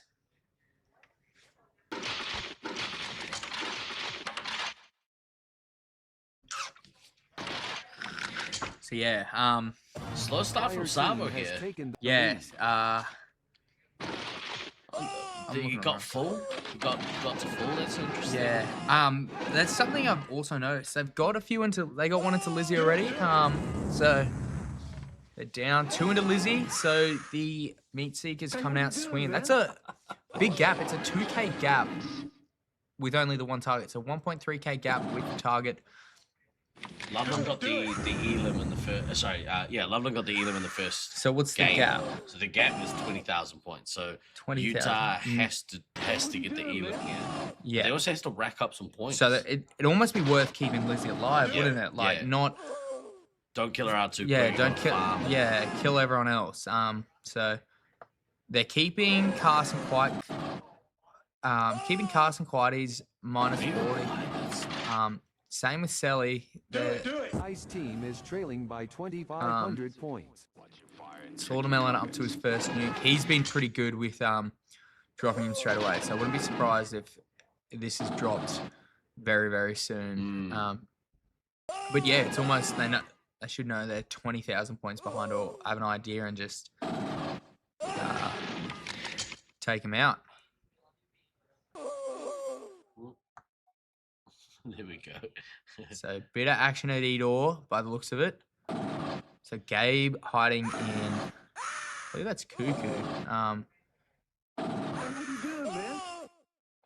Sabo, sorry, not Gabe. On Loveland team. Metal Face, Snuffles coming out, getting that reset on him. Snuffles getting Carson and Sabo again. So our stats guy. We'll talk about that actually after this match. Ice team is trailing after a slow by start, 1,800 Sabo points. almost at that first nuke. Slaughtermelon doing work to maybe get to. All of them were down there. So Sabo and Mischief putting in the work. Slaughtermelon might be looking for a double nuke, which would be interesting. He gets the missile into Sabo, so he's 5 off. Tag into Mischief and into Sabo again. Keeping Sabo quiet and down. Yeah. So he's got 16 specials, so he's only a few more there. To your point, though, you know, like if they get the Elim quick, they're pretty even on points. So they will shoot up here because they'll get awarded the bases. Yeah. So actually, maybe that is the benefit. If you kill the other team out quick, then they're not going to get their bases. Yeah, so maybe if they could, 10 grand right there. Lizzie 3 lives off her, same with Chaser. Double nukes. Yeah, Slaughterman with the double nukes. Fire team is leading by 3,500 points. Snuffles with the missile onto Sabo, off it. And zapping down Sabo again. Oh, Sabo down to 5. Yeah, wow. Maybe this could be similar to last game. Punish getting the comm out very early. Sabo activating his nuke. Maybe they might be running him down. Got the nuke off. Nuke and lives. And awesome. lives. So Lizzie down to 11, Chaser down to 14. So Medics relatively even. Sabo getting full. Same with Cobe. Metal Face into Blackout. So Blackout heavy, which is what they played last time. He's having a bit better of a game, I think. 2,200. Sabo again, 2,200 with one of the targets. And a lot of action in either ends of the maze, maybe the red. So yeah, it looks like it's Edor Ice and team is Snuffles trailing getting by Mischief, 2,300 getting points. Blackout, Snuffles. Pumping here. Took him out with a heat seeker. Slaughtermelon into Carson. Good missile. Metal Face getting his target. Slaughtermelon, another missile. I missed it, but zaps instead. And gets him down again. So Carson having a bit of a rough one. He's 2,800 with 8 specials. No targets, so maybe Slaughtermelon just touched too quick and just free resets. Just punishing Carson for it. Lizzie got her second target there, so that's big. Yeah, she's down to 11. London need to get all their bases on this to kind of keep the match. Yeah, which they've been pretty good at. So yeah, who knows? Fire team At is this leading point, by the pods are more or less 1,700 locked points. in. So Yeah, I think so. not the end of the world losing these games, but you still want to have the position over your rival. Yeah, and you just want that mental of like we beat them and Yeah. we know we can beat them. So 100%. Good bounce back game here so far for Utah, though. yeah, they've obviously staved off whatever plan Loveland had. Yeah. That wasn't like Sabo was. Went crazy, but there's a 4K difference between Sabo and Slaughtermelon. Slaughtermelon's going to get to his third unit before Sabo gets to his second. So he's got no shots. So getting a resupply there. Yeah, so got a resupply. So, but if he drops, Elam's blackout before the target. So let's see what he does. Oh, he's gonna stay get resubs. Blackout. But Blackout only got shots there, maybe. Yeah, he only got shots. So Snuffle might be doing a bit of work here. So Blackout might be in a bit of trouble. Managed to get some resupply. He got some lives there, but still, if Snuffle's pretty full, I reckon they'll be close to ripping it. But Blackout gets up to 8, so Lizzie on 8 as well. So may Elim the medics here early. Snuffles is in the starting door looking to punish this resupply. Do it. Gets one of Sabo. Do it. Snuffles getting Sabo again. And then resetting the team base. Slaughtermelon should missile away. He gave me the advice of pulling early. I think I'll have to give him the same. Snuffles getting Sabo with another missile. Look at the difference in missiles. There's 8 missiles gone out from the meat seekers. The Loveland Reloaded are facing the wrath of the heat seeking missile this game. Compared to only the 3 from Blackout. I think Sabo's done pretty well getting his missiles out, but this game obviously struggling a little bit. Yeah, it came out to a real quiet start. Like, just sitting on like -20 for a minute or two. Yeah, Sally, very healthy here. She's full lives. 16 shots off. Needs to kind of play that mid a little bit. So we'll see how she goes. She might be running around for a bit. So Sabo. He's got to that nuke, Sabo. So we'll see who nukes here first. Lizzie down to 6. Maybe they are keeping the medic up. Yeah. Just to, like, there's a lot of points out there, yeah. Metal face down to 6. If there's any, that looked a bit defensive to be fair. So Ice team is might be a bit of a base run here. Yeah, Blackout's still missing make those sure bases. that they get theirs. Yeah. There's still what 1, 2, 3, 4, 5 bases missing. I say we take off and There's nuke the entire 3 missing site on from the orbit. Loveland side. Slaughterman drops his first. Puts Carson and Lizzie both down to 1. Keeping Mischief down. Managing not to get reset there. Yeah. Sabo down. Carson really needs to take a shot there, yeah. Carson back up to 6. Sally B, I think now her focus should be, all right, I'm going to go get my base. Yeah. Slaughtermelon might get another nuke here very, very quick. But whether he drops it or not with the points, they've extended out to a 6K gap and they're still missing some of those targets. So they really, really need to punish. Hopefully for them, Blackout, that's Lizzie out. So Blackout, he might hear that medic dead. He might play that bit defensive role. Yeah. Slaughtermelon hunting him down. I think this is Same the time with Coat. Snuffles gets resupplied, and then, with 5 minutes left in the game, Just should go out and just hunt. Yeah. So take 2 and then go. Yeah, sweep as they've been calling it. So Slaughtermelon out to another nuke. So it's got a big game. This is way better than before. This is the time, they've found the points. Now they need to kill them out. Yep, so there, here comes the nuke. Did it get cancelled? No. Oh no, okay. No, Sabo got him once and then he got the other. So Blackout got one of his targets. Blackout down to 2. Still missing target. Sally also missing a target. Big bonus here if Utah can kill Blackout. Yeah, that's second base. And same for Sally. Sally. Oh, Blackout down to 1. They'll be hunting him down. the mid. That's the worst person to know where you are is the heavy. Yeah. Med's using Slaughtermelon to reset Mischief. Sally. Oh, she missed it. Base. Missed it again. Oh, she got it this time. Okay. Goodness me. Okay, Blackout got his base. theirs, So. okay. So it's a 7K game. There's still 3 targets missed. So that's 10K there. So it's going to be close, but 4 minutes left in the game. Sabo has a lot of lives here. yeah.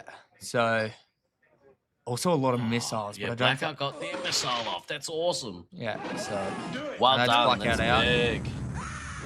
Blackout goes out. Mischief not far off either. Look at that point difference between Sabo and Slaughtermelon. Yeah, that's a 7,100 points. It's huge. Yeah, he's locked in. Utah have to really pull finger here to get this this elim. I mean, there's still a decent amount of time. I think they're not far off. I think Slaughtermelon is very good. Oh, good missile. So they'll hunt him down. They won't make this nuke easy for him. Yeah. They're very good at cutting him off. Yeah. Communication. I say we take off and Activates the nuke. Oh. Get meds. Detonates the nuke. Good nuke there. Again, it's still 7K. There's still just the one target missing now. Still a few points left out there. So maybe Slaughtermelon gets another nuke off, depending how many times he gets Sabo. He gets him twice there. 6 off. Still 17. Might get to his 5th. We haven't seen... I don't know if we've seen anyone drop 5 no, so I don't far think. in the tournament yet. Yeah, they're still... Yeah, need more points. They need 2,000 more points, so they definitely need Slaughtermelon to get this nuke. Yeah, Snuffles needs to go make sure he gets the base too. Snuffles will get the base. Well done. Carson, yeah. You're almost... I don't know, you're almost not sure if you want Slaughtermelon to drop and kill. Yeah. I mean, you do. They need the elim here. So it's 2K. There's it's almost like needs to farm all these points. 2 minutes, 12 lives. Sabo doing work. Sabo finding both the 3. It's Metalface comes around the corner. Sally B and Sabo seem to be together. There comes Slaughtermelon and Snuffles. It's risky because you're running the risk of getting reset. Yeah, so looks like which is happening. There's 2K left. There's a few points on the board. Snuffles, he did this last game, left it to the last minute. He's probably hunting down. I wonder if they are trying to get Slaughtermelon that 5th nuke, and that's 500 points. That's a big swing. He's got it there. He's at the nuke. So he's gonna drop that and get this elim. Snuffles will get awarded the base as well. Activates the nuke. Well done. And he gets awarded the nuke. So this is going to be real close. That's exactly 10K. So what was it? Look, that's a tie. Oh my goodness. Is that a tie all round? No, I think Loveland are going to win by 302 points. Oh my! So one of those missed target in the first game. Huge. That's crazy. Well done. 302 points. There's a bit of cheering winning the match. I think you can celebrate winning the match, but obviously Utah came out to swing there. So I think they get obviously no Josiah in that game. So look at him laying on the ground next to Bradley there. So it's a lot of mugs in that picture. So good to see so many people chilling out watching these games too. Yeah, it's good. That was awesome. Yeah, so 302 points in the end. Yeah, maybe you're almost nuking too early. Like, there were 3 lives left. That's 300 points there. That's what I was saying. Yeah, like, so they want the elim. Maybe not drop the nuke until. It could have been better to leave Lizzie up to. Yeah. Yeah. So. But if you do that, there's no saying that they don't get the elim. Yeah, or exactly. They get the elim, or like they don't get hit themselves. Just And they, obviously they don't know what the score is, so. Yeah, Saba got 3 hits at the very end there. So 1 on a Slaughtermelon, 1 on a Slaughtermelon, 2 on a Slaughtermelon, 3 on a Slaughtermelon. So that's the game there. Saba getting those last few hits. I think Carson, just before he died, got a triple tap as well. So that was cool. Yeah, that's a very, very, very, very close game. So let's have a look. See if I can refresh the standings. 302 points. So a big that game. 4-2. Slaughtermelon getting killed out early. Yeah, that's the difference there. Massive. So so they'll come back. They'll know what happened. Like I said, they've been having these they've been productive team meetings. They'll chat what do we do? What can we do next time? So, and I mean, the Heat Seekers have been, notching up these wins against the tough opponents. And every single time you do it, I mean, they're the B team, and so every time they beat their A team, they beat the Heat Seekers. Yeah. They push the Turtles. Yeah. Gives them a little bit of confidence. Yeah. Like I said, B's for better. So, spoken like the true BDRL. Yeah, exactly. Yeah, B for BDRL, B for better. All right. Let's have a look at these lineups. So we got Sweet and Savory versus Altitude Issues again. So this is last game. Wasn't much difference in this. So 4.6k. So and it was Sweets holding those nukes. So let's see if they swing, come out, drop them that touch earlier. Get them quick, yeah. See if Spooky can keep whoever the Babe and Sparks quiet. Might be the difference. Yeah, I think so. Snowflake, you missed it. Loveland Reloaded in that first game came out. They killed they killed Slaughtermelon out of the game pretty early on, and got the Elam bonus. So I think there was a total of they were hit by 20 grand. 20 grand, 302. So and then in that second game only they got Elams but managed to stave off the match loss. Yeah, there was a couple triple Carson got that triple tap at the end before dying. So that's the game key. there. That's key. That was awesome. Yeah. I love these close games. They're so good to watch. Or, I mean, it wasn't a close game, but a close match. Yeah. Yeah. So repercussions. To your point, I think this game, Sweets comes out a little more disciplined with getting the nukes off early. Yeah, we'll see.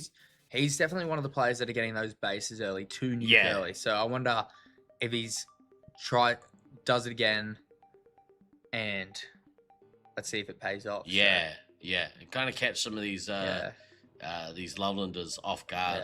Yeah, I think, at least from what I felt, this blue side's a bit. This red side. Oh, which side's which? Which played which last time? Day in the Marine Corps is like a day on the farm. It looks like I think Sweets and Savory are on red this team. Yeah, so I think that blue one's a little easy to push. Nope, we got it wrong. So Sweet and Savory. Oh no, Sweet and Savory are red. So this blue resupply I think can be easier to push. Babe's come out no resupplies to push early, so he might. If Sweets, like we said, can get that decent start, he might punish Gabe, but Gabe's gone back to get full. Tucker getting a few shots off early.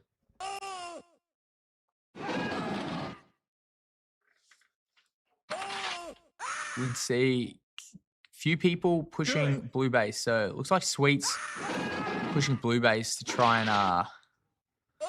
get some early lives into Ghost. Fire team has taken the lead. Sweets getting Sparks and Gabe down. So another hot start for him. 1 off Ghost, 2 off, none off Anchovy so far. So Halangi triple tap into the Babe. Oh, good run there by the red team. So Sweets, red team are coming out hard here. So cease fire! Cease fire! Do it. Sweets and Halangi just putting in the work. Same with Spooky might be a bit quiet defending, waiting for that counter push. It's 1400 without bases already. Yeah, so that's like I said, he's going to come out swinging. Goes down 2 already, so they're definitely coming out hard. Halangi going back for resupply. So I think if the scouts here, instead of getting all the way full, go into that 20-40 sort of stuff and just going out, pushing hard, coming back. Just even if they get a couple in, like, look at the Babe, 200 points. He's getting pumped here by Sweets and Halangi. Sweets one off a nuke. He's double Bradley, Spark, sorry. Halangi, look how many lives and shots Halangi has. Yeah, so Halangi He's poised to like go out off this nuke, gets a reset. Yeah, so Spooky getting full, so they must know it's coming pretty soon. Altitude issues ahead on the base. Sparks one off a nuke. So Sweets waiting slowly. To see who's gonna drop here. Yeah. I don't want to jinx it, but I'd love to see another nuke on nuke. So Sweets up to 20, Sparks up to 22 as well. But like I said, Sparks one of those players that's pulling for himself. So yeah, Sweets hopefully running back saying go, go, go, go, go, go, go. So Spooky's full, poised to have a good run. Have a look at Edor here, and a little bit of suspect shooting happening here for some of the players. Coming around, not holding their gun square. Hate to see it. But yeah, look at this. Sweets is pretty much even on special with Sparks, and Sparks has got a base. So Halangi triple tap. Oh, even Mike and Halangi getting Sparks down. Putting in the work. So hopefully Sweets does pull very, very soon. Keep the pressure up. Man, like you said, like we were looking for that early nuke. Yeah, so like Spooky's full. Spooky trying to get in. Two commanders are dueling at the moment. Yeah. You'd love to see Angela. Oh, Sparks penalized. Maybe a shield. Yeah, looks like Evo Mike's come around the corner. Sweets and Spooky has taken the lead. Did they get the missile off? No, they didn't. They just zapped. Sweets put him down. Big thing here, Sweets hasn't used any missiles. Not yet. But they might wait. It might just be one of those games where doing a lot of shooting, going in quick, and not getting that chance to reset. Because like the way altitude issues play, you're not, especially if you're in the resupply, you're not getting that chance to missile. They're very, very outward looking back towards their resupply. So it's hard to stay in there for a long time. Big key here, Anchovy's still on full lives, which in the last game wasn't the case. Anchovy lost a bunch of lives pretty quickly. Again, like, looks like Sweets might be going for that second one. If he gets that second base very quickly, he'll be close. He's 6 off at the moment, but Sparks Sparks is 8 off, and again missing the base. Sergeant Tucker triple tap into Sweets. Ice team is leading. Sparks really come back here actually. A bit of a slow start. And she the missile off. Yeah. Halangi one into Sparks. Sweets into the Babe. They put Sweets down. They're both are target off, so I wonder if Sweets might run back. Sparks 2 off now. Both heavies are looking in pretty good situations. Pretty healthy. They're pretty even on score as well. Like 100 points between them. Sweets at 38, Sparks at 39. Maniac said Loveland are up 4,600 points in this match. So an Elim would help. Again, the medic. Sweets getting to 45. Let's see if they pull first. You gotta drop. Gotta drop. Sparks is gonna get his first. Oh, Sparks getting respot as well. Spooky full. Spooky should be in there. Sweets getting one as well. But so Sparks. Oh, this is gonna be close. Do it. Nothing's happening. Spooky. Here it comes. Nuke the entire site from orbit. Good drop. Big. And that puts Rook down to 8, and it'll be 5 after the second nuke. One of the Ghost. Was it cancelled? You got a resupply. No, he didn't. Oh, It was okay. cancelled, but- All right, we've got 7 canisters of CN20. And he activates the So we second roll one them in there and nerve gas the whole nest. Okay, and detonates. okay, So that's all right. Rook down to 4 though. So Massive. Here comes the Ghost pressure, on such 11. attack So on 9. Check your target. But that little gap actually is probably okay. yeah, it's between that. the nukes. That's what I was saying earlier. Like giving that chance for the trail to reset and go in and punish them. Sparks on his way to his third. It's surely not going to try and drop 3 in a row. Yeah, that's a bit too greedy. Yeah. You might get a little bit of an earful from his captain, I think. But again, after this. look at the different like Anchovy's still yet to be tagged. Ghost having 3 hits off him. Should be at 11. Even Mike keeping the pressure on. Even Mike and Halange doing a good job. Yeah. Distracting Sparks, yeah? You know, Sweets might come out and he can taken the lead. go out like it was earlier. Oh, the baby with the missile. Ceasefire! Ceasefire! And Sparks with the missile on Halange. So looks like Sparks might triple drop here. But again, yeah, like the medic's only gonna go down to 11. Sweet's got the missile, so who knows? Get to his third. And drop it, yeah. Drop it, yeah. Again, like Sparks. Okay. Like- He's got to the third, But so is Sweets. Sweets is 1 off here, so Sweets. I'd take it down. All right. Okay, Oh, here we that's go, the first Sparks. CN20. Looking to drop 3. So we roll them in there and nerve gas the whole nest. I don't like this from Sparks. No, I think this is greedy. Yeah. I think this is like, and especially back to back to back, it's giving the chance for all of them to set trails. Ahead by So, 2,000 points. like, a waste. Not a waste, but yeah. It's who only knows? down to 11, so it's kind of even up the lives on the medics. But Sweet's a smart. He might drop his third. Yeah, just give his team a chance to settle a bit. No, he's going to hold on to them. I think that's also a mistake. Yeah. I mean, you know, But look at the wall he red, could, he could be defending a bit. Yeah. Even like triple tap into the babe. Let's go. Halangi won into Sparks, so Sparks back gets a reset into Halangi. No medic hits off the chain. You're exactly right. They Yeah, didn't, didn't capitalize. It's a waste. Yeah. Right.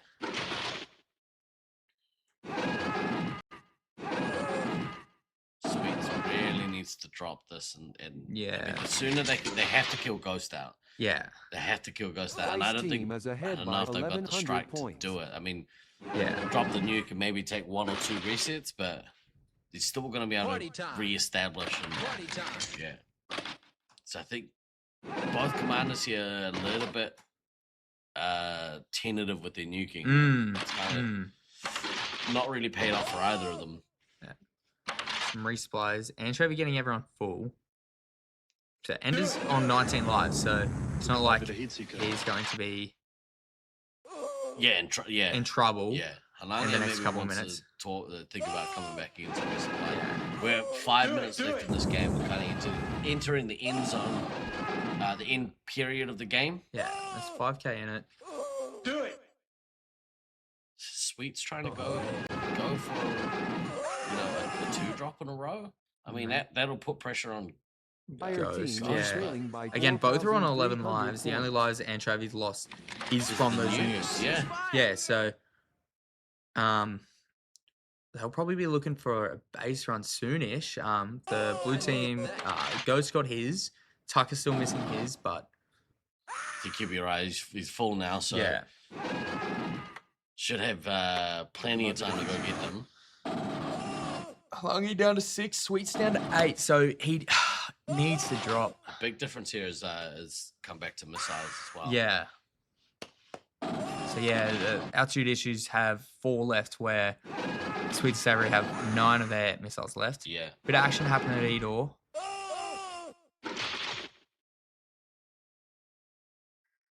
So Sweet's 5 off, but he's only got 9 shots, so can't miss any. Look to get a couple of resets here and drop another one. Oh, he detonates it now, so Do it. almost got that that nuke, so that missile. On a Ghost, it was just the normal tap, but Ghost lost an extra 2 lives off that, so they did get in. He's got another one, so I wonder if he's going to pull straight away. Obviously, he doesn't have much, so might wait for a shield to reset, run away. Oh, he's got to resupply. I think is probably smart. Yeah. Taking look to drop this next nuke, and then here we go. Again, there's 1,000 in this, and there's Ghost down to 3. Sparks got in on Sweets, but he managed to drop the nuke. So good effort by Sparks there. Try and get that cancel. So 3 left on Ghost. So Ghost will be in a corner. So gets Halangi down. Sparks only 2 off this next one. So yeah. So and serve. Anchovy needs to look for those bases very, very soon. As a do lot of resupply going on for being the last couple of minutes of this game. Halangi double tapping to Sparks. Sparks getting that missile though. Space Marine requesting clearance for nuclear strike. Confirmed. Good new drop. Anchovy down to 6. So I wonder. Everyone's setting trails out here in the E-door, which is good, as they should. Party time. I'm pushing from Bumble. Sweets keeping them off. Very close here. I don't think it'll be an elim, so it'll come down to the points. So I wonder if they'll be going for this base run very soon. They know they need the bases. So again, London are up 4,600 points. Yeah, so they need a big swing here. So get all their bases and hope Loveland forget their bases, which they have done. Yep. Which they have done once or twice. So, a little bit frustrating for Tucker. So there's 1,000 points in it. Still no targets. Probably not going to be another nuke unless Sweets goes crazy. Sweets down to 2 missiles left. Spooky still has all 5 missiles. Where last game they got. Was it? They got most of their missiles off last game. So Rook getting his base. Sweets getting Sweets got a missile while he zapped. So that's the 3 lives off. Ghost obviously in a corner getting Chidoku up. The 60 seconds to go is going to be hectic. Yeah, as it should be. You're full. All of them are full lives, full shots. Go out. 60 seconds until extraction. Go out, go crazy. It doesn't look. Yeah. I'm gonna have a look at all the bases here and see if we can catch a little bit of. So looks like Rook at neutral base. Do it. Oh, Rook. Sweets gets Rook there. Big base run happening. Yeah, big bases. Halangi looking for their bases, but obviously missing that neutral one. There's a lot going on here. There is a lot. Chaos. Maybe Sweets might get one more nuke here. 3 shots off. Sergeant Tucker puts him down. Ibermite getting his bases. Halangi's still missing 1. Ender's still missing 2. So same with Anchovy. There's 11 seconds. She just put the hammer down. Yeah. To like a 8K. 9,000 point lead. But that's 3 missing targets. Anchovy gets 1, but won't get the second. 2, 1. Mission complete. Good win there from altitude issues. Yes, they stayed that off. Yeah. I think Sweets and Savory probably maybe a little bit let down. Yeah. But especially after the start they had where they put them to the sword. But again, like that, stacking those nukes, like silly. Yeah, way too long. I think both of them. And the triple nuke from Sparks, Anchovy lost. I think Sparks had 4 nukes, so Anchovy lost 12 lives. Still is on 5, whereas at least Sweet and Savory got in a bit more on Ghost. So. Yeah, but to your point, like it was too late. Every time Sweets dropped a nuke, they would do damage on the medic. And that again is why dropping those quick nukes is so important, because definitely they were taking 2 to 3 lives off the medic after a nuke drop. Yeah. Yeah, that was cool. That was a really interesting game, actually. Yeah. Yeah, you love to see it. We have Team Olympus up next versus the Armageddon team. But we're going to have a look here at one of the Utah players. Here we go. Okay, I think I've done that right. Here we go.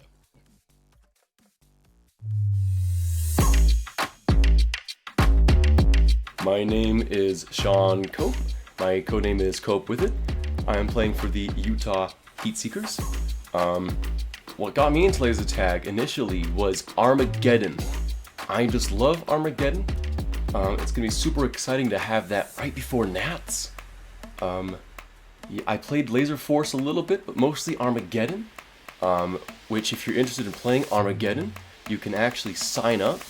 Right now, we'll be playing in Syracuse, New York. My favorite part about Armageddon is all the drinking that happens. It's just such a fun time. Hopefully I can find some new hats to wear while I play laser tag. And I'm really looking forward to Armageddon. I mean, Internationals 2026. Good to know. Good to get to know some of these newer players to the Laserforce scene. And yeah, it's like, it's strange. Like, all those people out of Utah look The oddly same. similar. We don't want to paint them with the same brush, but there's something going on out there. Yeah, in yeah, the desert. water, It's yeah. something in the water. I'll be back. You'll be back. Yeah. You'll be back.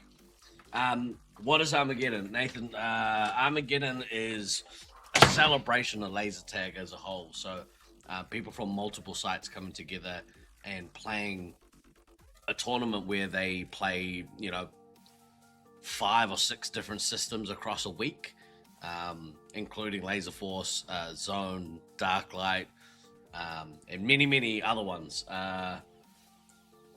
They actually ran the Armageddon tournament back to back with this one this year, so we had a lot of crossover. And in fact, it's probably appropriate. This Armageddon team is made up of predominantly Armageddon players who their main systems isn't Laserforce. So I'm glad it's not just me. I thought that was Rockwood.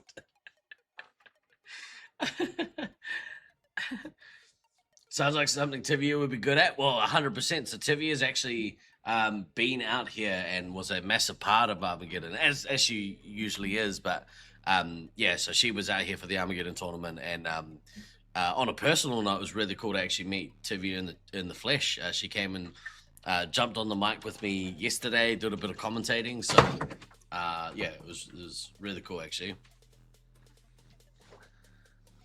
Let's have a look at these teams. We've got Armageddon versus Team Olympus. I think Kadama is sitting again, so Okay. I wonder if they'll keep Dill on that comm or change it up. And, they won pretty handily in that first one, as they should. They are a very experienced team, this Team Olympus. Been on the Laserforce scene for a long time and made up of players from California, Chula Vista no longer with us, Sacramento no longer with us. So, although Sacramento might be making a grand reopening soon, so it'd be cool to kind of go back and revisit With a center dedicated to Olympus from 2025 Nats, which is crazy, isn't it? Yeah. I can't believe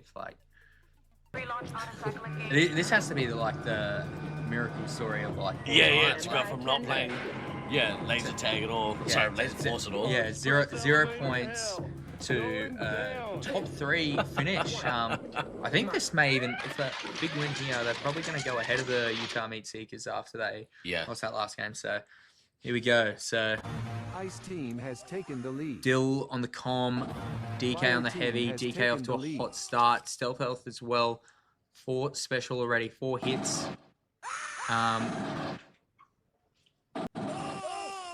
Redneck Tech a little bit of a rougher start. Stealth Health out to 7 special already, yet to be shot. He's 700, 7 special. So he is keeping them down 8-0 here. He's keeping pace. He's keeping DK and Dill away. One into Odin's Fist there. So big stuff. Is that a bit of a change? Was Odin's Fist heavy last time, or were they? I think it was. Okay, so DK, yeah, okay, DK onto the heavy. So. No, DK did play heavy. Okay, yeah. Stealth Elf out to 12 special. Do it. Very, very quick without the target. Dill a little bit behind. Redneck Tech keeping Dill down. This is a much better start for this Armageddon team. Like, even with the targets, they're still a K ahead, like, even without the targets. That's awesome. It's good to see. I think if they can keep up the pace. Obviously, there's probably always a thought of the when is it going to come crashing down. Yep. So, but so far, and like the key to that is keeping your ammo with lives. Like with lives. Yeah, so play Buttercraft 5 lives off him, but Odom 3 lives off her. So actually having to play the game this time instead of looking at a wall in the corner. So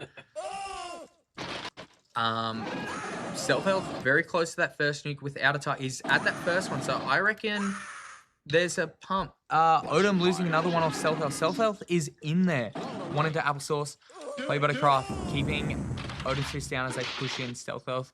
One at DK. Is behind by 3,800 points. Skills a little bit low. Same with Redneck Tech, but Play Buttercraft down to 13. Odom down to 16.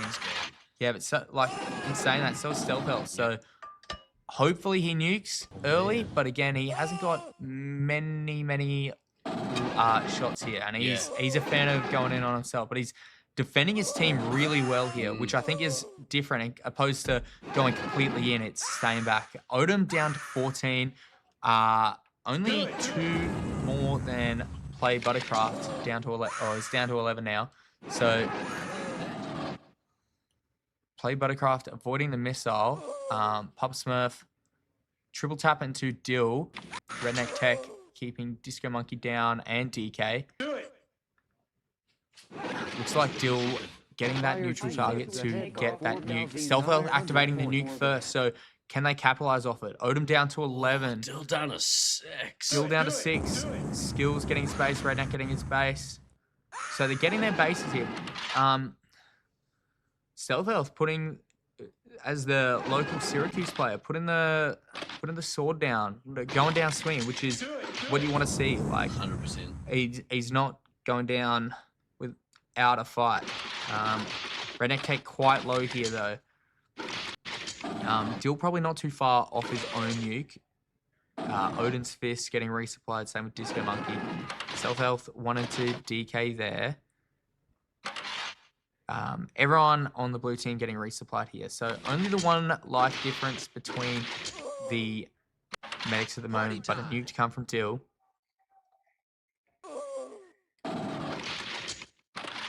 DK getting a few resets there. Stealth Health, 2 into DK. Stealth Health at 10, still without a target. He is blowing Dill out the water here. So it's a K ahead of Dill.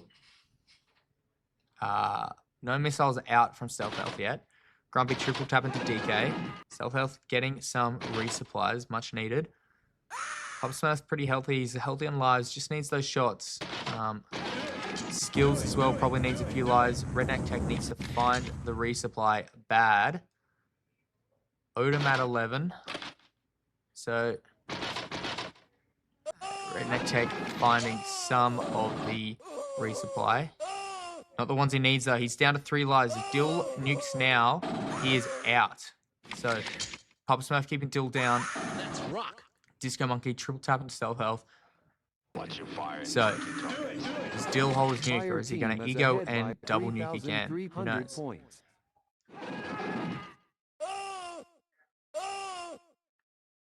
Boosting Play Buttercraft getting one of their targets. I needed that. Redneck Tech's still really low on that 5 lives.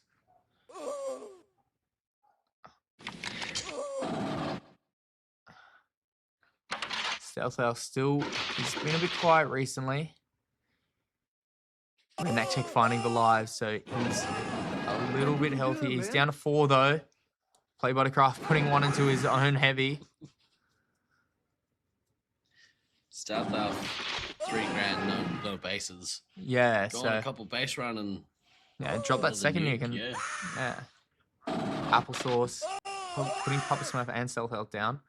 Self Health putting Ice team Applesauce is down though. behind by 2,200 points. Medic down 5 for Armageddon. They're still in the lead though. They still hold the lead. Even if Team Olympus tie on the bases, it's only a K in it, so 1.5. So I think this has been a much better game from them. Especially taking 10 lives out of the medic. Yeah, compared to last game where it was 3 off 1 nuke. Yep. So Took him out with a heat. Dill probably about to nuke. He's up to that 44 skill stealth health on 19. Still no targets. Play Buttercraft getting their last target, so that's good for the team. And Do it. they've held the lead for like a reasonable amount of this game as well. Like even without the targets, even with the targets, like they're doing well. I think 420 so we're gonna look to drop 2 here. yeah, maybe up to 3 as Maybe well. up to 3, yeah. He's up to 53, so I think he's probably just going to go. Stealth Health might get their second off. I needed that. It'd be interesting to see what happened if Dill potentially got a nuke diffused here. Oh. Play Buttercraft down out of the game. Yeah, so check not on too far 1. after. He's had a bit of a harder game. Stealth Health getting one of the bases. Using one of his missiles for it. Cease fire! Cease fire! Pop Smurf down. Redneck Tech wanted to just go monkey. DK missile into Grumpy. Stealth Health putting Dill down. Stealth Elf probably just needs to pull. Otherwise, Fire team some more pressure on Odom. There it is. Activates. Wow, Detonates it. So imagine if Dill had pulled his just as he got it. Would have been behind. I say we Skills take getting off in. and nuke the Here comes the entire 3. site from orbit. 3 chain. Yeah, and that's going to put out skills as well. I say we take off and nuke the entire site from orbit. Feels like a little bit of ego there. I think so, and I guess if there's a gain to ego, you can probably do it. But still, like they punish them for it. Yep. 10 more lives off. Like Odom down to 7 instead of 17. So they lost a couple lives there. Certainly wasn't a convincing win. Yeah, they're gonna get the elim, but they made them work. They didn't go down. They didn't go down easy. So yeah.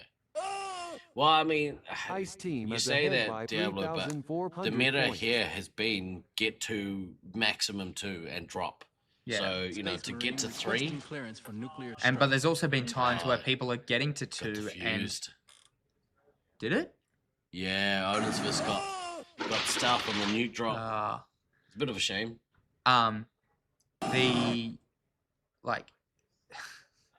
There's people who are stacking 2 and their teams start losing because of it, because they didn't pull early enough.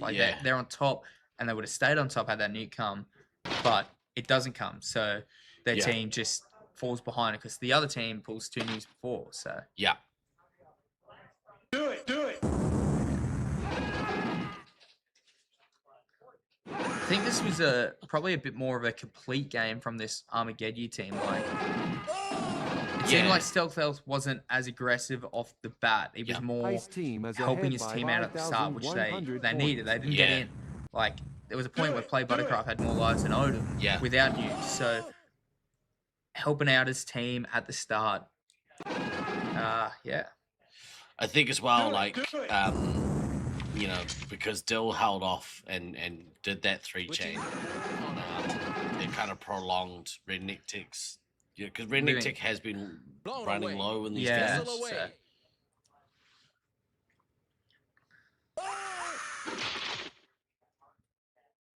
So 4 lives, Stealth Health running around.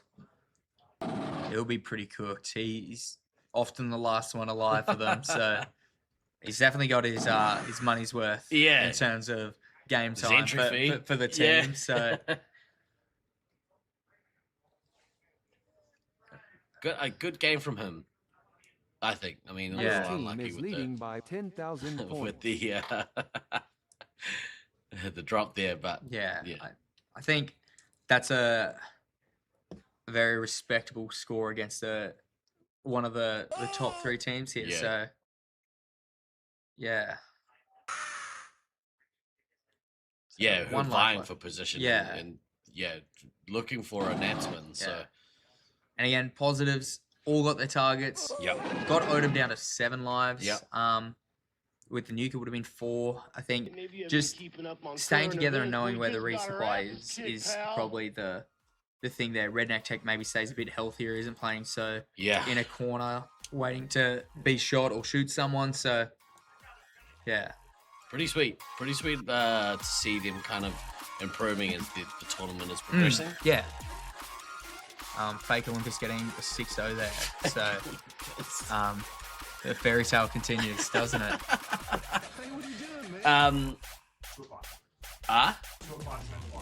2 o'clock is the next block. Are we having a break for 15? Yep. All right, well, we're on a 15-minute break. What I might do, you're going in for this next match. No, not next, but I'll be in there. I'll be in there very, very soon. What we're going to do, I'm going to cut across. We're going to take a very, very short break. We're going to have a look at the fan cam. We're going to keep that rolling. I'm going to have a sandwich. Oh, what'd you get? I got a chicken Caesar ciabatta from Wegmans. I did see that, but I want the chicken pesto one. Oh, so. yeah, you can tell me how it is. I've had this 3 days in a row That's now. pretty good. Pretty good. Really good. The Wegmans is the business. Mm. Bro, thank you for commentating No with problem. me today. It was fun. Good luck to you in the coming up. I am really looking forward to seeing what you guys could do against the Heat I know they're listening on the stream. Utah, you're going to seek this meat. I'm repping the BDRL today. You're getting it. I'm going to hybrids all over you. I'm going to hybrids all over you. If they're watching out there. I don't know if they are, but I'll go out there. At least one of them will be. Yeah, they've got a speaker. They'll be listening, so... All right, kids. 15 minutes. 15 minutes to the next one. I'm gonna shoot across and have a look. I'm gonna go on mute and eat a sandwich in my cave, my shame cave. That's pretty much what it is. All right, see ya. See you, man.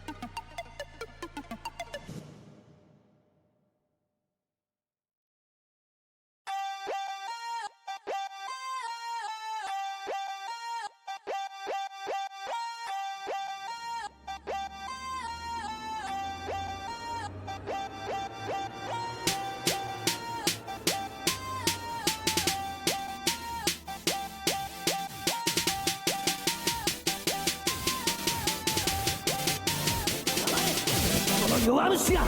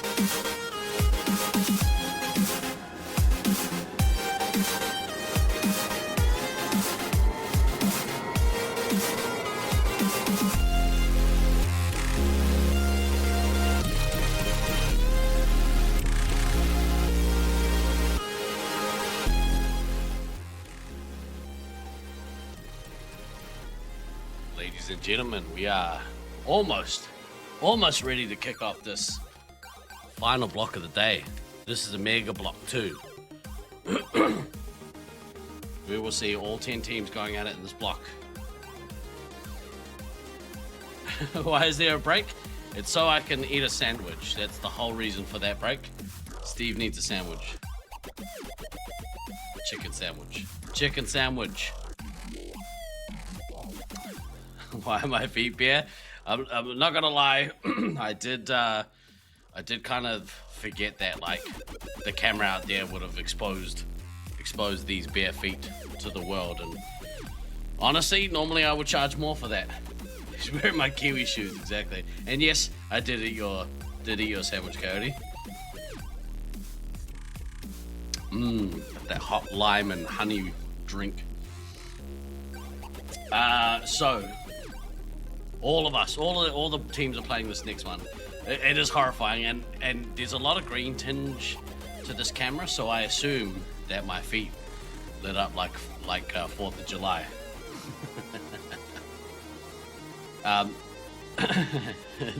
The floor is a little suspiciously grippy than I would like. I wasn't expecting it, but it is what it is. And you're right. I'm trying to build up that immunity. Immunity since being here. Before we get into it, I've got to have to play this video. For those of you who've seen it, awesome video. We're gonna have a look at a message from our good friend Tragedy from Brisbane. One chance a year for some. This moment has been building for 12 long months. For others, a lifetime. Every sprint, every bruise, every early morning training run, every late night planning session, every impossible comeback, every crushing defeat, every heroic survival, all of it has led here, across cities, across countries, across oceans.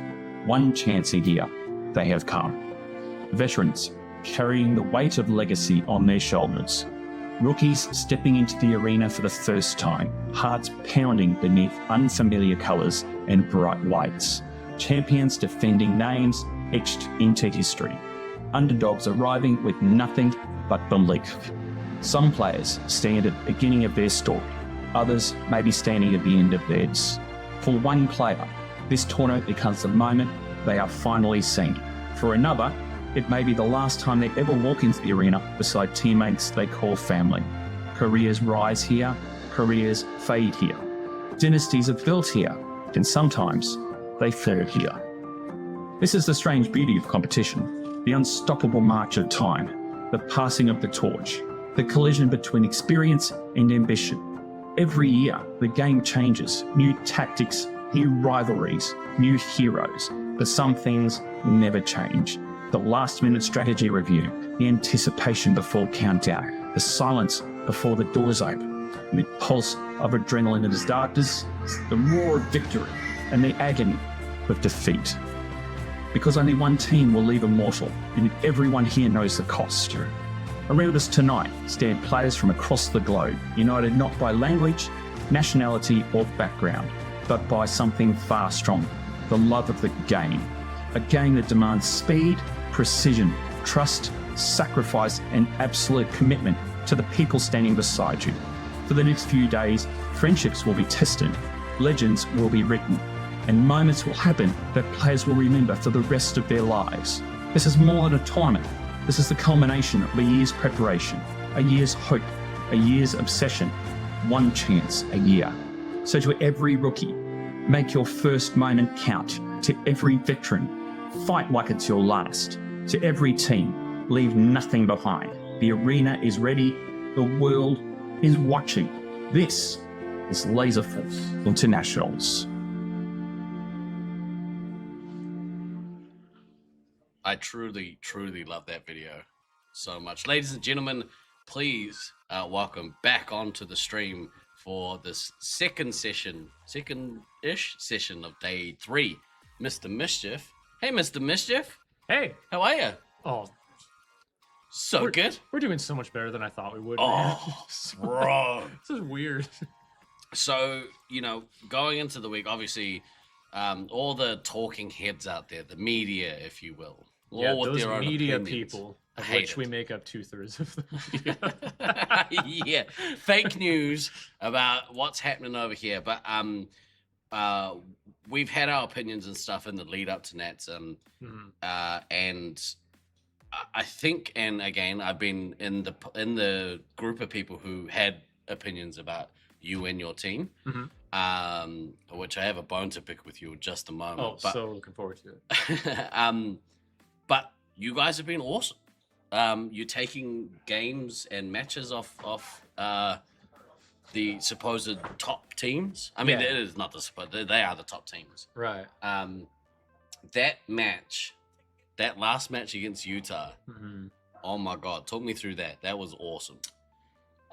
Well, to be totally honest with everybody, we planned before the tournament, like today we have a bye, we have Utah, and we had one more team, and we were gonna actually have a little fun with Utah. We were gonna change the positions, take a little breather. And because of where they're at, they were like, no, we want to play for some points at least. So this first game, we're going to go all out, both teams. And we're like, okay. We were sitting the Fear Turkey. Yeah. We're like, he was hoping to go out for drinks with Slaughtermelon actually during the second game of our match. And we just gave it our all. Our plan worked really well. And the next game, they were like, yeah, we're not letting Caleb go out for drinks with you. Yeah, we're going to need him back. Yeah, and man, they were out for blood second game. Yeah. We fought hard. We took it to them, but... Well, we were kind of talking about it because you guys ended up taking the match, and there was 302 points in it. And we were sitting here kind of discussing. I was sitting here with Prom Boy, and we were calling the match, and we were talking about they had to get the elim, but they had to do it in a way where they could farm a bunch of points first. And there was a moment in the match where they could have killed some of your team out without getting bases, and there was this real weird thing of we want to get the elim, but not too fast, but before they get the bases. But both of them getting all 5 missiles in, 13K and 9K from the 3 hits. Yeah, it was awesome.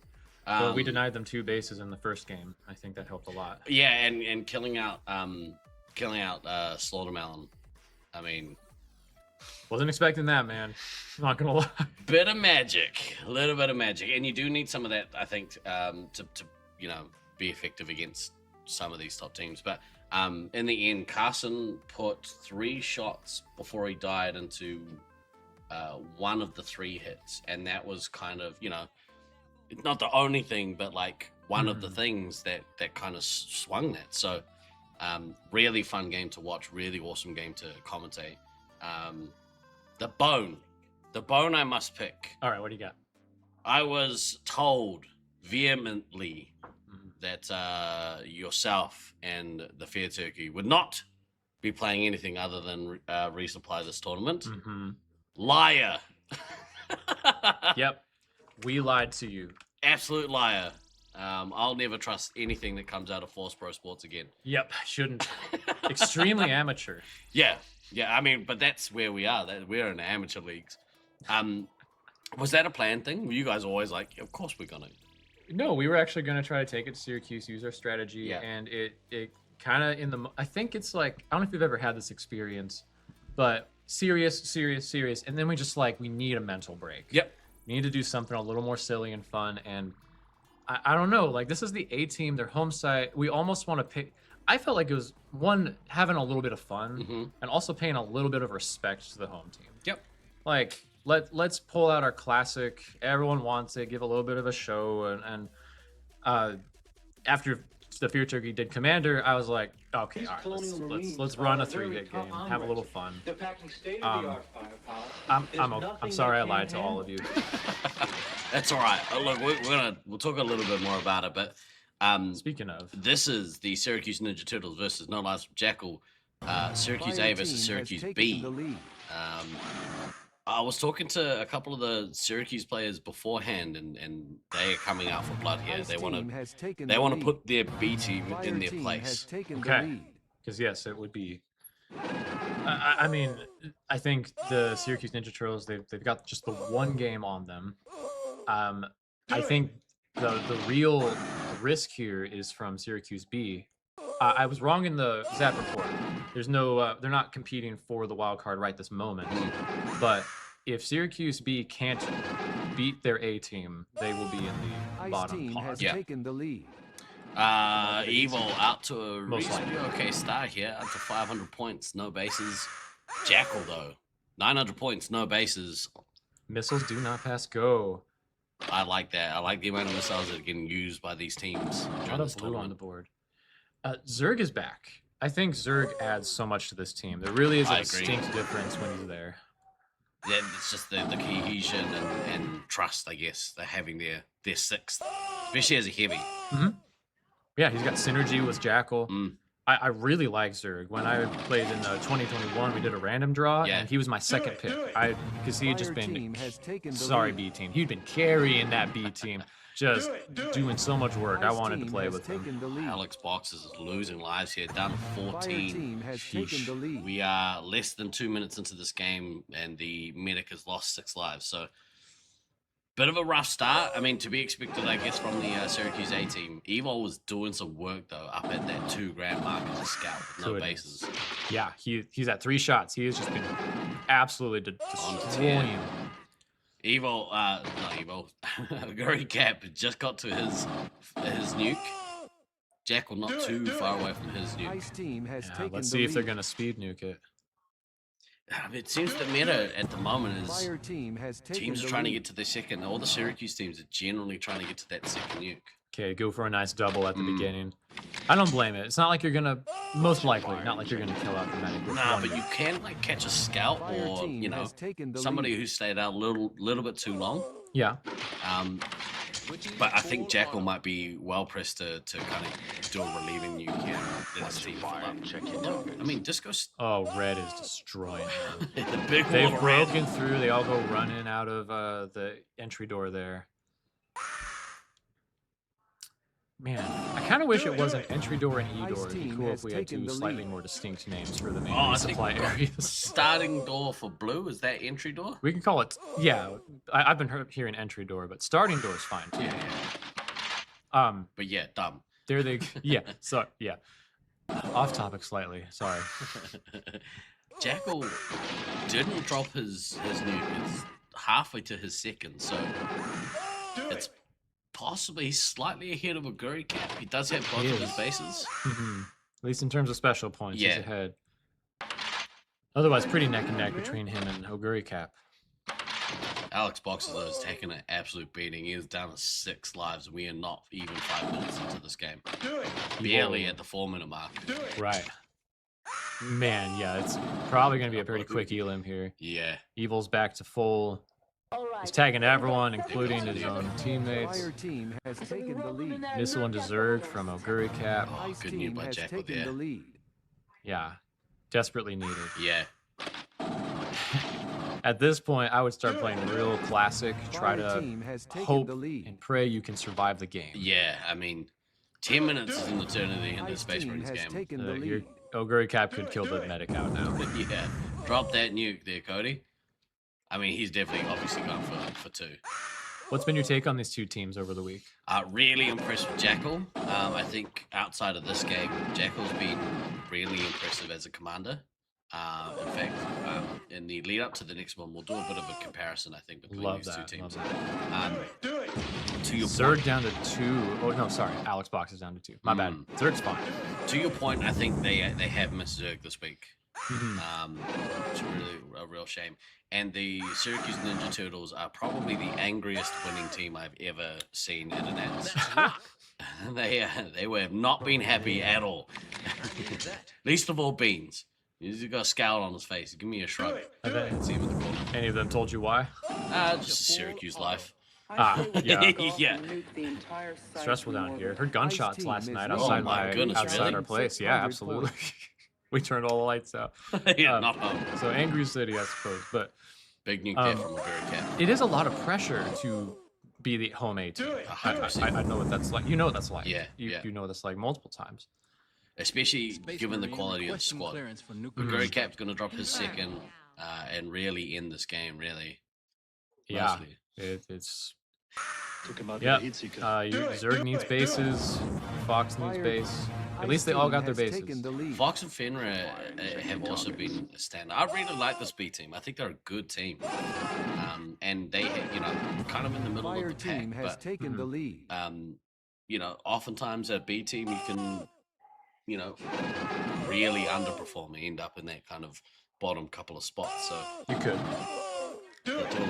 Top to bottom, I think they've positioned themselves really well. Yep. They got very quality players at every position. Black Hammer, Dirty Cheater. He's been, we had a brief chat with Black Hammer the other night and sort of struggling a little bit with feeling like he needs to be doing more on his team. But I think if your teammates around you are doing their job, it means that there's only a certain amount of points out there for you to get. So Fenrir with the zaps on Black Hammer, very nice. Very cap. Yeah, good amount of blue there. Actually, I kind of missed it, but like if you're gonna die, just go out ham. swing. Yeah, go double ham even. I mean, maybe get your base and then go ham. Fire team is ahead by 1,400 points. Just in case, like if you're the B team, I would Boosting now. You just hope somehow you can catch them off. You Yeah. get a bunch of resets, kill them next game, and have your bases enough to make up the difference. Now I keep getting told that the red base is kind of a little bit easier to play from. But I have been told from some of the Syracuse A players that they actually prefer to play from blue.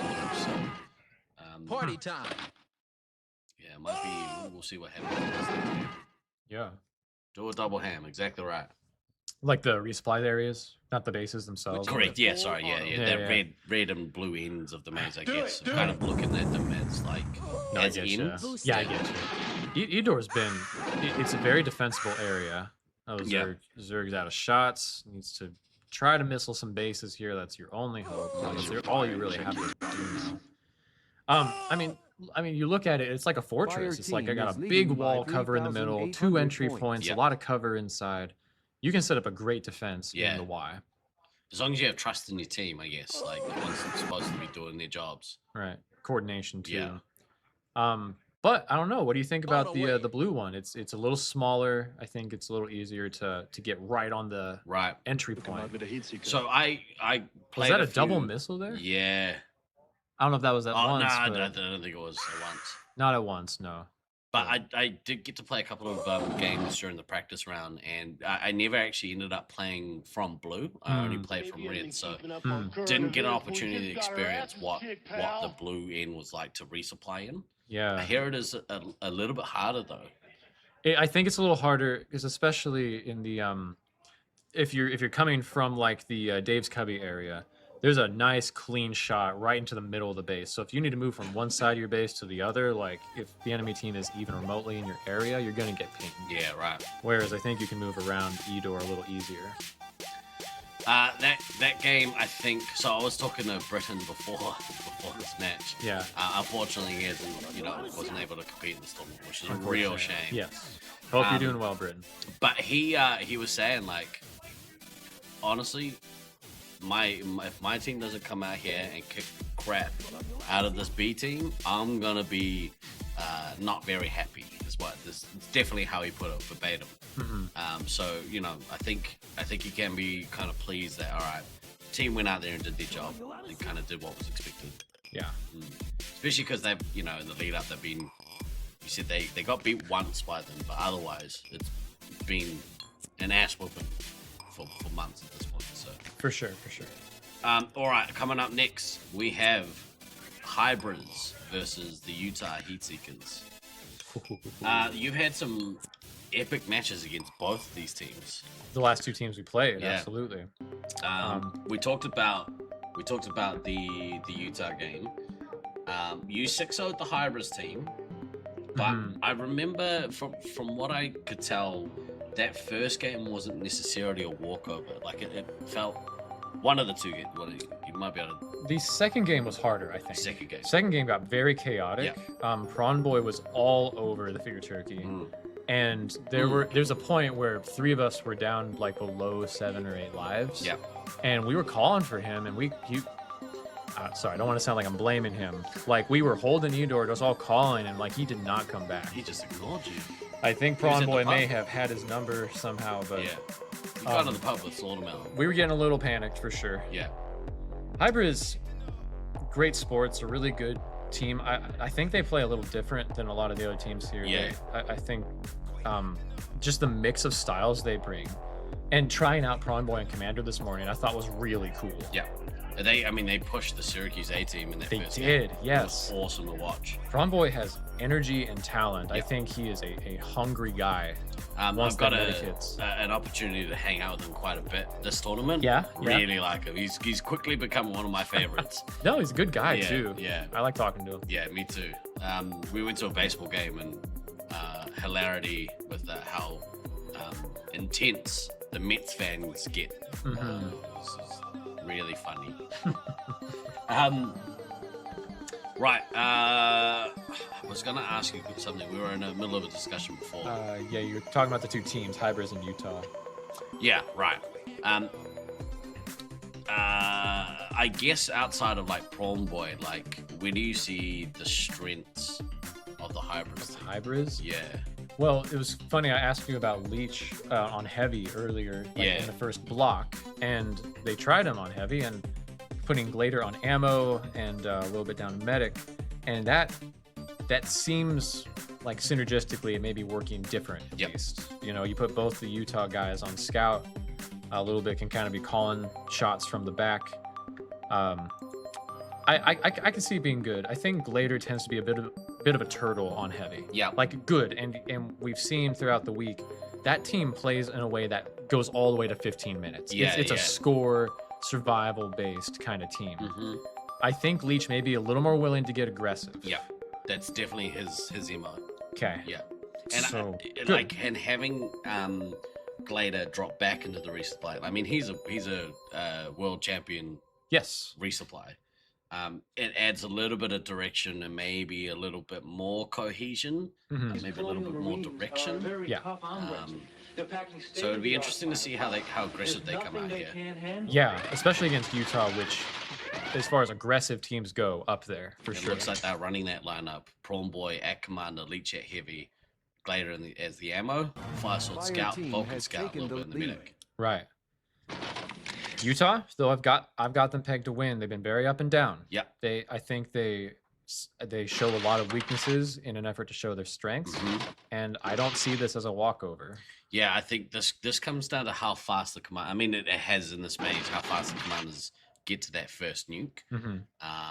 Bit of a slow start here from everyone. They kind of everyone's loading up. Yeah.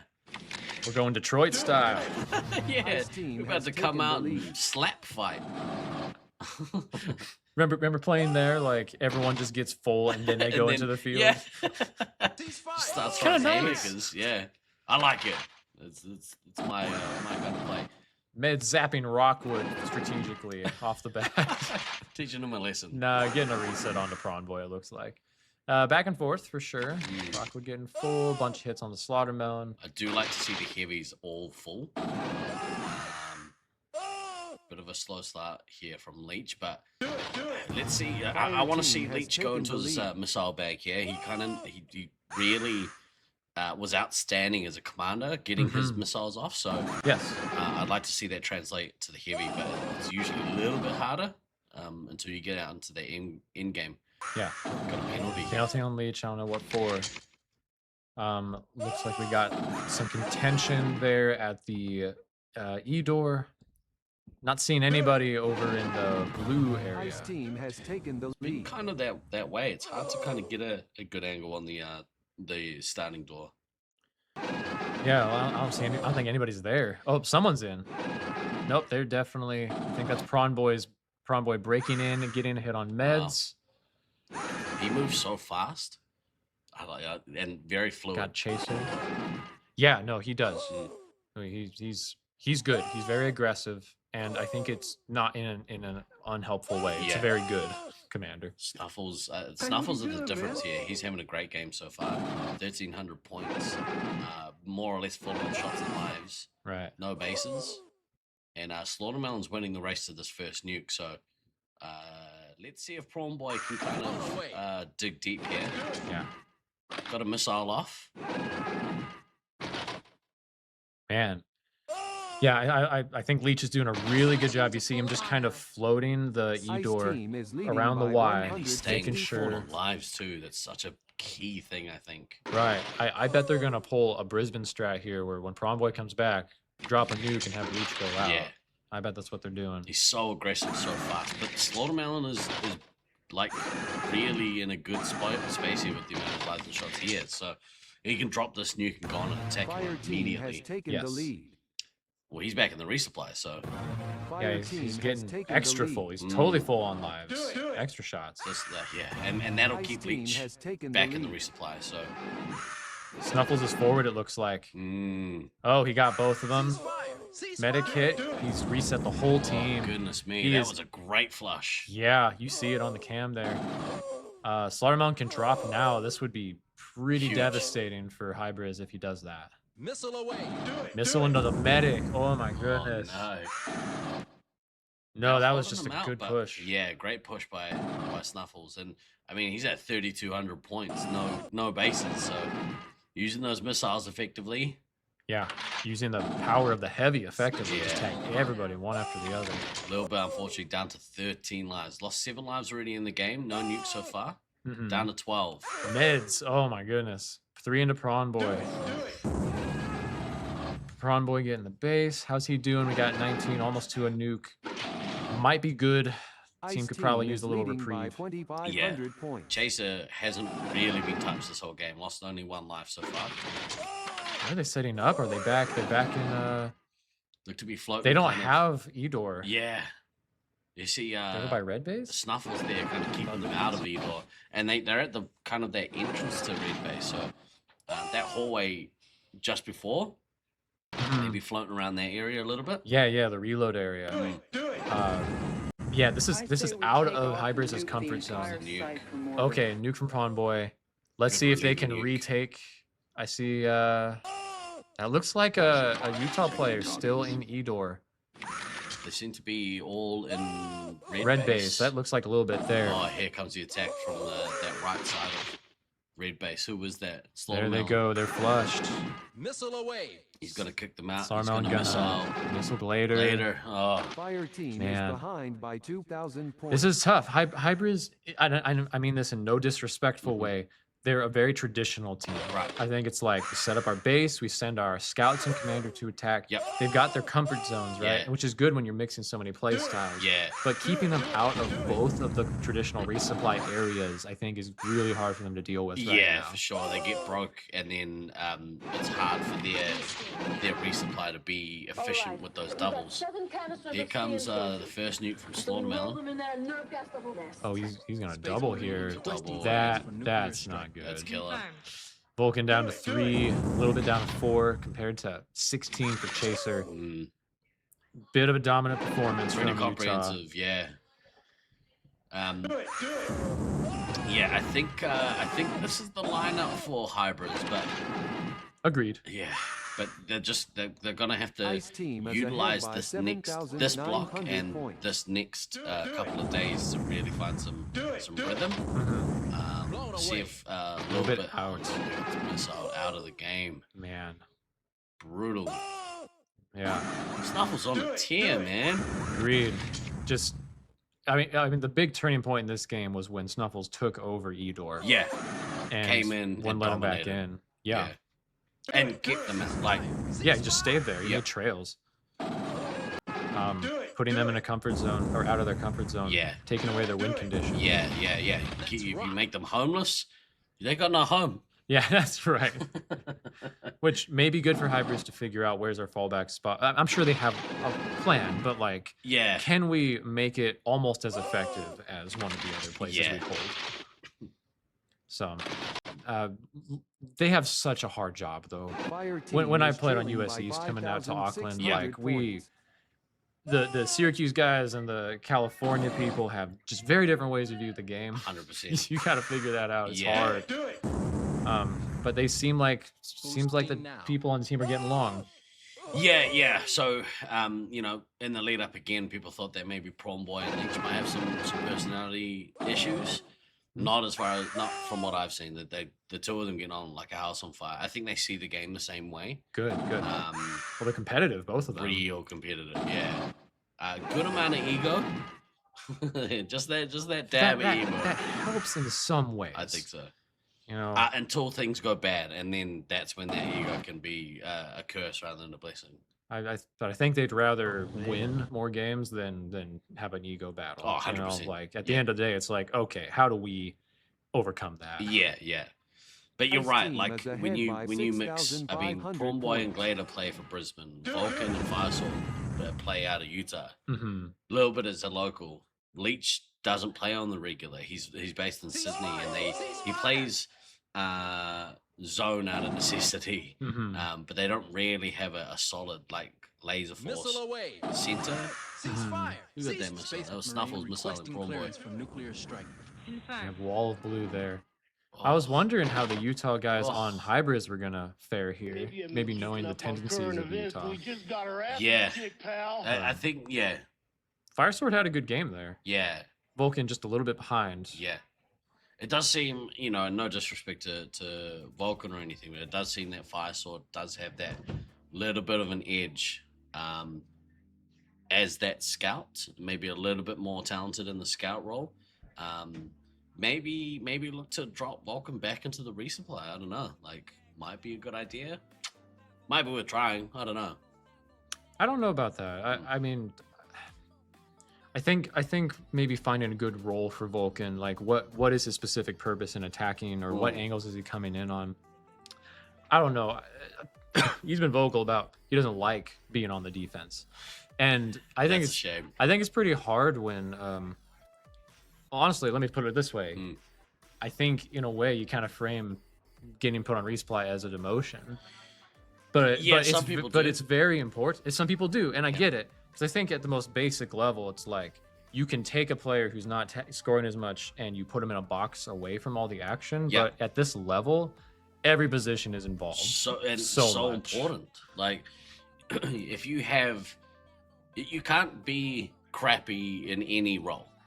Like, the only difference between, say, like being medic and being scout, like, medic isn't really the traditional laser tag. Like, laser tag players, and I think I've talked to somebody who played Armageddon about this, and they were saying, you know, ammo and medic, they're not like playing laser tag. Laser tag, your fundamental is go out and shoot people, don't get shot. Right? Yeah. These roles are different than that. You're not expected to go out and play laser tag. So it is a shame to maybe have that very rigid, well, I don't like playing resupply. I think being good at everything is a blessing, and I think in a team environment, if you got to do what's best for the team. You have to do what's best for the team. And so I took that role on last year because, you know, I've got mobility issues these days.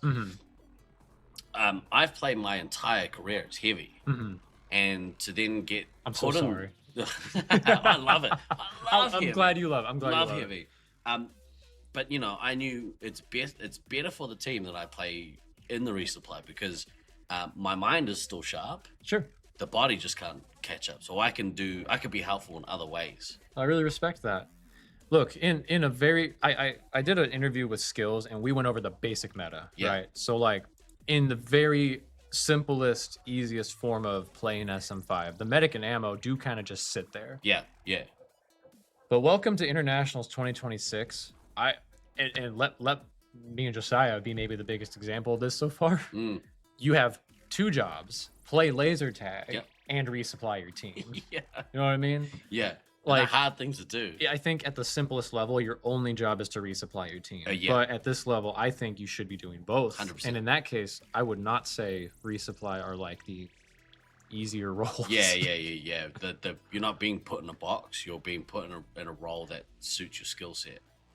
and is more beneficial for the team potentially. Yeah, and there's lots of other people that do that. Like Meds is really good at playing laser tag and resupplying his team. Applesauce is always out, just like finding the medic on medic hits. So I just wonder, like, what role is Vulcan playing on the team? When you look at Cali A, like, their scouts have two very distinctive jobs.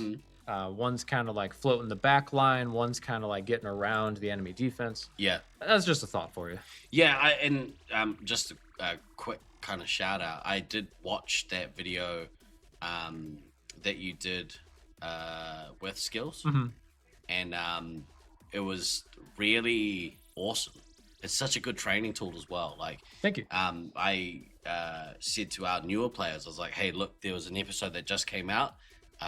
Go and watch it, because it's going to teach you the fundamentals, the basic fundamentals of Laserforce in a not in a classroom setting necessarily, but more of a active discussion, which I think is better, because Skills kind of like speaks on behalf of the audience, right? Sure, absolutely. Let's have a look at these two teams. We've got Sweets and Savory versus the Expendables. And we are Syracuse C. What do you think of the Expendables so far? I really dig Nobody. I think she's been real standout, and I think X-Man has been awesome. And obviously, Razor Wire is doing some work as well. Like, they put Razor Wire on the scout. Yeah. Blows on medic. I also want to credit Mama Bear. She's been the shot caller on the team. If you're in the arena, you hear her telling people where to go and what to do. I've been hearing out here. I can hear like what's coming through the neutral gen, and you can hear her. Yeah, it's a very distinctive Mama Bear. It's been very fun to watch them grow, build more synergy. Yep. This is, you know, you have Armageddon, which they won't get to play again until pod play. If you have another team like this at least is not one of the top 3 teams or whatever right now. They can play their best and see if they can get an upset here. Yeah. On the flip side, watching the Sweets and Savory team has been a real joy this tournament. Oh my gosh, I love them. Yeah, me too. Sweets is out to a pretty fast start here. Have to get that nuke. Yeah, I would be interested to see if he drops this nuke very quickly. Missile and a Doge Buster. There goes the red getting flushed out of Eudor. Let's see if... It was almost already down to 14 lives. Good pressure. Look at that wall of blue. Yeah, nope, they're just getting them. Halange is doing some work too. Oh man, Halange is a great team player. I think she is. She does a great job of working around Sweets. Yeah. You know, they have a good attack rotation. When the team comes back, she's always going back out. So I like that. Yep. Okay, there's some recovery from Red, much needed. They need a place to go. Like to see Halange went through Eudor. Like to see the ammo and the heavy pick up some lives here. Yeah, Mama Bear is playing dangerously low. I have a sense they probably don't have a safe place to really get it. Yeah, I assume that Sweets is going to have to back off and go back shortly. Very aggressive. Yeah. But once Sweets goes back, that's going to be the opportunity that they're going to look for. Nobody down to 8 lives, but has that nuke. Yeah. Good to see her drop this, actually. There we go. Yep. Yes, please get it out before Sweets. Like, Fire team. Yeah. Very smart. Your team need it bad. Mama Bear, please. Please, Mama Bear. This has become a peeve, watching these games and seeing the ammo go very, very low. And I understand there's a certain amount of pressure, but that's efficient resupply, I don't know where the red team is right now. They're not in Eudor. Let's go searching. Yeah. Find the security cams. Nothing to kill zone. It's weird. Sometimes they seem to disappear completely out of the arena. I feel like we're playing Five Nights at Freddy's right now. There's some action over there in kill zone. Yeah. Looks like they may be along the back brick wall. Okay, and look at that recovery, 97 lives from Syracuse So C. good. They were able to figure it out. Axeman keeping people down. Woes and Mama Bear reconnecting, getting some doubles out. Man, look at the score from Halange, though. Yeah. She's on a tear. She is. No bases. Pretty much top scoring the team. Very, very good. Just a little behind Sweets. Yeah.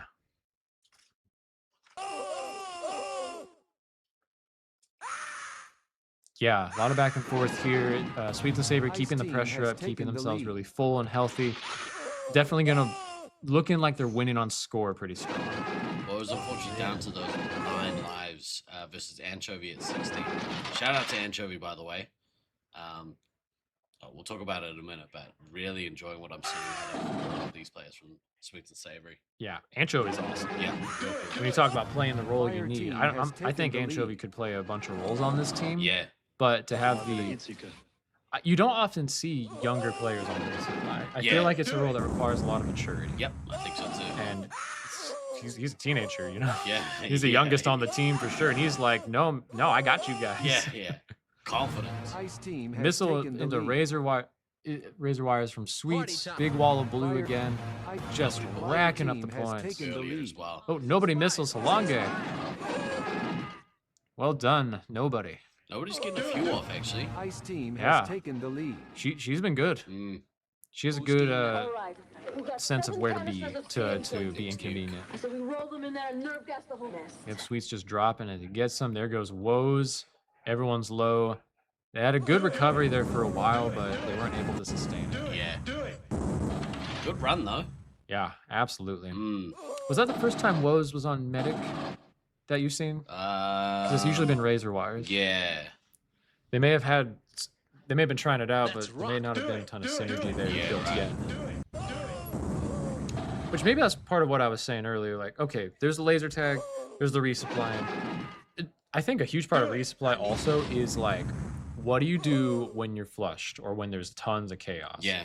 It's boring when you're winning, but like Mama Bear and Woes got separated. What do you do? Yeah. Do you call out and give away your position? Do you run around and potentially get reset a bunch? Do you hide in a corner at the detriment to your team? Like all these things you learn as a resupply, and this is again why there are no positions in Space Marines that are garbage positions. You have to know what you're doing. I guess if you're the medic on a Brisbane A team, you're probably going to have a little less to do, but you still have to understand the fundamentals of the game. Agreed. Completely. Fire and check your targets.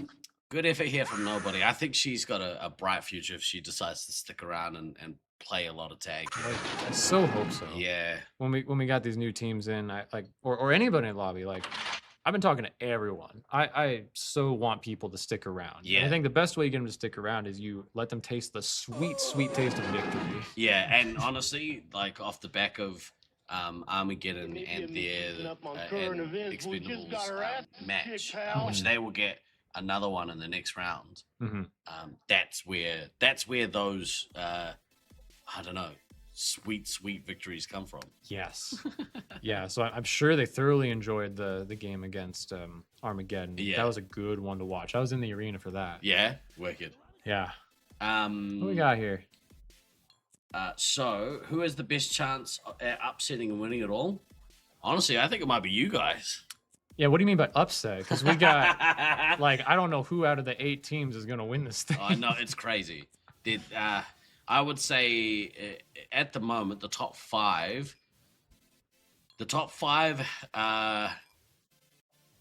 any one of those teams could win this tournament. Something goes your way in finals and goes your way in finals is the big thing. Yeah. Yeah. And I'm expecting that all the teams are going to be, well, you kick it up in finals, obviously, and then are you going to do anything different? I think is a big piece of it. Yeah. Can they predict each other? Who's going to counter who? Yeah. All important questions. Real quick, so I had a hot off the press note passed to me by the tournament director here.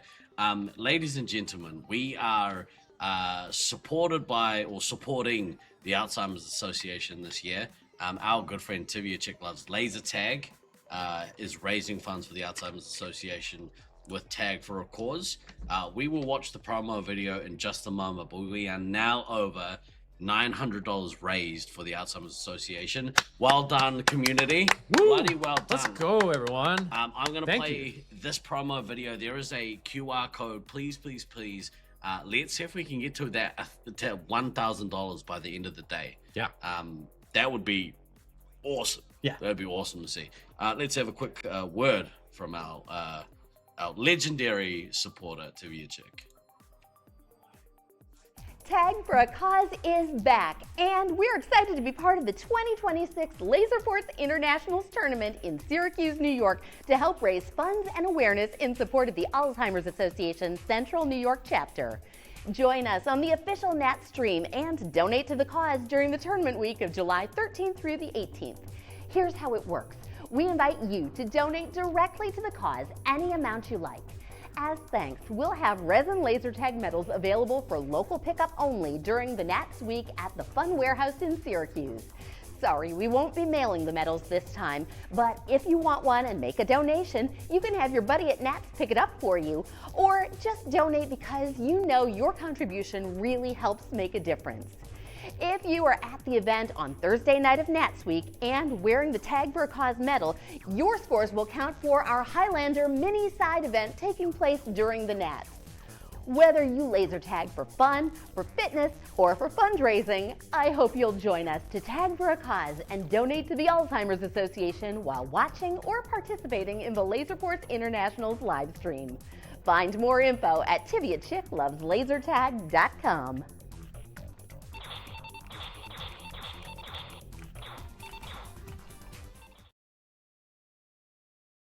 Awesome. Oh, sorry, you're muted. Smart. So awesome. So good. Thank you, Tivia. Thank you, community. I'm a big fan of trying to raise money for good causes. As most of you know, we've done a little bit of fundraising over at the Resupply channel. In fact, we just did a charity drive for ALS in New Zealand, motor neuron disease. Awesome. Our community raised over $8,000 over our 16-hour marathon stream. That's insane. Crazy, right? Now it is New Zealand dollars, but still, that's about 5,000. You know, it's $8,000. Yeah, it really is. And you know, from our very small community, a very small slice of the internet. So get behind a good cause, peeps. Right. Got Love and Reloaded versus Armageddon, and I'm excited to just sit here and watch them go. Let's see what happens. Looks like the classic lineup for Armageddon. We have Selly B trying out ammo here with Lizzie Lizard Heavy and I like that. Sabo Commander. Oh my gosh, Selly B is an incredible team player. I am not expecting her to really make any mistakes with her first time on this role.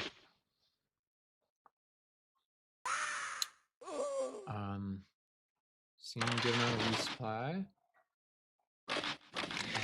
Looks like RNT's getting some stuff. A lot from teams trying Reloaded to get there. Full before before the craziness ensues. I know, another Detroit start. Ice team has taken the lead. Yeah, not much action. Everyone's chilling. I think I see Sabo walking through the blue there. Maybe searching for something.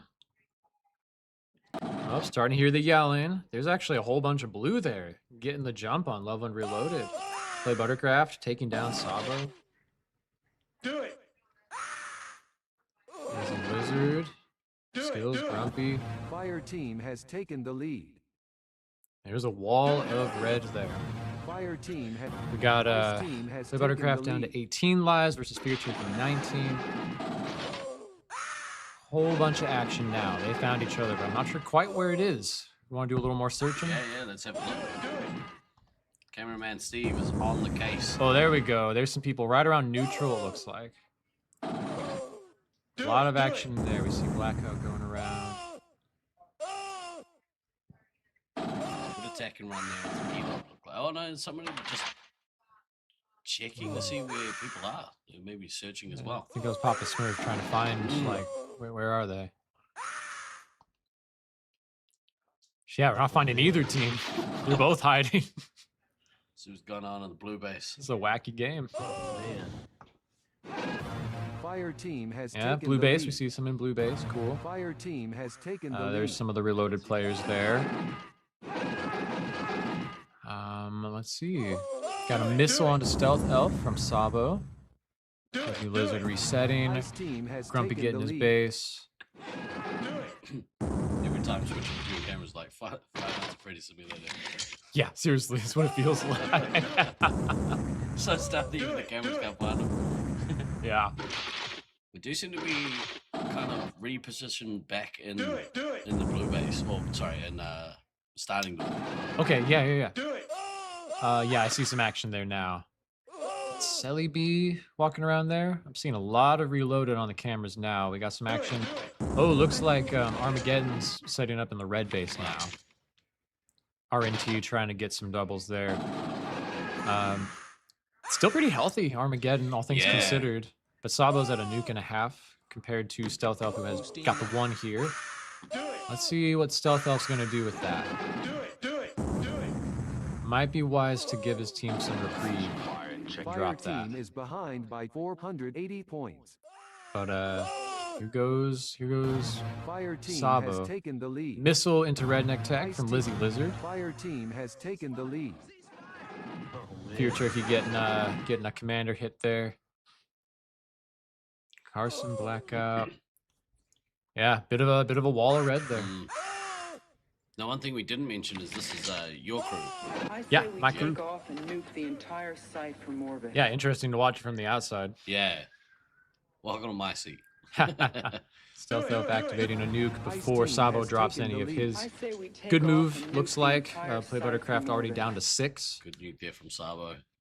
Down to 3. Here comes first nuke from Sabo. He's very close to another. Fire team has taken the lead. Interesting there. You could have maybe held for Ice the team has second. Fire team Dropping has, it kind of Ice 37 team seems has like taken the lead. I don't know. It's like, what were you doing? Yeah. Fire team has I taken think the there's lead. merit to it. Like, if you drop, you're now starting your next attack run at 17. Right.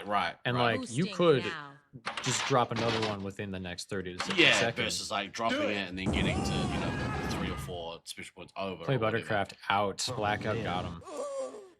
Oh, yeah, and that's an unexpected tempo change, too. I say we Like, take oh, off I wasn't and expecting you nuke to the nuke. entire site from You orbit. just did nuke. Like, how do you have another one? Here comes a nuke from Sabo. Yeah, good secondary one. Detonates. You hear the yelling. Grumpy is pretty good on lives, but everyone else getting pretty low.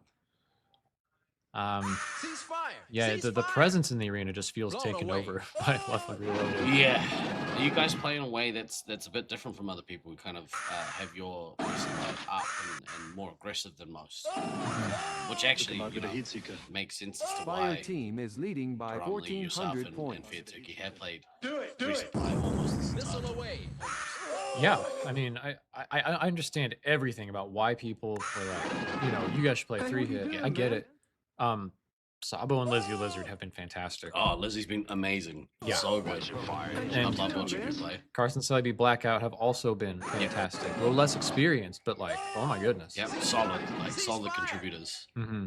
And they listen. Like, that's a huge piece of it. Like, they contribute. I think that's one thing I really like about the Utah team. They don't have all the experience in the world, but like they fill the roles they need and they learn. They're always learning.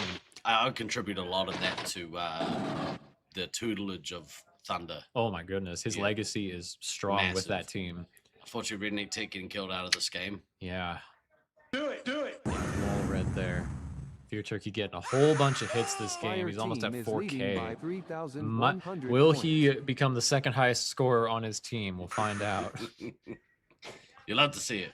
Zelly, give me shots. Battle Medic activated. Stealth up getting reset there. On his way to his next one, but I think he's going to probably get killed out before he does. There it is. There it is, yeah. No, Medic killing out the commander. Now he just flexes. The Fear Turkey wants these points. Skills triple tap into Lizzie Lizard. Very good. Like that. Mm-hmm. Switching to full auto. Yeah. Switching to Life full lessons, I auto. think. For sure. It's been fun to watch Armageddon grow too. Yeah. I think it's been hard when teams are like coming in pretty strong against you. Yeah. To like learn how to build the synergy, but Boosting. I think they've been willing to experiment a lot. Yeah. Ice team is What's the idea trailing by behind playing new roles 3,800 mid-tournament? Are the points. standings pretty set, or are they just taking a risk? I think so a lot of teams are actually rostering 7 players, which kind of forces the shakeup of your team positions. Lizzie getting a missile there. Very nice. I like the mindset of looking for the missiles. It's such a positive way to play, even in a game where you're whooping butt. Like, yeah, having the mentality of I'm still aggressive, still looking for those missiles. Yeah, it's better for the whole team. If C.Arson tags somebody, it's 100. If you give a missile, that is 250 points per each life you just took. It's efficient. Putting the fish into efficient. Yeah. But that's usually why you see a little bit of shake up. Although you look at the hybrids team. Here comes Sabo's nuke. Put Grumpy out of his misery a little bit. Oh, you can't make that man miserable. He seems like such a happy guy. Yeah. That's the benefit of this Armageddon team is they love laser tag. They're laser tag players. Yeah. It's gonna be really hard to keep them kind of like obviously be disappointed in the outcome of a game, maybe. Yeah, you want to win. But the tournament as a whole, they're like, no, we're here. We're having a bunch of fun. It's great. Totally Great fun. They can have 3 SI as punishment for naughty resub. Oh, hey, Nate. Thank you for the support. Oh, this just in. We are officially... Holy cow. Officially over the $1,000 mark for the Tag for a Cause by Tivia Chick. Well done, community. Thank you. Thank you so much. Get it done. Yeah. Whoever it was that donated during the break, thank you so much. Yes, thank you. Let's use that. That next milestone, that $1,500. That was going to be the initial target. We've got a total target of all-time raised amount from Tivia of $2,212, and that'll put us at the all-time mark. But 15 is kind of that next target. So let's see if we can get there. By the end of the day. That would be amazing. Yeah, seriously. Keep them coming in. Keep the donations. Truly a good cause, like making a difference. If we have a mod in chat, if you wouldn't mind chucking a link to the campaign. Thank you, Beans. Yeah, the campaign. And then we'll look to pin that at the top of chat so that you'll have a link there to go to and donate to. So please get donated. Whip their wallets out. Get that cash. Yeah. Right, up next. Who do we have up next? Syracuse Ninja Turtles. This is No Loss from Jackal. Let's do this real quick. Wait, has it already been 5 games? Yeah. Oh, no. No. Jumped ahead. We got one more. Yeah, Loveland Reloaded. What? We got a big one. We got Love A versus Callier. Oh, someone's messed up the buttons. I blame Gabe. I'm telling y'all now, it looks like we got Loveland A versus California A. Get yelled at by the producer. That's all right. Pen takes. It's all right. I'm not getting paid. Fire me. Yeah. I'm gonna take my talents to South Beach. Loveland A versus Cali 8. Now you are familiar with both of these teams. I'm very intimately familiar with Kodama's phaser, chasing me around and missiling me. And I'm familiar with the Loveland A players, because I know them. Now, let's talk about this. So, you guys are the B team from your side. Yeah. Altitude Issues are the A team. Now, day one... Minus the quotations. You minus whatever. Well, so day one, you guys take points from them. We do. You split that match. Did you get... I can't remember if you got 4 or 2. We 6-0. Oh, you 6-0'd them. Even better. Now, that's got to feel good as a B team. Yeah. They were kicking our butts all year long in practice. Yeah. Take that. Yeah, suck it.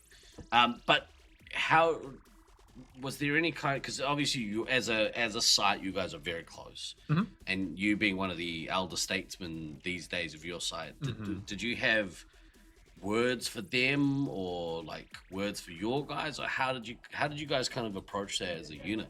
Oh, you mean from the first game when we fought each other? Yeah. Okay. Well, first of all, going hard against the enemy team is a sign of respect, 100%. in my opinion. Like, we took them seriously. Yep. I actually missed the first game.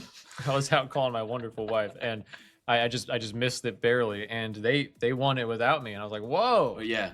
And then we won the second game. Yeah. And you know what? That is good for them. Yeah. We exposed some weaknesses they had, clearly, and they got better. We have seen a couple real amazing spikes from Loveland A as a result, but it really was hurtful for them. Yeah. Like, I think it was a big crushing ego thing. Yeah. But honestly, like, I'd want them to know the truth. I wouldn't want them to feel like they're better than they are. Yep. Now they're actually good. Yeah. To your point, here we go. We're gonna go over to here. Yeah, to your point, like it is a sign of respect, and we have seen, I think, the growth of those players. Sparks has, kicked it up into a whole nother gear, which is awesome to see. Turbo. Did you guys get back to your accommodation and did you look to kind of console, or was it more just like, look, you'll come to it when you get there. I'm gonna let Joe kind of handle this. It's Joe's team. Yeah. I've been an advisor.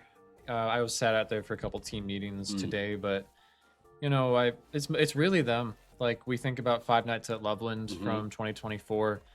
That's the core of this team, mixed in with some of the experience from Sergeant Tucker and Ghost.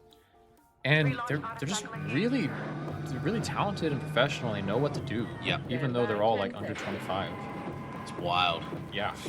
Except for Sergeant Tucker. Yeah. So we'll see. I think they know the fundamentals well. I did advise them a little about what kind of the strengths of Cali A are based on when we fought them. Yep. So let's see what they do. I really think this could go either way. I would give the edge to Cali A. I do think their playstyle will be particularly difficult for the Loveland playstyle to counter. Yeah. But let's see. Let's find out. I mean, Kodama's such a beast. He's so fast. So effective. I mean, he's already out to 500 points. 7 special points at the start of this game.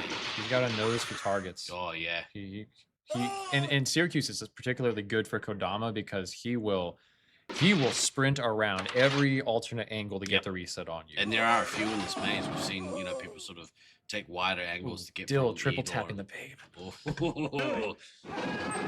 Loveland's defense is not doing too hot right now. Kodama and Dill right on the doorstep. Looks like Ghost and Sergeant Tucker getting the resupplies in.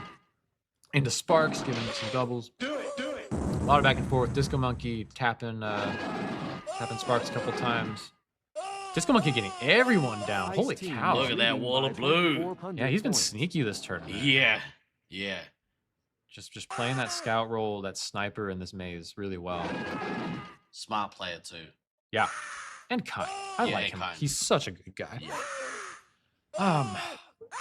Some much needed swing back from Loveland there, and some resupplies going out. So Loveland's looking healthy, but they're bleeding points. So it's really just turning into higher score for California right now. Kodama rounded the corner and is 4 shots away from his first nuke, but whether or not he drops these, low on lives, low on shots, we'll see what happens. Absolutely. Yeah, and looking, do we see California resupply anywhere? I think they started in the starting door. I couldn't find them. They've disappeared on me. They were in the starting door for a while, but now Odin's Fist is about full. I'm thinking we're gonna see a double 3-hit push coming up pretty shortly, or maybe a nuke heavy wombo combo. Yeah. Both commanders seemingly back getting a much needed reprieve. Dill's been killing it as well. He has. His hit diffs have been amazing. Insane. I rue the day I said, well, maybe they don't need him. No, he's very talented. Switching to full auto. He played this role 5 years ago, Yeah. and like that's obviously gonna help. That still translates. Yeah. And that He's Chula getting Vista better. connection is pretty strong. So himself and Kodama, that great 1-2 punch combo. Oh, absolutely. Yeah. Missile into Rook from Odin's Fist. Fire team Kodama's is on the behind tier, by 3,200 almost 2,200 points. points without bases. We are just over 3 Ooh, minutes Azra into the triple game. tap. Oh man, I say we Azra's take in. off and Here nuke comes the the nuke. entire site from orbit. Nuke from Kodama. Good nuke there. Nothing from Sparks yet. See any pressure be put on them? There's a lot of Disco. people in the E-door Yeah. there.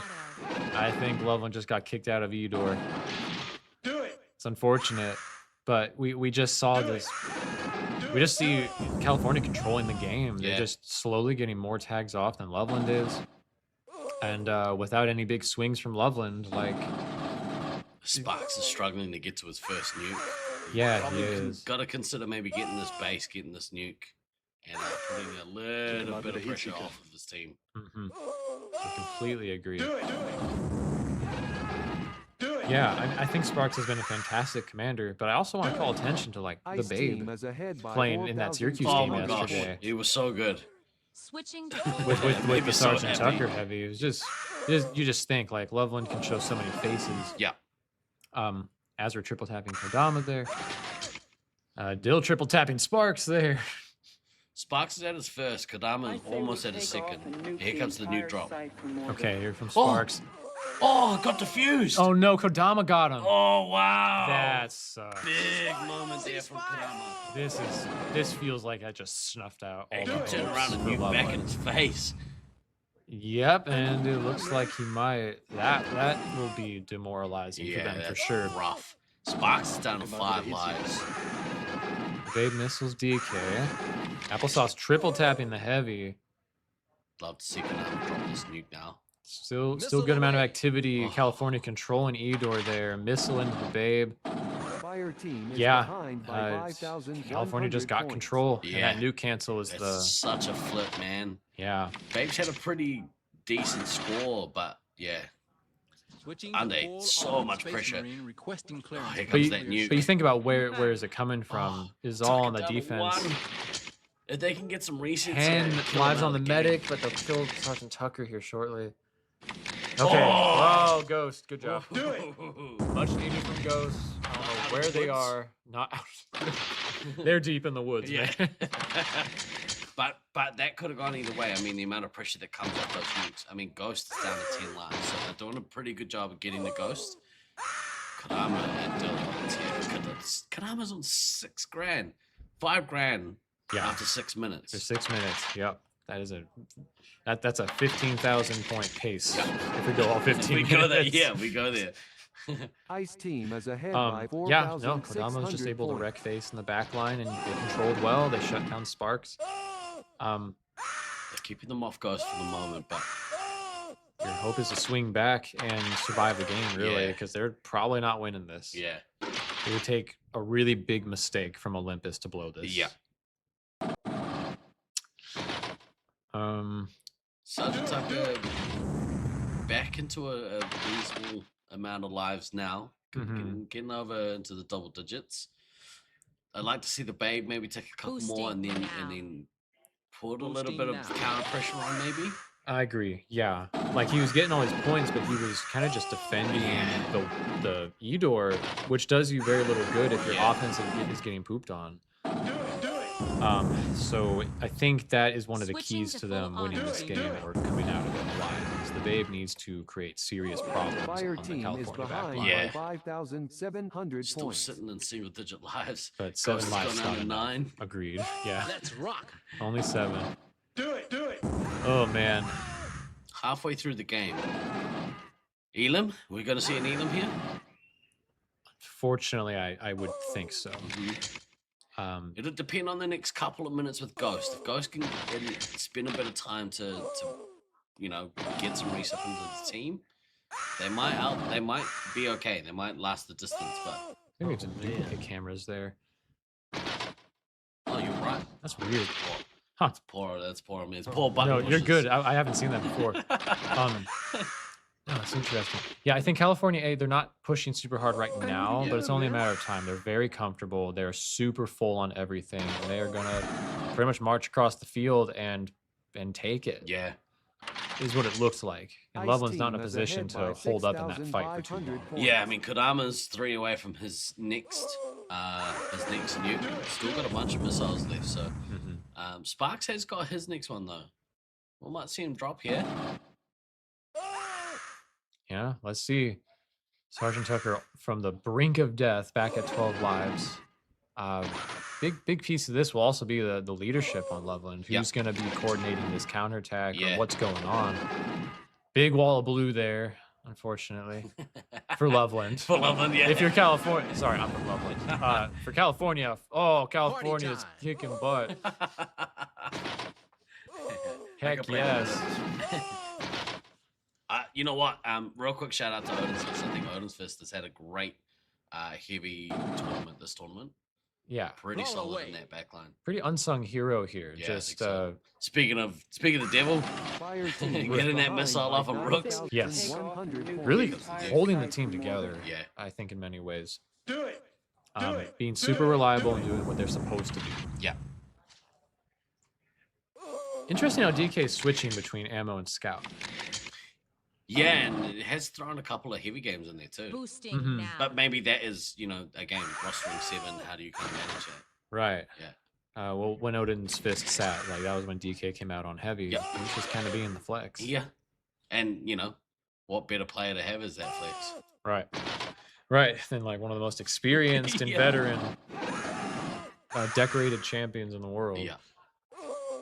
Goes down to 4. Halfway to a second nuke in the bag. Mm-hmm. You drop 2 on, again, we're 5 minutes in now. Red team still has a medic, so Ghost has done a really good job keeping his team alive, and also the Babe. Keeping the pressure off. Can we see entrance door? Yeah, definitely. Thank you. I think that's where the action is. Yeah, the starting door. My bad. Things where the action is. Looks like Loveland was holding there. I think they just got...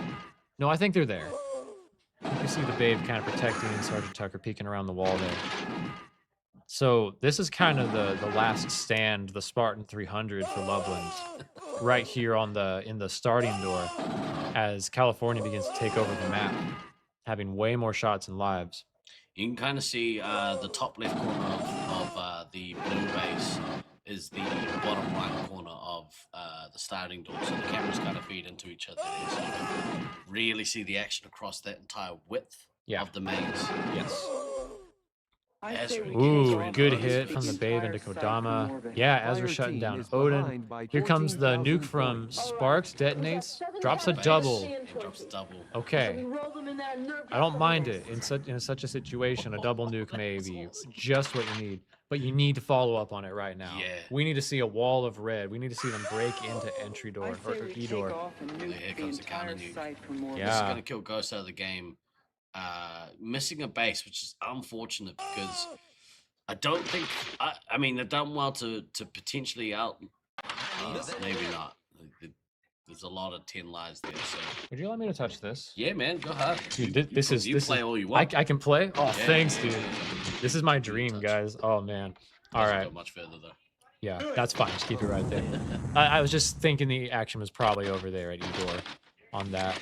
Looks like we do have the Rook circling around red base.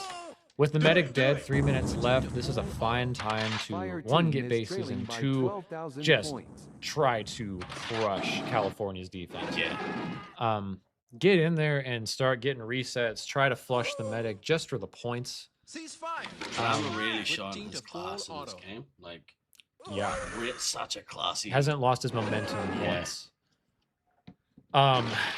And yeah, you could see him getting up to 12 or 13K in this game if he keeps it up. Yeah. Actually, I would disagree a little bit. I feel like California let off the gas a bit. A little bit, maybe, but I mean, Disco's had himself a game. I mean, they're all on good score, and we've got 2 minutes left, but I mean, you were saying that you would think that maybe there was a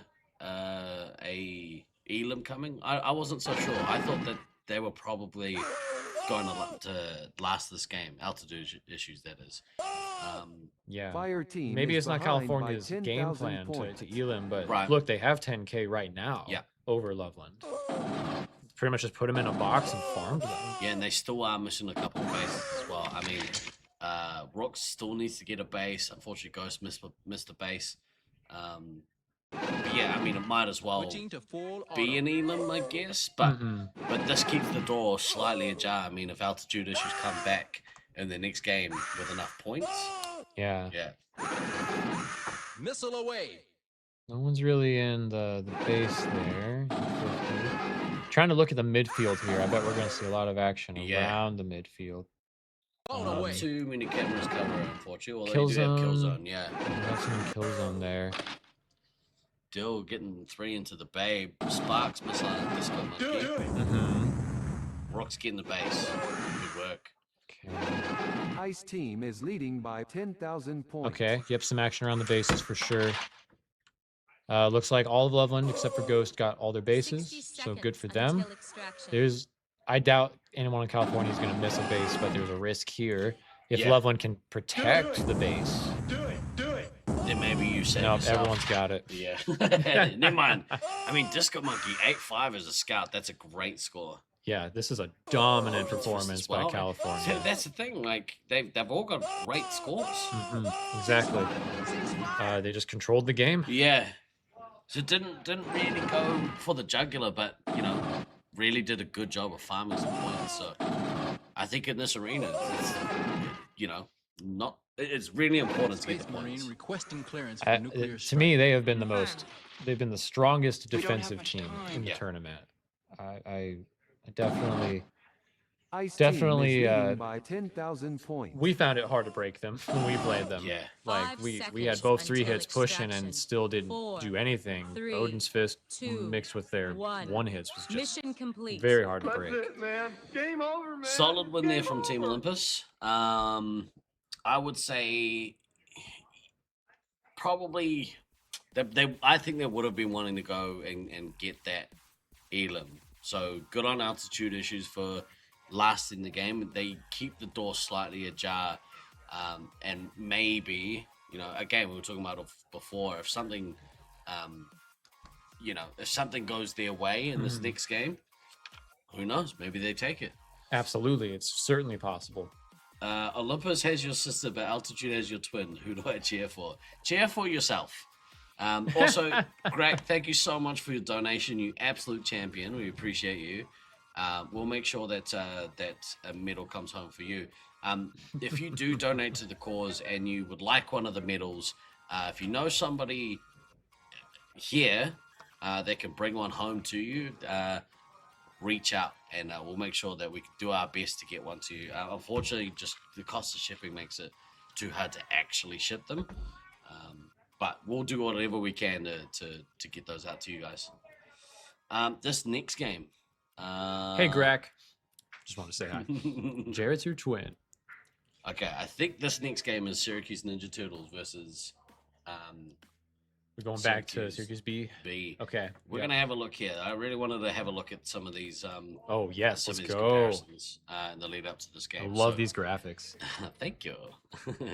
Right, head-to-head Commander played a similar amount of games. Jackal has basically not played Commander. Yeah. Look at that average by Cody. He's been a medic hit machine. Oh my 7.6. Easily running away with medic killer this tournament. That's interesting though. The average nuke drops. I mean, Cody's score's up there, but his average nuke drop's not massive. But when you kill the enemy team so quickly, you can't drop as many nukes. That is a guy very next good door. point. That is a very good point. I don't know these things. I'm not a commander. Pretty even there from those two. Let's have a quick look here at the head-to-head for the heavies. Here we go. Now, big difference here is obviously Zerg has missed all of the morning sessions. So, but you know, seems to in his limited amount of games getting into the medic. 2.35 missiles a game for Black Hammer. Black Hammer. Oh, look at that hit diff. Black Hammer has way less medikits on average than Zerg. I've always considered him more of a aggressive heavy, but I really haven't felt that this tournament. He's been very responsible. Yeah. And I think he's kind of he's felt the same. Like he said to us on the first night, he feels like maybe he's not being as effective. So I think he'd like to, but you know, again, only so many points for each player to get, and the rest of his team are eating. Speaking of which, true that. One of the best scouts so far in this tournament, tournament director Beans. Look at that average score. Look at that guy. 6,300. 2.7 average medikits a game. Tags versus 3 hits. I actually 27. I don't understand that number. That's the amount of times on average they tag a 3 hit. Right. During a game? Yeah. Killer. So about 13 or 14 for each 3 hit for Beans would be part of his hit diff. Oh man, Fox is doing pretty good too. So it's good to see. Look at that hit diff, 1.94. That's significant. Oh my goodness. I'd be curious of Evil as well. I think Evil's been quite the player. But yeah, let's go on to ammo. We go to ammo. 2 hit diff for do not pass go. Doubles ratios. Half. I mean, you know, it is an interesting stat, the doubles ratio. Is that the number of times they double with a teammate? Correct, yeah. That's a cool one. I'm glad we can track that. Yeah. Shout out to Maniac, because he's a maniac. He's a maniac. with the stats. And he's been pretty good at, like, every time I'm like, hey, what if we could do this? He's like, yeah, I got you. So, yeah, shout out Maniac for all the awesome things that you do. Hit diff, do not pass go is sitting on that hit diff of 2. That's awesome. insane. That's awesome. Which is really effective. Look Like at the average score. He's getting into the game. He is firing into the midfield. He's attacking. He's defending. Like, it's so much more than just getting doubles at a high level. Yeah. Let's have a look at the lineups. Who's sitting this game, you reckon, from Ninja Turtles? We haven't seen Bean, so it looks like he might be going in. I don't know. Some teams have been having a player sit an entire block, and some people are just sitting for one game. Looks like the colors are switched, so Syracuse Ninja Turtles will be blue for this game. I can see Disco Stu there standing in the red base. So, big get actually for this Syracuse B team to have Disco Stu in the resupply. I agree. Yeah, he looks spry. Well, he's having so much fun too. Yeah. Like, he's so happy to be out here, and this is a good team to play with for him. Being given the resources of the Syracuse B team, you're the captain. I'd be excited to just start making plans and working with the guys. Yeah, I've been impressed with Fox. This you know, I've obviously seen Fox's name for many years back when he was doing the Fox Chronicles on the Laserforce forums. Absolutely, a legend. So really nice to meet him for the first time in the flesh. My inspiration for the Zap reports, by the way. Yes, so thank you, Fox. I would sit there just dying. What did you say about my team? Yeah. Ice team has Which would be fun to do more of just a quick note on every team. But anyway, Keep off the them bat up, by the here. way. That'd be awesome. Okay, off the bat, looks like a lot of resupplies. Beans and Jackal meeting. Beans is in the game, so I think Fire team who's has sitting? taken the That would lead. be Lenny. Do not pass go is sitting. And Evil steps in on ammo. You hear a lot of yelling. Energy's high in the arena here. Yeah. Do it. A lot of activity down in that entry or starting door. And they're pushing out from red. Okay. Nope, there they go. Red team is going into the E-door defensive area. Looks like Syracuse B is taking it to him, starting out real aggressive. Jackal on 12 specials already to over Cap's 13. Check your targets. I would love to see an upset here. Think so? Yeah. Yeah. I Well, really upsets are just very fun. would. Yeah. I doubt it. Yeah, I doubt also. But you know, you never know. Like, even when Syracuse makes mistakes, and everyone makes mistakes, oftentimes they get bailed out by their scouts. Their Yeah. scouts know where to stand to stop your attack. Shout out Beans. So solid. Yeah. Ice team is ahead by Jack was at his 720 first nuke. points. Let's see what he does here. But yes, Jackal is absolutely wrecking face off the bat. 2,300. We're at that 1,300 mark with no base. So about neck and neck. Gary Cap has got to his first as well. Okay. Just curious where some of the action is here in the middle. Looks like we got an attack run coming from blue base into the starting door. With Syracuse A defending. Good Nuke from Jackal. What do we got? There they go. They go scattering. Jackal goes around. Gets three hits. Princess is down at 2 12 hits. lives. Oh my goodness. Switching to 12 to full 14. Oguri Cap not dropped his first nuke yet. I'd like to see him kind of just take a little bit of pressure off. There's no shame in that. It's the smart move. Yeah, It's I think so. Smart moves are part of what make you the A team. You don't just team is steamroll trailing people. by Get out of bad 2,800 situations. Yep. But tons of resupply. I love to see that from Syracuse B. You got a little win, Yeah. regroup, and do another one. Really want to see Alex Boxes come back and get some lives here. Yeah. It's the last thing that they'll need is having Scout die out early and just put all the pressure back on them. Hey, that's new. Alex Box is on Scout. He's been medic mostly. Yeah. Fenrir going in on medic. Which feels good. Alex Box is he's a lot of games in this arena. I wouldn't be surprised if he knows the tendencies of Syracuse A pretty well. Black Hammer down to 9. Evil down to 9. Jackal's at Princess 10. 3,100 with only one base. Only one base, yeah. Oh, Princess is running over to the red base, it looks like. There's a lot going on. Jackal is in. He is in E-door, pushing hard. Oh man, Guri Cap. There we go. Guri Cap is dropping. Good nuke. I was gonna say he needs the nuke. Absolutely. Oh wow, everybody's in E-door there. Fenrir down to 10 lives. Princess on 9 lives. So they're getting the medics. Oh man. You can see people there in like the dime bag area, or kind of around the outside here. Goodness. Zerg needs to take an opportunity to get some lives. Again, don't want to lose a scout for silliness. I'm blind. Zerg is scout. Did you say that? I'm Yeah, sorry. I was so into this. Fox coming in on heavy. I didn't notice it either. I'm like, what? He's at 2,500. I respect it. You're down majorly against your A team. Do something crazy. Yeah. I mean, it's but not a stupid thing. Like Fox is experienced. Yeah. He can totally like counter some of the play he knows from these enemy players. I think I was just like Syracuse A. I assumed Zerg was playing heavy. Didn't even look. Right. That's bad commentating. Yeah, sorry guys.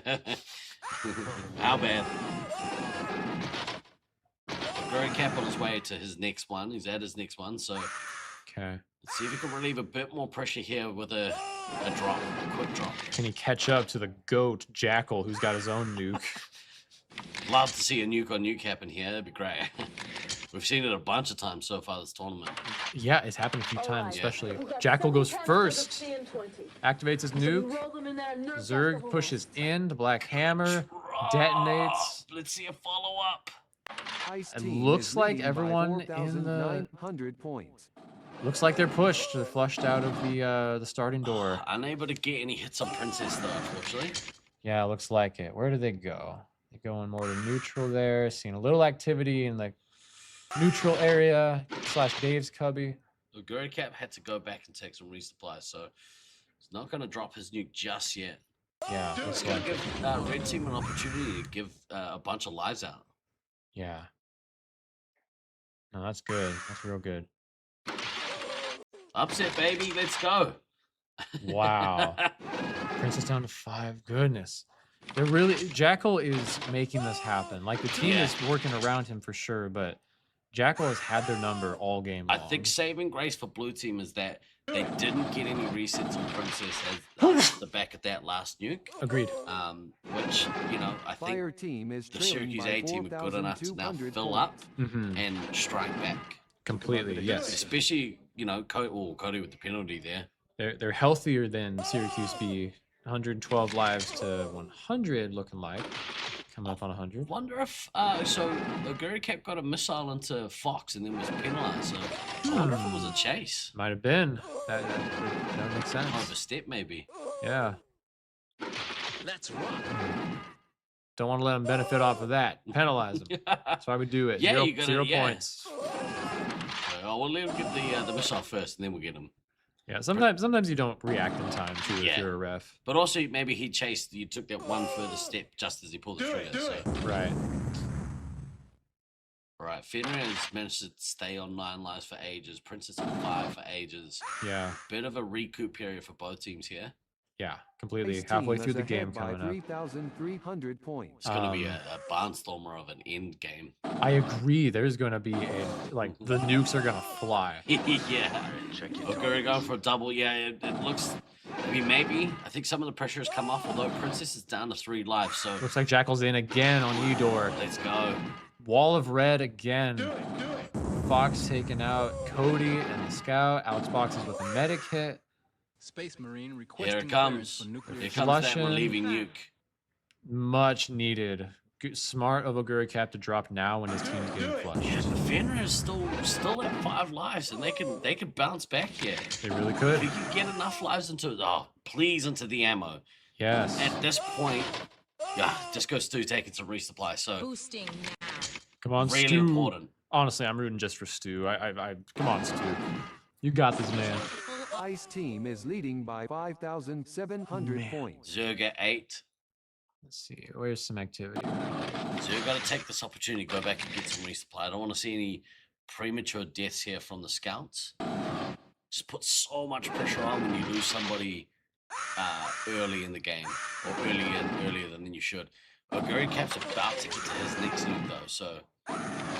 Oh, here it comes. Some activity around red base. We got some people retreating, it looks like. All right, Fenrir down to 2. Can they get in and holy cow. Wow. Syracuse out. Syracuse very healthy right now. Jackal's at the next one. Oh my goodness.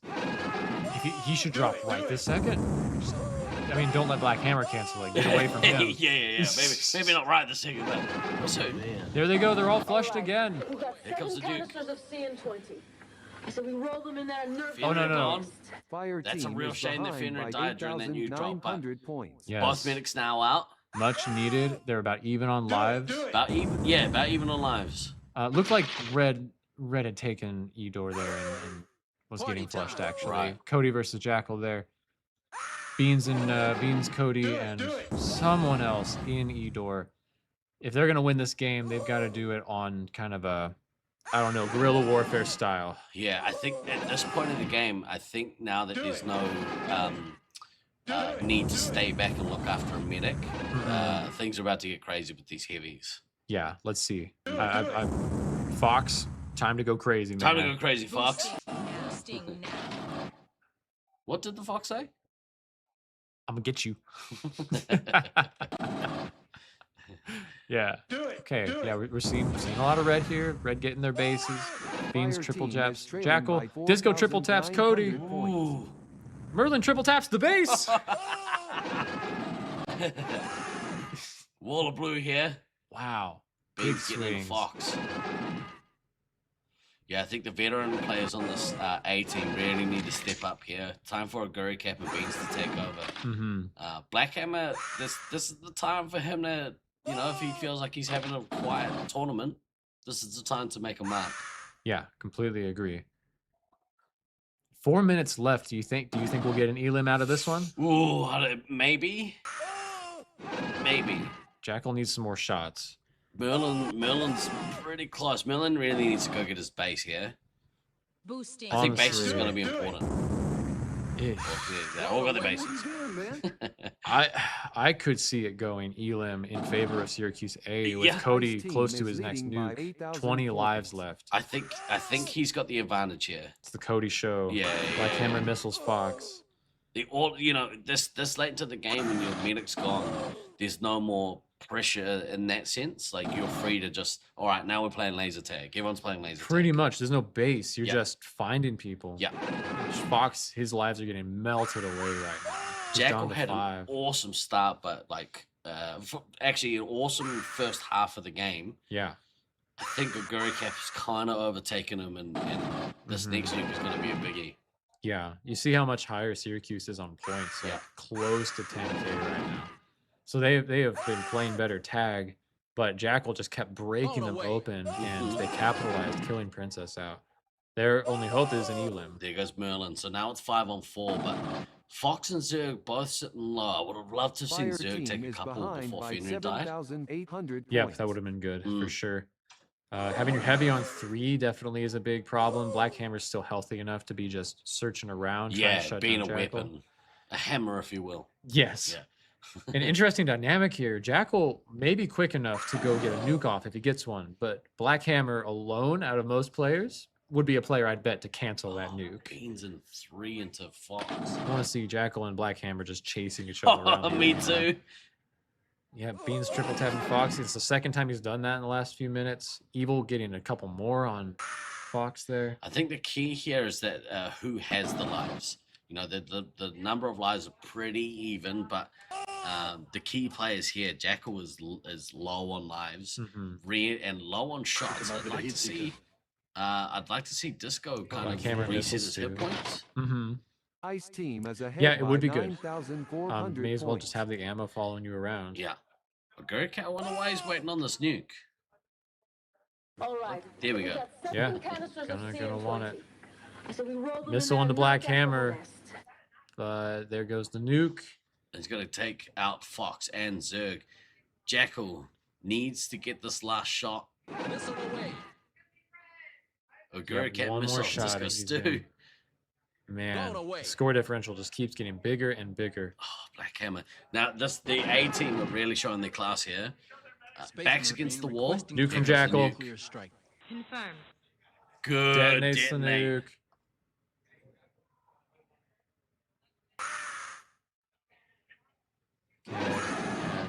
About 60 to go. Yeah. You've got 2-3 hits in the scout Ice team versus is a ahead 3 hit by in the scout. 10,000 points. You know, if this was the other way, if it was say Oguricap and Beans versus Jackal, Alex, and Fox, that would be a different story. Yeah. Yeah, but the 3, maybe a little more even. I think the blue team are on top here. Obviously, significantly higher score. So really, valiant effort from the B team. Yeah. Oh, that was awesome. Valiant effort. We're very likely looking at survival here. 20 seconds left, Which- or 30 seconds left, yeah. This is a huge achievement, getting Syracuse A down to 23 lives. Yep. They should be proud of themselves. They're going to lose the match, but Oh, goodness. awesome game. Yeah. Go back and watch this game later, because that was awesome. Jackal, what a showing Fire team is trailing by 10,000 points. Yes, he was talking on the Triple Tap 5 podcast. He wants to seconds win. until He's extraction. pretty hungry. 4, And you saw it in 3, this game. 2, some 1. would say the Mission top laser complete. tag podcast. Oh, yeah. Absolutely. Yeah, shout out to the boys. Mm-hmm. Well, bloody done. Yeah. From that B team to outlast. I mean, I was talking to Britton earlier. He was like, hey, look, we've been beating the crap out of this team for months. If our team don't come out and waste them, we're gonna be really mad. I think he's gonna be pretty mad. Yeah. Yeah, He's gonna be just sweating. Yeah. But like, I think also, as mad as he is at his team, should be equally as proud of Jackal. Jackal has been having such a good tournament, man. Completely. I love it. Love it so much. We are going to have a very quick word from one of our supporters.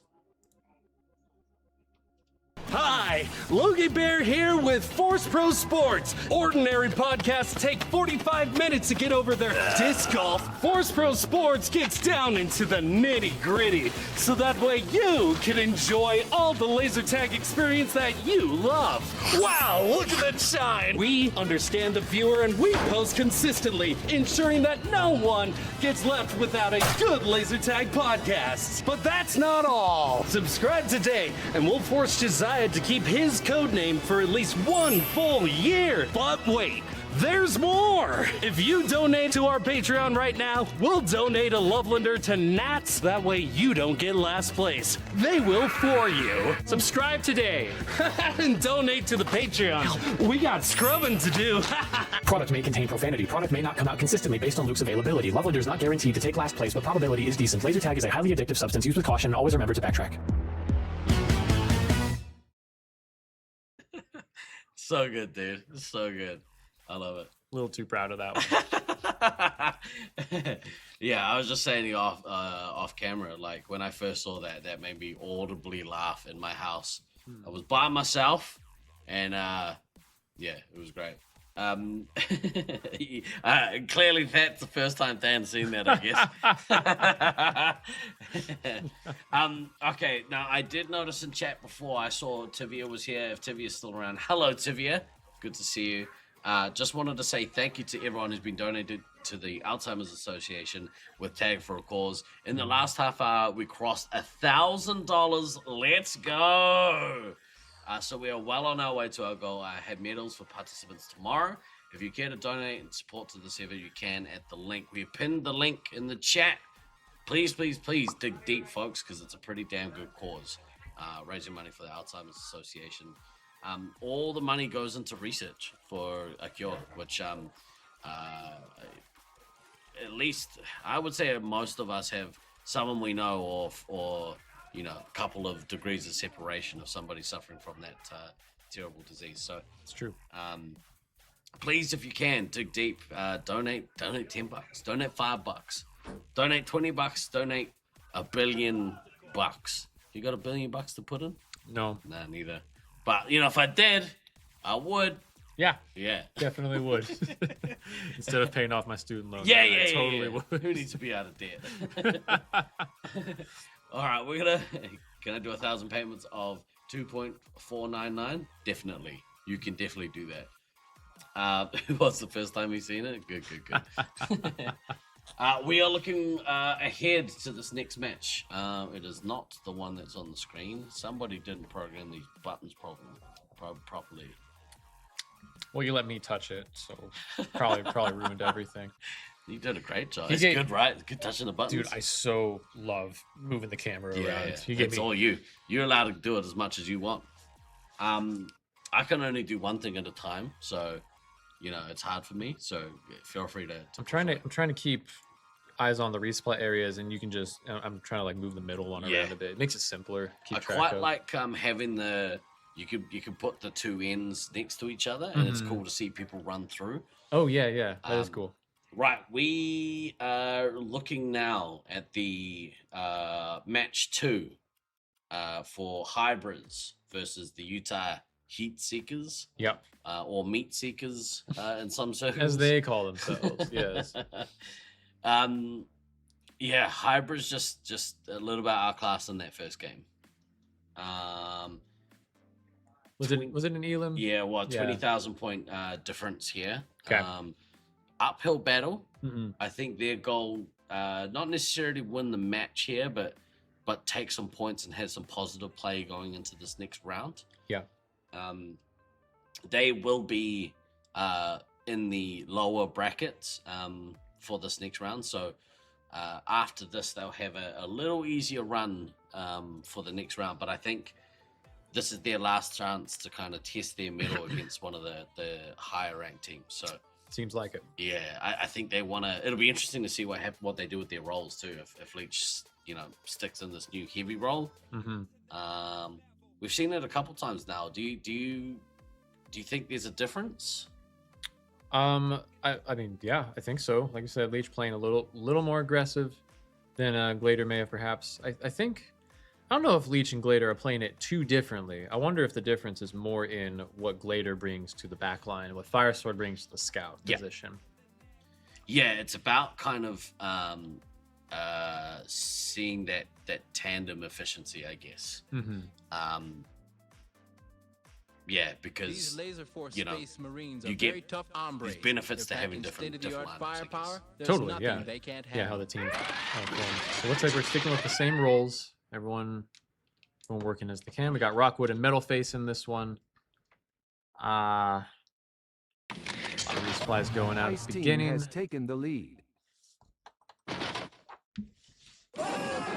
Looks like we got teams setting up in their bases. Pretty standard Fire opening. team has Playing taken the classic, lead. which I would say is to Hybrid's advantage. I think keeping it classic is where they excel the most. Prawn Boy and the Scouts could definitely do some attack runs and break through classic defense. They know how to do that. Looks like everyone's playing it a little bit conservative as well. Everyone trying to get some resupply at the start. So yeah, little activity around neutral there. See blue base, red base. Kill zone. See someone over at the blue base kill zone area. I think there's an attack being mounted, or that's Vulcan. Vulcan playing kind of a defensive scout. It looks like. Oh, he gets he's Caleb missile, Slaughtermelon missiled him in the back, right there in kill zone. So not, and then he gets a missile into Prawn Boy as he comes back. So Slaughtermelon is farming around the kill zone there quite a bit. Is trailing by 2,300 Maybe we'll move away from red base until we see, or the red resupply until we see a little more activity. I'm getting a lot of activity down here towards Hybrid's base. So that's a break-in. Metal Place, triple tapping Leech. Snuffles missing later. They're running. We can see them all around kind of that blue side of the map there. they're just so good at suffocating that backline. Vulcan triple tap in there. Well done on him. Slaughtermelon going on a tear against Glader and Leech here. Yeah. Okay. Okay, kind of some back and forth there, a little bit of a blip there, but let's see if Hybrids can get back to where they were. I see some red players circling in for the attack. We're not back to basics yet. Leech tagging Slaughtermelon and going back towards the base. I think we see a little bit returning. So we're back to business. They broke Hybrids and they got set back up there. Just gonna check on Edor. All's quiet. Snuffles just kind of standing there, tagging down Prawn Boy. Would like to see these scouts kind of take a little bit of resupply here. Slaughtermelon back. The Utah scouts there. Yeah, I mean, Metalface at this point has been on sidelines for a little while. Same with Vulcan. For sure. Let's see. Yeah, everyone's just kind of back getting resupplied. There's gonna be another round coming up soon. Not too many lives taking off these medics here. No. A little bit Oh, Snuffles is in. Did he get all the way there? Snuffles all the way across the arena in just a moment's notice. If you blink, you're gonna miss it. Yeah. Like he was defending 1 minute and then he's out attacking. Keeping it pretty classic here, it looks like.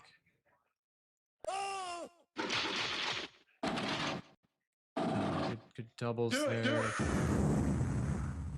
Fire sword around the neutral area, getting base. Let's just kind of see what activity we can find. Really quiet game from Prawn Boy here so far. It's true. I was expecting to see him pushing E50 a little harder. Yeah. That might be him right there, getting chased around the Y. Right. It's about 3 grand off the pace from Slaughtermelon. I mean, Slaughtermelon's come out and just gone ham, double ham. He's just I think that's might be Prawn Boy at the red base, kind of going in for another attack. No, that's the red team. So Fire team is ahead by feeling a little unsuccessful there. Snuffles on pace with Slaughtermelon here. Switching to full auto. He's on 2,000 points, no bases. Yeah, for sure. I think a couple hits behind. I think that attack run he did was pretty helpful for that. You just get 500 points or so off the bat when you do that. He's double hamming. Slaughtermelon was most definitely double hamming. Let's go back to kill zone. I think we got an attack run forming on the starting door. Meanwhile, I think we're just seeing red resupply hanging out in their base, keeping it simple. Here comes a red player into the base. That'll look like Rockwood making an attack. Triple tap and Leech getting later down. I say we take off and nuke Slaughtermelon the is entire in, site but for here comes the orbit. counter nuke from Prawn Boy to stop it. Well needed and zap Snuffles before it detonates. Snuffles was close to getting him. So brutal. And missiles Look meds. at this run. Look, you can see them flushing and Edor. Well done by Prawn Boy. Much needed. Yeah. Meanwhile, Blue flushes through kill zone, trying to get back into their base. A lot of action there. Snuffles running a little low. Might stay out for a little bit longer, but might need to think about hitting back soon. Especially because Slaughtermelon's gonna need to get a bunch of shots too, so. Boosting now. Looks like Blue still hasn't fully gotten back into their comfort zone. They're getting back to entry door. Oh, because someone's in there. Okay, looks like they shoot him out. Yeah. Party time. Some action over by the bases here. It looks like we got looks like maybe Metal Face pushing in through the blue base. By 1,400 points. Pretty persistent right now. How are we looking on lives? Everyone's pretty healthy. Goodness me. 12. Slaughtermelon is past the 2 nukes. Potentially looking at getting 3 to drop. He's stacking 47 points. Yeah, this is. off Oh, here comes the the first one. entire site from Yeah. orbit. Let's just keep an eye on kill zone. I think. All right. See a lot of flush in here. They're in the base, perfectly executed. Snuffles was in the base. The scouts are collecting the reset. Meds, ammo, collecting the resets. Bases are collected. A little bit down to 5. Single digits for the Hybrids team here. That was a brutal 2-chain, that one. Very well executed all around by the Heat Seekers. Switching to full auto. Prawn Boy not able to, though having some good runs, not able to capitalize enough with his scouts. Yeah. To break Utah out of their base and punish them for that. Switching to Middle full base. auto. 3 in the leech. Rock getting a penalty. Dirty cheater. Dirty cheater. A little bit on 2. Chaser on 13.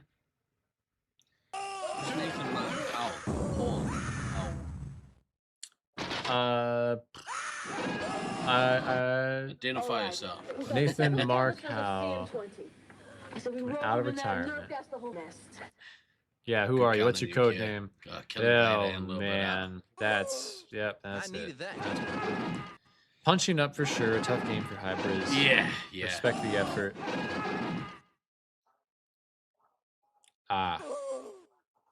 Oh, Nathan Hawthorne. Yeah. Hey, how's it going, man? What up, dog? Megan Fox. I probably could have figured that out. Your name is pretty close there on Twitch. Oh, Nathan. Yeah. Pretty good player. Won't come to Space Marines nights and go to tournaments. The potential that they have. If only you knew, Nathan. But glad you're watching. Hope you're enjoying it. Cease fire!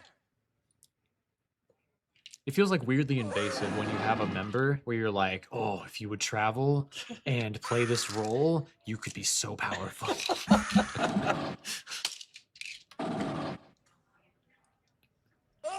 Yeah, but Utah just controlling everything. You see some of the Hybrids team trying to float around and survive. Pretty difficult this stage of the game. You're just kind of playing hide and seek. Watch your fire and check. Yeah. The Prawn Boy's holding on to a nuke. The only reason he wouldn't is if he's getting chased by Snuffles right now. Can he get it? Detonates. Excellent. But yeah, this is another dominant Slaughtermelon performance. Agreed. Agreed. Definitely think Snuffles and him working together pretty sorry, that's a very healthy dynamic they have. Snuffles is able to just break in based on the nuke timings from Slaughtermelon. Yeah. Like clockwork, they got it down. One standout though, I think is actually Meds with the 4,200 score there. Definitely saw him pushing into the field a bit more, getting resets. Some missiles there. Gonna wrap up this game pretty soon. Yeah. Last one of the of this particular match. After Fire this, we'll be team is leading having by 11,000 3 more points. games. There's 3 more games left of the day. And then we're out of here. Mega block. Yeah, we're going for dinner. Woo! We're getting steak, apparently. I'm getting steak. Nice. Nice. I think we're getting pizza. Oh, Isn't then tonight? I am mistaken. I think it's Wildcast tonight. Yeah, I think I'm getting steak on Saturday. Nice. At some point, I'm getting a steak. Yeah, you are. You are. Yeah. Don't worry. It's happening, man. Someone told me I was having a steak. What is this? I came all the way across the world, and there's no steak. What's up, Stallion? Good morning to you. Oh, I gotta look that up, Nathan. Very cool. Yeah, we are probably going for another hour. Probably this block. Yeah, sounds about right. And then we'll be done for the day. So you're just in time to catch some morning Space Marines. But this New Zealand to New York time difference is You're up all so night. gnarly. How are you, Justin? I'm all right actually, because I had terrible sleep in the lead up to coming out here, so I've kind of adjusted pretty quickly, which kind of helps. Cool. I'm glad. Let's very quickly have a word from another one of our supporters. Come check out the...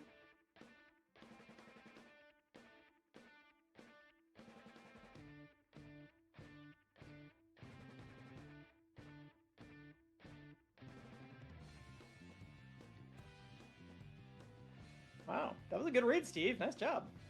Yeah, well, let's just hope there aren't any tech issues.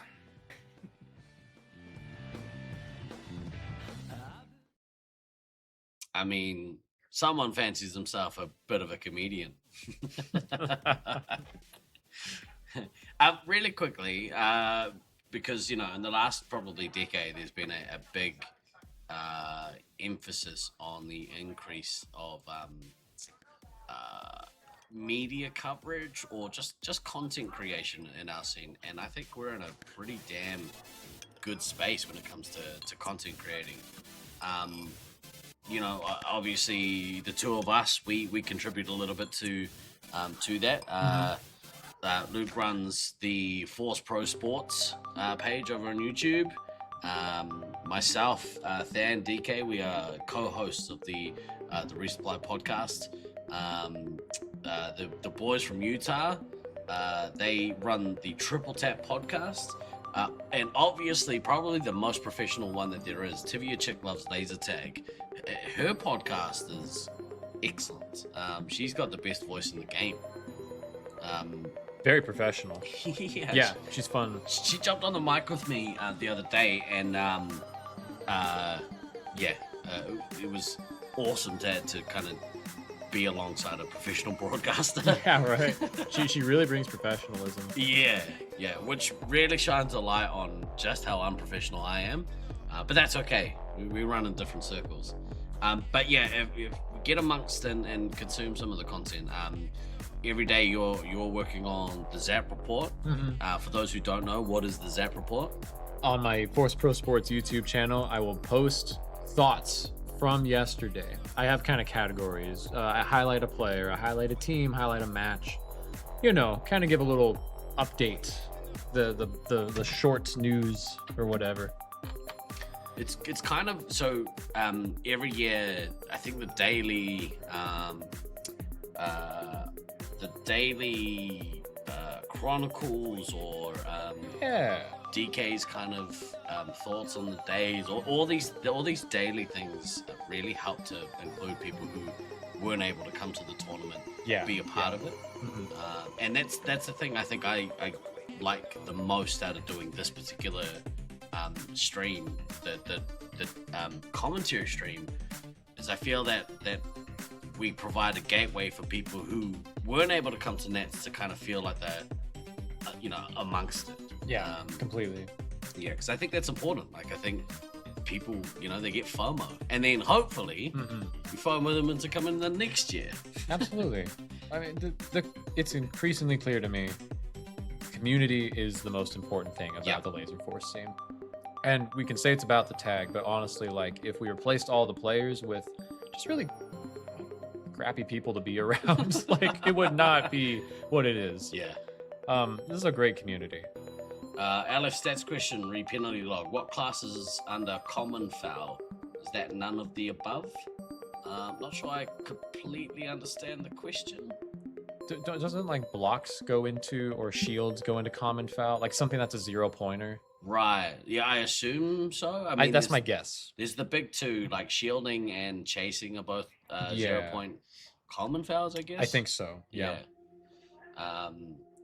Swearing certainly isn't. So illegal language is a penalty that is counted, which I think is good. There's no, especially taunting. I personally, I swear a little bit, a little bit of a potty mouth. But as long as you don't direct it at anyone, if you're not taunting or attacking somebody, it's tolerable. But there's no place in any scene for like verbal abuse or anything like that. Taunting's a big one for me. Yeah, because I can't really handle people yelling at me or being mean to me. I don't like when people are mean to me. No, it's not good for the community. Have a glorious day in the court. We can talk about that. Yeah. A long time. Yeah. Let's look at this game though. We have the Syracuse C team versus the Sweet and Savory, all the way from California. Yeah. Yep, here comes the game. Razor Wire's back on Medic. Ice team has keeping the same lineup otherwise for the Expendables. We've been singing the praises all week for this Spooky this Commander Savory team. Oh, that's interesting. That's interesting. Part of me wonders if there's any world where they flip before in finals, because we've seen that strategy a few times in our history. Maybe they're testing it out here just to see. Yeah. Maybe just due to has taken the lead. Pretty finite nature of these standings in the block. All right. Let's change things up a little bit. Let's give Spooky the opportunity to go out and show us what she can do. Has taken the lead. Yeah, why not? Can we do the 3 cams? Yeah. Oh yeah. You're good. All right. Do it. Ice team has taken the lead. Love it. No, we're teaching. It's like teaching someone how to drive. Right. How do I push a button? Fire team has taken the lead. Yeah, man. Sweets missile into Dogebuster. Hallange getting nobody down and getting everybody down. Holy cow. Let's go, Halange. Seeing the action, they must have gotten flushed while I wasn't looking. Might have gotten flushed. Yeah, seeing one of the red players over there at the blue base. Looks like red is set up pretty comfy in the E door. Ice team has taken the lead. Seems an activity around neutral. I think that's Spooky getting a base. Yep, that is Spooky getting a base. They're at their first nuke. Let's go, Spooky. Will she drop? Nobody at 13. Axeman, not incredibly healthy. I think just trying to, looks like holding off the attack as best he can. But I don't see him doing it in the starting door. If they were playing with positions, I would have loved to have seen Anchovy get a run at like scout here. Fire team has taken the lead.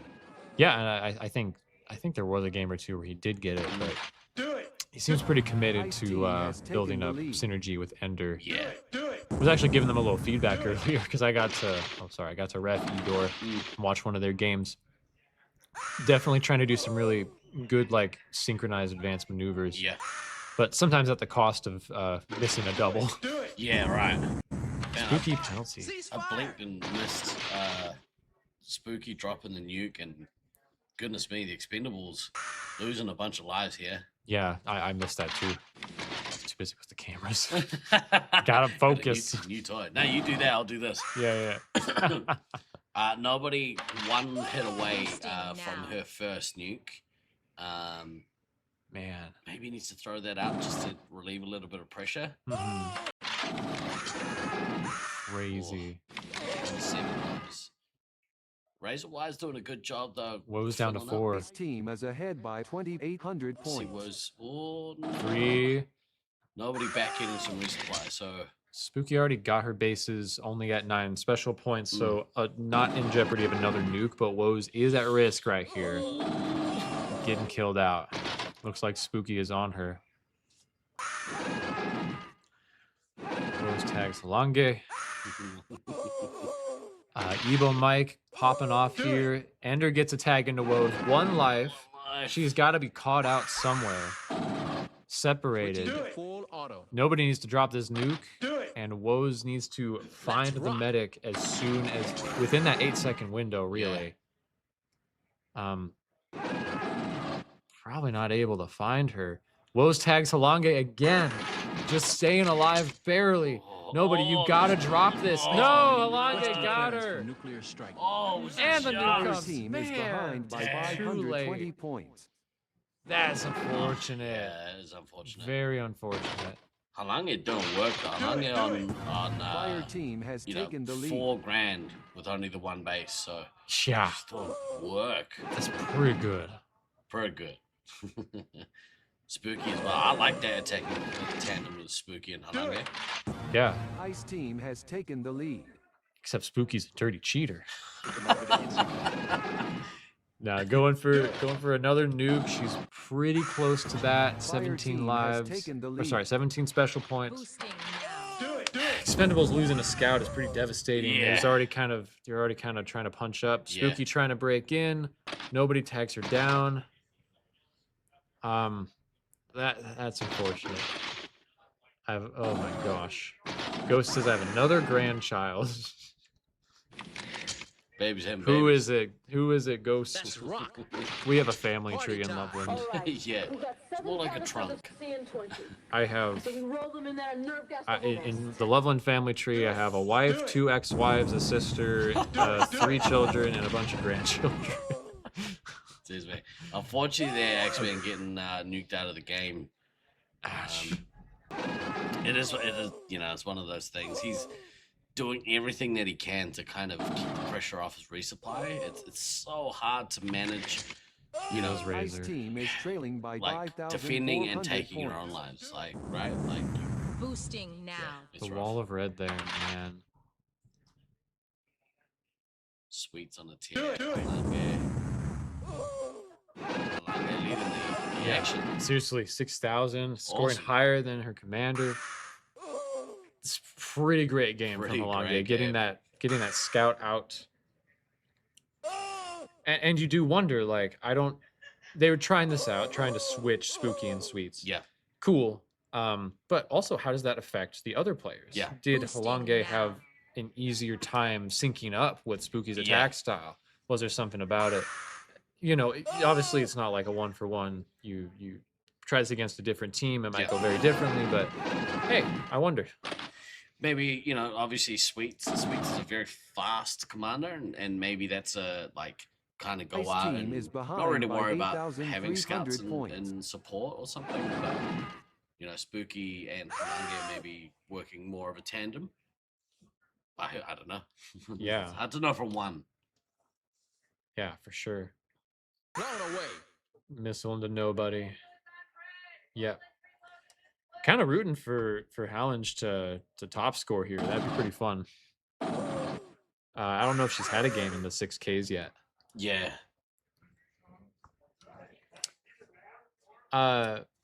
Esmerize, I needed that. what's your code name? It's Esme, Sweets' partner. Oh, cool. Yeah. All right, welcome to the family. Okay, yep, Ebo Mike trying to get nobody down. Nobody fighting to survive. Gets Ender, gets Ebo Mike. Ice team is trailing by Can the epic duo of 8,800 points. is that a mother-daughter combo of Mama Bear and Nobody fighting for their Back to lives? back, Charlie's Angels, this shiz. Let's go. I'd love to see Nobody get to this next nuke and drop it. That'd be awesome. Yeah, where are they?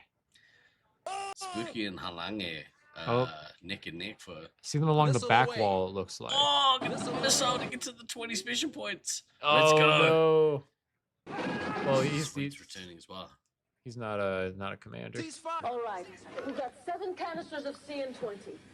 Drop. So we roll them in there Oh no, nerve it was gas the nobody. whole My bad. Yeah, My bad. yeah. Nobody got it. And Yes, it let's go dropped. nobody. Let's go. Yes. Good little flurry at the end there. Mm-hmm. I like finishing on a high note. Yeah. Now I'd like to see Halange maybe Fire go team a Get little 2 bit more double tags. ham, yeah. 2,700 Finish points. up Maybe that just hot spot. Maybe just tie Spooky's shoelaces together real quick. Look how evenly they've scored across that red team. Yeah, for sure. I mean, all the top 3, obviously with this Elam sweeps we get awarded the base, but all in that kind of same scoring area. So everyone doing a good job at, doing what they need to do. Yeah, for sure. Finish them. She's finished it. Yeah, man, she's still going. Let's go nobody. Oh. It feels good, even if you're gonna die. Just get your nuke out. Yep. Little personal win. Yeah, and got to that nuke off a missile. So again, still looking to be aggressive even on the back foot. Oh, definitely. Seriously, like why hide or why try to? Go out swinging. Be aggressive. Be proud of the way you went out. Very well fought. Good effort by the Expendables. Yeah, Valiant. That's going to be their final game of this block. Fortunately, they're going to get 6-4 there, but that's okay. Yep. Who have we got up Loveland Reloaded next. Ooh, with Armageddon. The crew. Yeah. We're back. We're back, baby. We're back, baby. Let's go into the sports mode. Luke's gone into the sports mode. As we near the end of day 3, have you had any particular highlights? Anything that stands out for you personally? Day 3, man. Even if it's from the last 2 days, Okay, so I think that's 24. It felt like there were 3 pretty distinct tiers of teams. Yeah. And they weren't beating each other very much. Last year, it felt like there was a little more overlap. This year feels like, holy cow, there's so much overlap and surprise and upset. It's cool to see. Yeah. That's kind of been my biggest takeaway from this tournament. I love to see how much the community seems to be growing and expanding, how innovative our stream has gotten. Yeah. It's been good. Yeah, I think every year, so we talk about every year, like from a stream perspective, trying to raise the bar, right? Yeah. And, it's been I think we've been putting out a pretty decent product. We are always working on different ways to improve it. And I think off the back of having a chat with CompGeek, shout out to CompGeek, by the way. CompGeek, longtime player out of the Oakley, Melbourne site, which is no longer with us, but has started a little something, a weekly session at a FEC back in Melbourne. So really, yeah. So okay, we'll see. Yes. We might have another site on the rise. I think that's the goal, is to have something back in Melbourne, because yeah. Cool. I've been wanting to make a video about like site planting, like what that would look like now, and how do we help keep them around if we do. What would be cool? What would be cool is do like a documentary about the way I look at it is like, Game of Thrones had these houses. Yeah. Each of the sites are kind of like a house, and you have your big classic old school houses and how they pair up with everyone else. I would like to see like a documentary about the history of, of the SM5 competitive scene. I think that would be kind of cool to shoot. I agree. I haven't been thinking of doing a documentary, but we did a interview with some of the Detroit players. Yeah. And we got like the lore, start to finish, when you started playing and how it had gone recently. Yeah. I'd love to do that with every site. Yeah. Like if you want to come on and talk about the Auckland site history, I would love to have you. And if there's anybody else who's like core part of the history. I mean, Than's a big part of our history. Sneak, who currently still plays, is a big part of our history. But yeah, it's nice to preserve that kind of stuff. But where I was going with that was, we are in talks of kind of creating not a production company but a production team, because we essentially have a production team now, right? We both do a lot of work to get the stream to a good point that people want to watch it and tune in, like you guys in chat. Thank you very much for tuning in all week. These Laserforce Space Marines we'll come back to that. We'll come back to it. Gas bagging. We got firepower. vision. There's nothing they can't handle. But right now, there's laser tag. Loveland Reloaded on the blue side. Keeping their positions from last round. Sally B back on ammo. Meanwhile, their team keeping all their classic positions as well. Oh, actually, Redneck Tech on ammo and skills on heavy. Wow. So a little bit of a swap ski. Fire Yeah, team definitely has taken think, the lead. like I was talking with Skills, and it's like, we want to build synergy. We also haven't had a chance to even like test much because we're just trying to survive our game. Yeah. So I don't blame them for giving it a go before we enter pod play. Well, that's the importance of pod play. I think that's why I like this, top 5, bottom 5 into super pods, because the games that they are going to play over the next couple of days are going to be high quality parody games. Oh, Wall of Red there, Grumpy popping off. Triple tapping Lazy Lizard. All right, let's go hunting. Where are they? Not in the bases, I can tell you that. Oh, red base. And what about blue base? Anything in blue base? No, not looking like it. No one managing to get any lives off either medic just yet. Missile there Some from activity Skills. around neutral there. Some people now set up an E-door. That looks kind of like Armageddon set up an E-door. 2,600 points. Fair Turkey on a base run. Saba with him. You know, with these teams, let's actually get an angle a bit closer to the red base here. We see Grumpy going for a base. If you do this one, you do red base here. Yeah, I think I should do red base. And E-door here. Okay, let's try it. There we go. There, blue base there. Yeah, watch them come in from the left and then turn from the right. That red base. Oh, I like that. Yeah, it's nice. Actually, since someone's in the blue base, how about we go more like maybe neutral? You're the driver, though. You do what you want. No, for sure. Try and find the angles here. How are we looking on? Skills down to 4 lives. We need to get some resupply here. He did get a missile off earlier, which was good to see. Putting some of those fundamentals into play. Yeah. Oh, here comes the nuke. Absolutely. Okay, much needed from Stealth Elf. Yeah, Skills good on relief. 4. We see them maybe floating back around kill zone and blue base there. Looks like Love and Reloaded was able to flush them. Stealth not able to get any resupply there. That's a big one. He got a couple of resets, but Fear Turkey losing 6 lives. Skills has gone 4 lives for a long time. But you're right. Fear Turkey getting hit 3 times and down to 14. Play Buttercraft has more lives than him, but Sabo's holding a nuke. Yeah.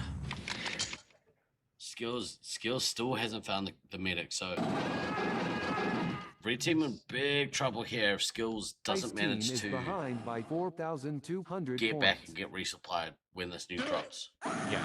You might see Sub. Ah, there we go. Back in the resupply now. Managed to take the lives. Party time. Okay. Here we go.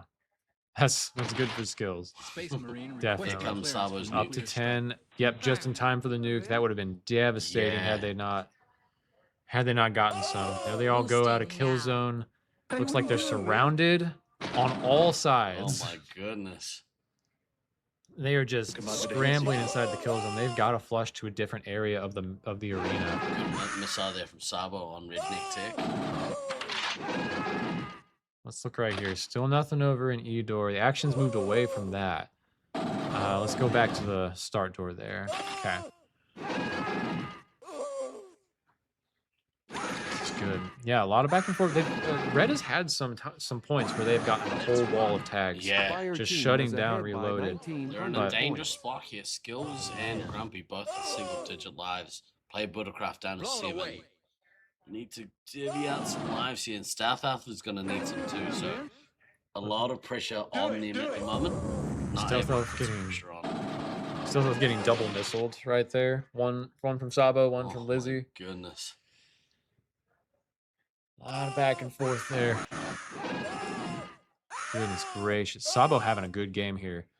Up to 5-8 after 10 minutes. Lizzie, Or sorry. Yeah. 5 minutes have passed and Sabo's about a 6K there. Lizzie Lizard with the missile. Oh, she got 2 missiles off, and I think she also took 2 lives out of the medic. She is dominating. That was a crazy wall by her. Here comes the nuke. Holy cow. This is the knockout punch right here.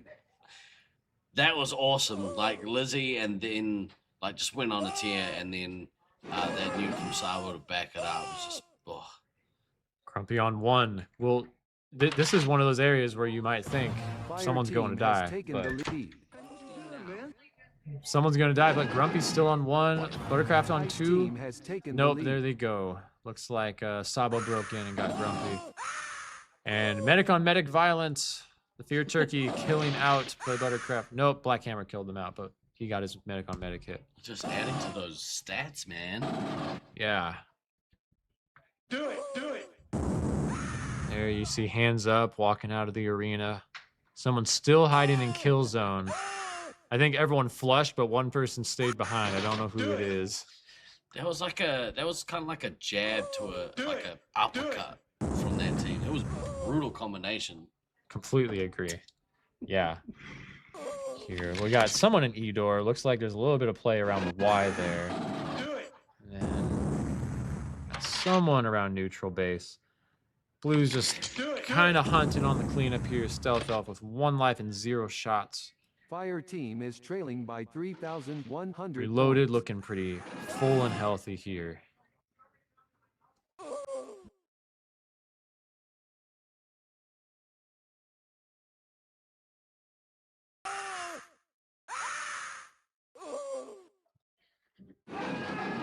Yeah. Oh my goodness. Lizzie almost catching up to Sabo in terms of score. She's got all 5 missiles out. 6K she's approaching. Fear Turkey and Skills duking it out. Fear Turkey down to 6 lives. Not that he cares. Yeah, there's on the cleanup here. Man, coming into pod play, what would you advise Armageddon right now? I think stay the course. Ice team is leading by 5,600 points. The problem is there's no pushover teams for them. I mean, they'll get an opportunity to play the Syracuse C team again, which is the closest team to their skill level, and that's going to be another barnstormer. I mean, they managed to take the match. So I think Syracuse C, are in a better spot though, because Axeman and Nobody seem to be in quite a good group. So yeah, it's true. Yeah, that game's going to be really interesting actually. But I would say they've got positive aspects. They just now they need the reps. I just want to say, Skills almost getting to 5K on that game. That is actually a sign of life. I wonder if that is the better combo. I agree. I think maybe a little bit more effectiveness there than Redneck Tech at heavy. Redneck Tech has been doing a decent job, but it's hard for him to. It's always been hard for him to get the resupply, and it's such a balance when you're playing heavy, and it's almost on your resupply to know how you think is a heavy, and to know, okay, I know when I need to shoot them, and I don't even need to ask them. I know that they would want me to get them now. Yeah. And unfortunately, with hybrid teams that haven't played a lot together, it's really hard to figure that out. Like there's only time is the only way to kind of figure that out. So, but I think they've still got positives. Like Stealth Elf, I think just needs to stay the course. Done a pretty good job at Commander. Yeah, very good job. Yeah, I do like Skills at heavy. I think that might be the goal. To your point, right here, I'd say try that out in pod play. You still have time before finals. Now, let's have a quick look here. I'm very interested to see. Now, to me, and that's not the right one, but we've been singing the praises of Lizzie Lizard all week. She's been so impressive. Let's have a look and see what her performance at heavy is like compared to what it is at home. So we look here, she's played 9 games of heavy during this tournament. Look at that average score. She's managed to put, an additional 500 points, essentially 400 points. Mm-hmm. That jump up for average MVP, huge. Insane. Yeah. The accuracy here, she's very accurate anyway. That's crazy. The hit diff is above, and the average medic hits as well for this tournament way have above. Gone up. So she by the looks of it is, I would say, significantly outperforming what she would normally do at home. What do you think? Well, one thing on the score, Lovelanders have lower scores at home because we are far more likely to elim at home. Yeah, so right. That is part of it. But absolutely, I think a huge piece of her success, one, comes from playing to her strengths. Here in this arena, she's been given jobs. Yeah. That, she can break teams. She can get missiles onto the medic. She can play mind games. Oh, there we go. We've just seen it jump up off the back of that last game. So boom. It just crossed over to that averaging $6,000 as a heavy is good. I also want to say I think she, above most players, really benefits from having a team that listens to her. Yeah. And that she can synergize with, because she is a great team player. Yeah, and I mean, for being such a young player, and by young I mean her professional career, if you will. Yeah. It's still pretty young. Seems to be developing into a pretty good leader of people. Completely. Yeah. Very much look forward to continuing the rest of the tournament with her. I'll just stick to the present. I am curious because she has played a couple at Medic. Does look to be outperforming her home stats at Medic. Maybe a little down on accuracy, but I think that comes down to the maze. But pretty even across the board, I guess, there for Medic as well. But she's really doing work as the heavy, right? Like that's kind of what she's maining at this tournament. Right, and a very specific style of heavy too. Yeah. All right, let's have a look. Okay, let's see this. All right, let's go. Final game of the day. Final game of the block, I think. Is that right? Game and block. Tomorrow we start pod play. Goodness me. So this is it. Altitude issues on... I think altitude's blue, actually. Yeah. We got Everyone's that. following the schedule. We got that mixed. But that's okay. So Loveland on the weaker side. Is it the weaker side this tournament? I don't know, Ice man. team has I'd have to lead. check. Maybe I can pull that up on my phone or something. Just because normally Syracuse slightly favors them, from what I understand. Fire team has taken the Loveland lead. cannot let them control the arena like last time. Because they may be lulled into feeling, oh, we got our base, we're doing fine. But if they're not controlling that's like, it's a false sense of security. Yeah. They got Sergeant Tucker heavy, the Babe commander. They're going back to the lineup that they used when they fought against Syracuse A. Let's see if it works.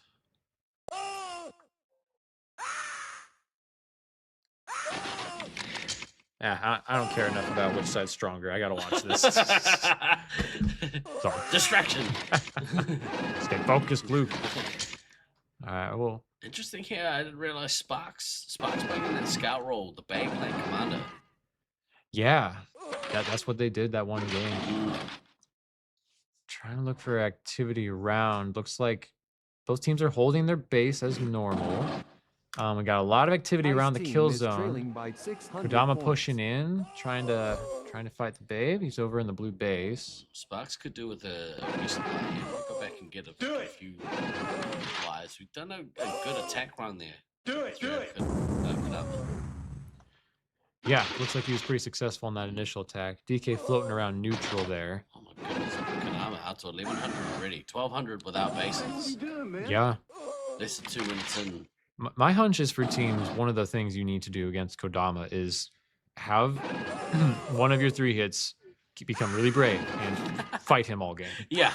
Like, try and take him out of the game. He can't be dominating your one hits if he's trading with the 3-hit all the time. Yeah. But that's not an easy task because he's very quick and very intelligent.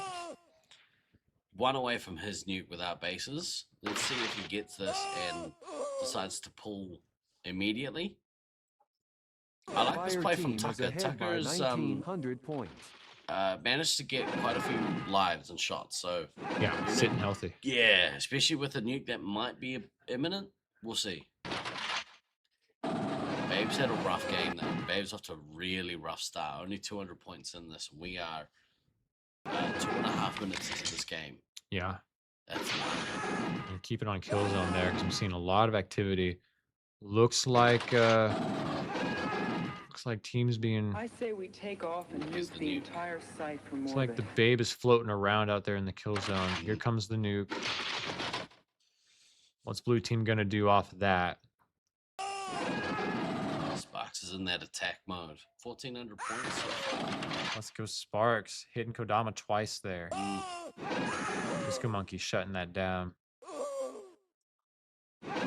It's like we got someone pushing in, and Odin's Fist is on the attack. Takes down the heavy, but Ghost is able to tag Odin's Fist. Sergeant Tucker and Azra double tap them.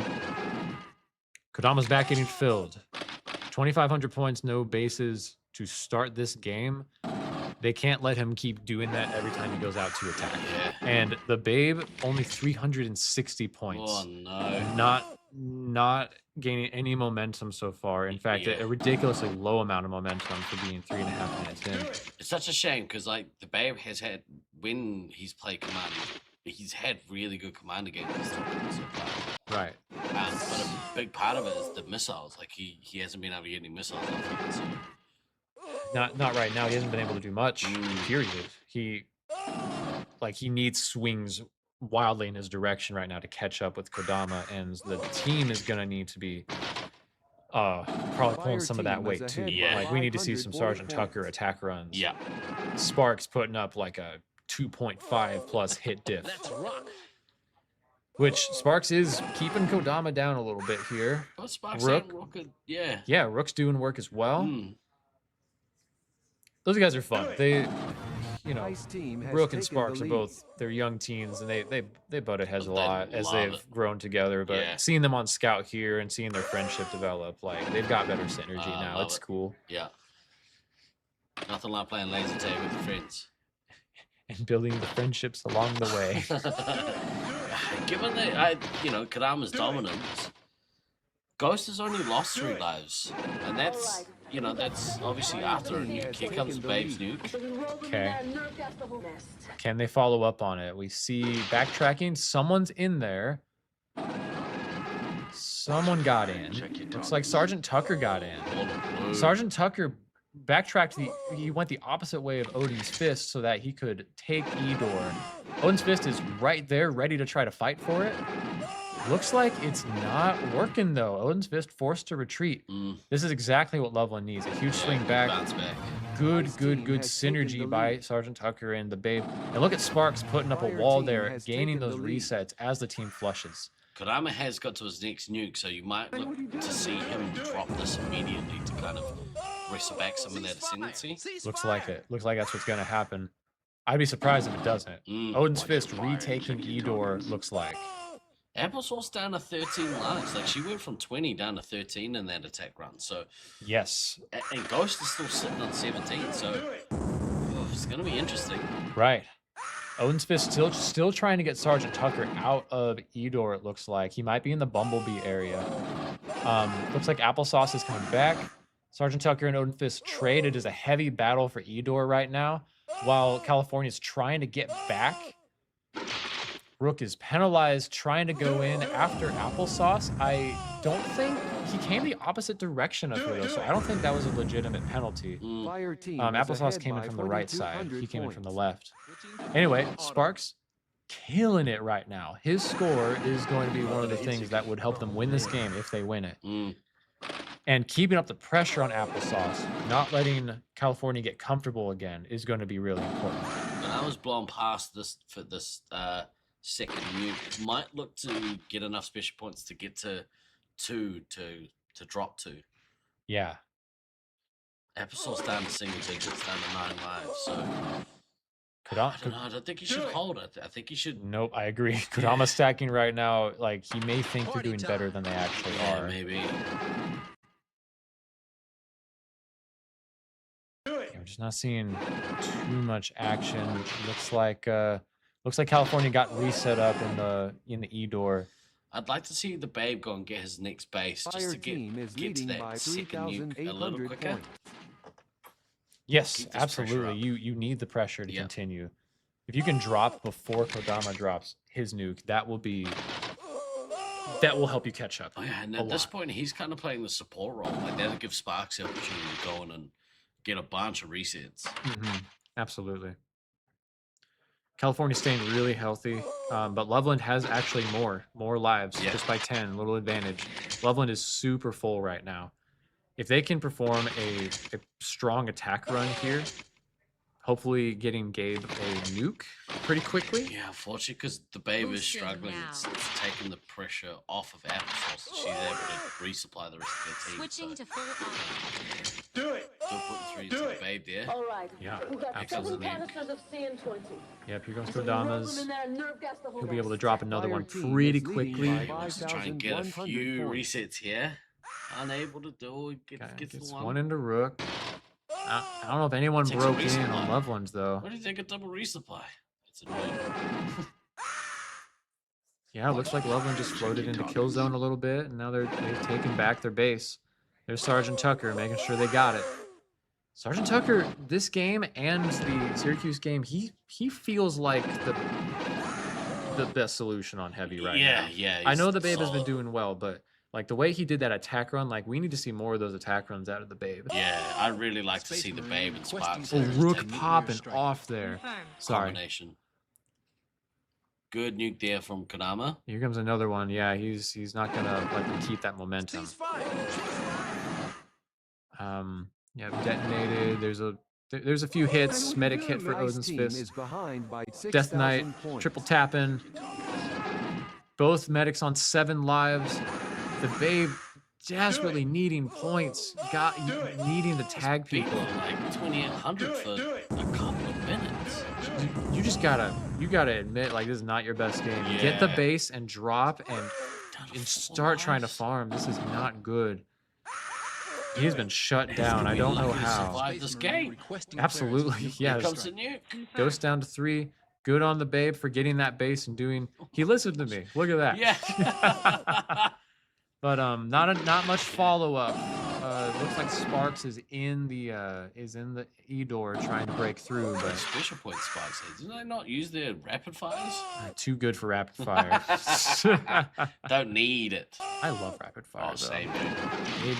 Babe got lives. Babe got lives. Team is Cool. behind by You're gonna need a few more. Ghost is down to points. 2 lives. Applesauce at 3. It could swing either way. I think Olympus is ahead at the moment, but Kodama gets a medic hit. He's in, tags the Babe. The Babe desperately needs some help right now. Ghost at 1. Death Knight tags Rook. Oh, the Babe needs. I'm holding my breath. Can Ghost stay alive and get a few more out? Ghost tags Disco Monkey. Where is Ghost? What is happening? Resupplies the Babe. Do it! I think Ghost is under attack right now, wherever he is. Boosting now.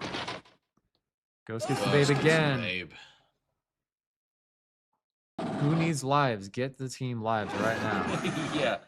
I mean, if he can manage to fill up the team and they have a final push. Oh, I think I see them at the end there, over by Dave's cubby. Oh, right. You see it on neutral, but Disco Monkey's trying to come in, trying to get that medic hit. By 6,000 points. He's alive. He's okay. A lot of trading out there. Kodama tags down both 3 hits. Sergeant Tucker gets Kodama.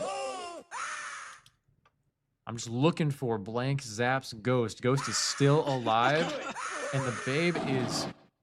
He has enough to get back out there, and I would go. You do not have enough leeway to wait on this. Meanwhile, California looking so healthy right now. Sorry, just over 3 minutes left in this game. Yeah, now's the time to Holy go out. Ghost still alive.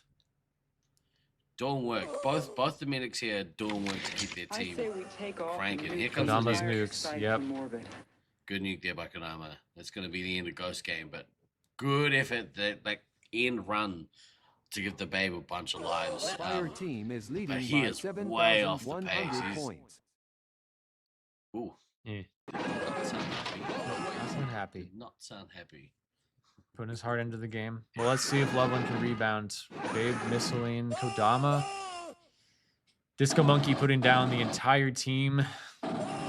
Oh my gosh. Disco Monkey and Kodama have them. Oh my goodness me. Reset City. That's gonna be probably game over for them. In terms of score, they're not making that up. In terms of score, they're not making that up, and they're not going to get the elim here, I don't think. It's unfortunate. The Babe is definitely, he showed that he can be a very good commander here.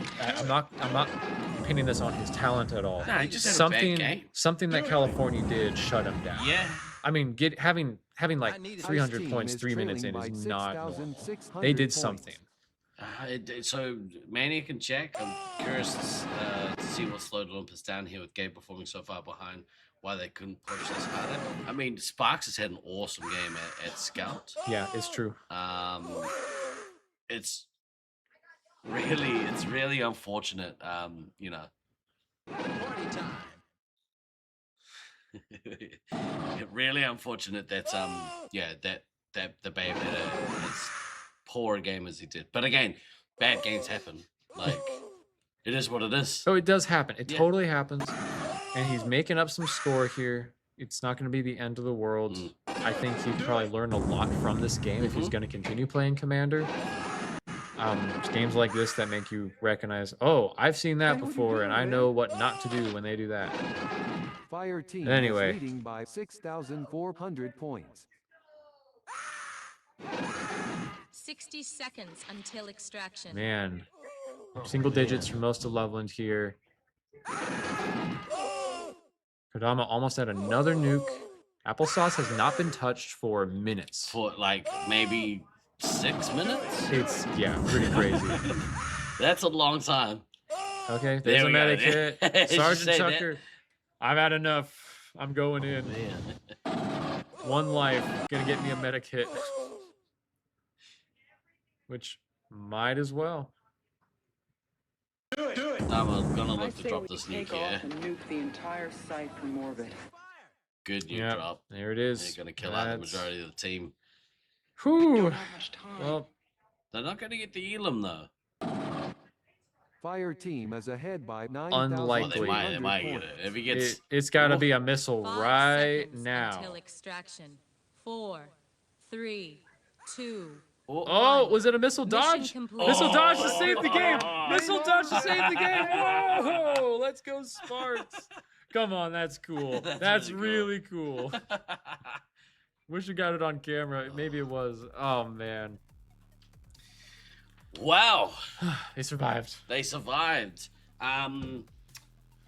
Unfortunately, you know, they did need to win that game. They were 10 grand behind Cali. Kodama and Disco Monkey. Look at that score. Yeah, the wall of shots from Disco Monkey that game was insane. He was resetting people left and right. Yeah, that was really cool. That was a good game to watch, actually. And, you know, unfortunately, it kind of falls a little bit onto the Babe. And that's not to say that the Babe's terrible. Because No, it's not about his talent. It was a game state thing. Yeah. He put up 12K against Syracuse A. Yep. Something about this did not work. Yeah. I think maybe just right off the bat, like, because it took him a long time to get to that first nuke, and just could never get into the game. But that's okay. Kodama hit him 40 times apparently. Dang. Whoa. 33 from Disco, 40 from Kodama. Wow. So they just got him and pinballed him maybe. Just got stuck in the middle, and what are you gonna do? Like, Kodama will chase you all around for those resets. Like, Yeah. it doesn't matter. He has no limit to his energy. He'll sprint around a different path and reset you. The exuberance of youth. Yeah. Let us have a quick look over here. We're gonna have a look at a few stats. You gonna stick around for a little? I'll stick around. Yeah. Awesome. Just for a few. All right, let's have a look. We'll have a look at some stats here. The tournament standings as of the end of round 1. We have the Syracuse Ninja Turtles on 52 points. They have 9 match wins, 17 game wins, and 1 game loss. That's pretty awesome. Yes, barely a loss, but a loss. They did technically lose against the Loveland A team. Mm-hmm. So that's that parity, right? Like you were saying, like any of this top 5 team. Team Olympus in that second top spot, they managed to jump back up and take over that second spot from the Utah Heat Seekers off the back of I would say a solid performance in that last game as well. That last match, sorry. Only 4 game losses. I think they dropped games to the Ninja Turtles and I think Utah. I think Utah beat them. Need to go back and double check. Utah got them 6-0 on this morning. Yeah, right. So that's where their losses have come from. Utah Heat Seekers on 40 points, 13 game wins, 5 game losses. Loveland Reloaded, the crew, crazy, sitting in 4th. Yeah, crazy. I mean, going into the week, and we were talking about it before. Everyone comes into the week wanting to win, and the expectation, I think, is to do your best, and in most cases is to win. Like whenever I play a tournament, I'm expecting to win. Totally. 4th place after round 1, realistically, got to be stoked. Yeah, we're crazed about it. Not expecting that. Hot on your heels though is in 5th place is the altitude issues, and that will be the top 5 going into the Pod A. Shall we call it? Yeah. Pot A. In that 6th place, we have No Lies from Jackal at 26. Just behind them, Sweets and Savory. Both of those teams could have easily been in the top 5. Yeah, it was very close all week. The games against both the Loveland teams were not cakewalks. Yeah. Like, we lost our match to No Lives from Jackal. Yep. Sweets and Savory took a game off of us. Yep. So, yeah. It's wild. And, yeah, I think, that top 7, any one of them could be in the top 5. So, but I think Sweets and Savory, their record doesn't necessarily reflect, or at least it didn't. They sort of caught up a little bit. So, they've been playing outstanding. Yeah. Just behind them, though, was the Hybrids team on 18 points. Today was a rough day for them. They did have some bright points. They almost took a game from Syracuse Ninja Turtles, which is awesome. Yeah, they really did. Armageddon in that 9th spot, and the Syracuse C team in that 10th spot. 17 losses, 1 win apiece, and the difference there being that Armageddon took the match against Syracuse C. So yeah. I'm wondering how it'll be if hello. Yeah, if points, how points are going to be added up in round play, because we may have teams on the bottom with more points than teams who are in the top pool, but I suppose you can't go any lower than a certain amount. Yeah, if you're in the top pod. I'm really looking forward actually to tomorrow's rematch between, I think it's tomorrow, rematch between Armageddon and the Expendables. Me too, so much. That was one of my highlights from the week so far. Is that match was so good. Yeah. And quality teams. Yeah, down to the wire. At the end of day 3, let us have a look over here at some individual stats, shall we? Top 5 scouts. We have Evo, Hate on Me. He's only played 8 games at scout, but doing pretty good. 1.78 hit diff. Yeah. Pretty damn good. I think he's been kind of their one-hit flex when someone's had to sit out. Yeah.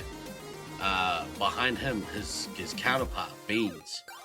He's played almost all of his games at Scout. Mm-hmm. What a beast. Yeah. 1.94 hit diff. Like, yeah. Yeah. He's going after the 3 hits. Look at 433 3-hit hits. Insane, dude. Not backing down from a fight is our fearless tournament director. Yeah. Odin's Fist in that 3rd spot.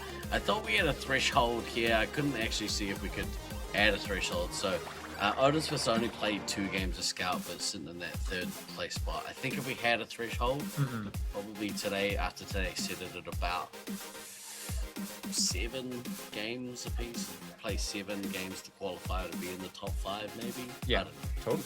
It would give us a more accurate reflection, but that's okay. Alex Boxes, who played most of his games at Medic, but he's had a run out at Scout this week, and then Rook's in that top 5 spot. Yeah, Rook's been a standout for Loveland Altitude issues as well. He started the week mostly on Medic. Yeah, but and it's partially because they were like, I don't know if I like Scout in this arena. And it was like, well, you keep putting up 7 or 8Ks, so quit whining. So just do it, you know. And I mean, you know, averaging almost 4 medikits a game. Yeah. So, you know, just do it. Do it. Just gotta do it. Just gotta do it. Let's have a look here. For those of you at home, I'm watching the back, like behind the computer of the stream setup, and it is so amazing and complicated. I love what you guys have done. This took a really long time. Yeah, it looks like it. Yeah. Thank you to everyone who put this together. That's where Comp Geek shines, actually. And we were talking about it before. You know, the potential of having a production team running these streams. Comp Geek is an integral part of that team. So yeah. Look for next year. I think we've talked about him becoming the producer. Ooh. So he produced last year's stream. Yeah. We might have to.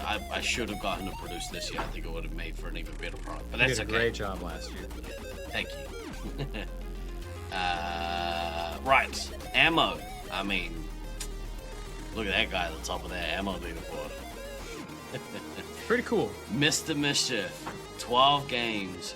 That tells me that you are on par for a potential MVP year at the role. Can we? I just want to address. Yeah. Why are we tracking accuracy for ammo carriers? It's a good thing sometimes to just be firing down a hallway, wasting shots. Like it's an advantage. It's mostly because I needed to fill out a column. But I think, you know, accuracy is still important. Not as important again as a lot of the other roles. Still gotta hit your shots. Looks like if we had that barrier, it would have been Lenny, Meds, Autumn, and Ender going down the list. Yeah.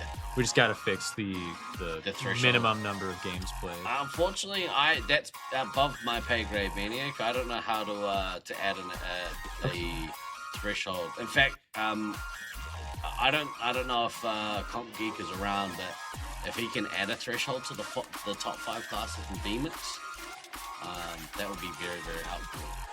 Maybe I'll send him a message and see if we can do that tomorrow. Hey, what are you doing, man? New spreadsheets. Too late for new spreadsheets. I love spreadsheets, but I will, Maniac. I will propose an MVP change. Let's see. Medic. We'll have a look at Medic. Fair Turkey. Top of that list. Look at that guy. Averaging 25. Hey, get a load of this guy. Actually, by wrong, is it the numbers are wrong or the top? I think they're just saying that if the threshold were set higher, that's who the people would. Okay, be. Yeah, okay, perfect. Yeah, I'm gonna blame the backing. Yeah, future medic hit every game. Give me 2 seconds.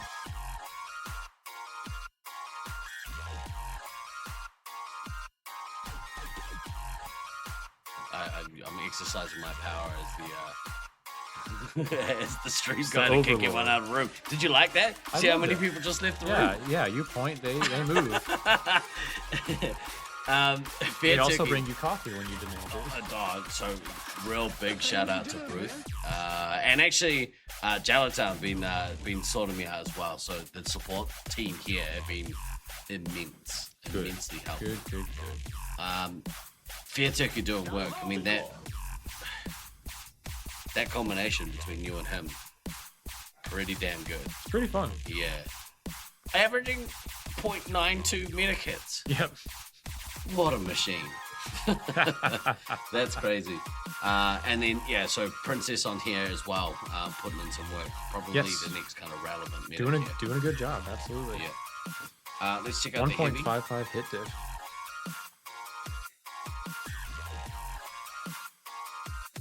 Again, some of these numbers are pretty skewed. Maybe we'll just take the time to look at the ones that have decent amount of games at these roles, which in this case is Snuffles and Lizzie Lizard. The medikits, Lizzie Lizard's 5.3 average medikits a game. Yes. That's awesome. Like, it's one thing to have that for a few games, but to sustain it over 10 games is crazy. Yeah. That's the important of having a threshold, right? Is you can actually compare, right? Get rid of the outliers. Yeah. But Snuffles, like, deserves the credit there at the top as well. Like, having that, I think his score is the thing that stands out most. You see him putting up 8-9K heavy scores frequently. Yeah, I mean, having that 7.5 average is huge. I would imagine that we'd see Odin's Fist somewhere at the top of this list as well. I'm sure chat might be willing to share who would have been there on heavy. Glader, Glader now, actually, we've seen a change be made. Glader was playing most of his games at heavy, but we've seen a switch. And that, to me, that tells me that it shows me a player who's willing to not sacrifice, but make a change in the best interest of a team. Maniac 10's not enough to be on the leaderboard? Just kick Lizzie off, even though it's been most of her games? Yeah.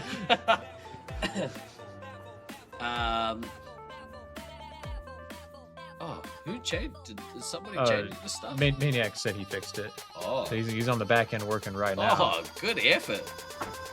Thank you for fixing it. I think that's maybe a little too high right now. We're doing it live. But also, like, if you have to do it, there we go. Nailed it. But it's hard because you have to keep updating it every time we play a few games. So the idea was that each day we would increase the Maniac. threshold. Thank you, bro. Appreciate you. You increase the threshold every day to try and make sure that you're keeping up with those who are playing a good portion of their games.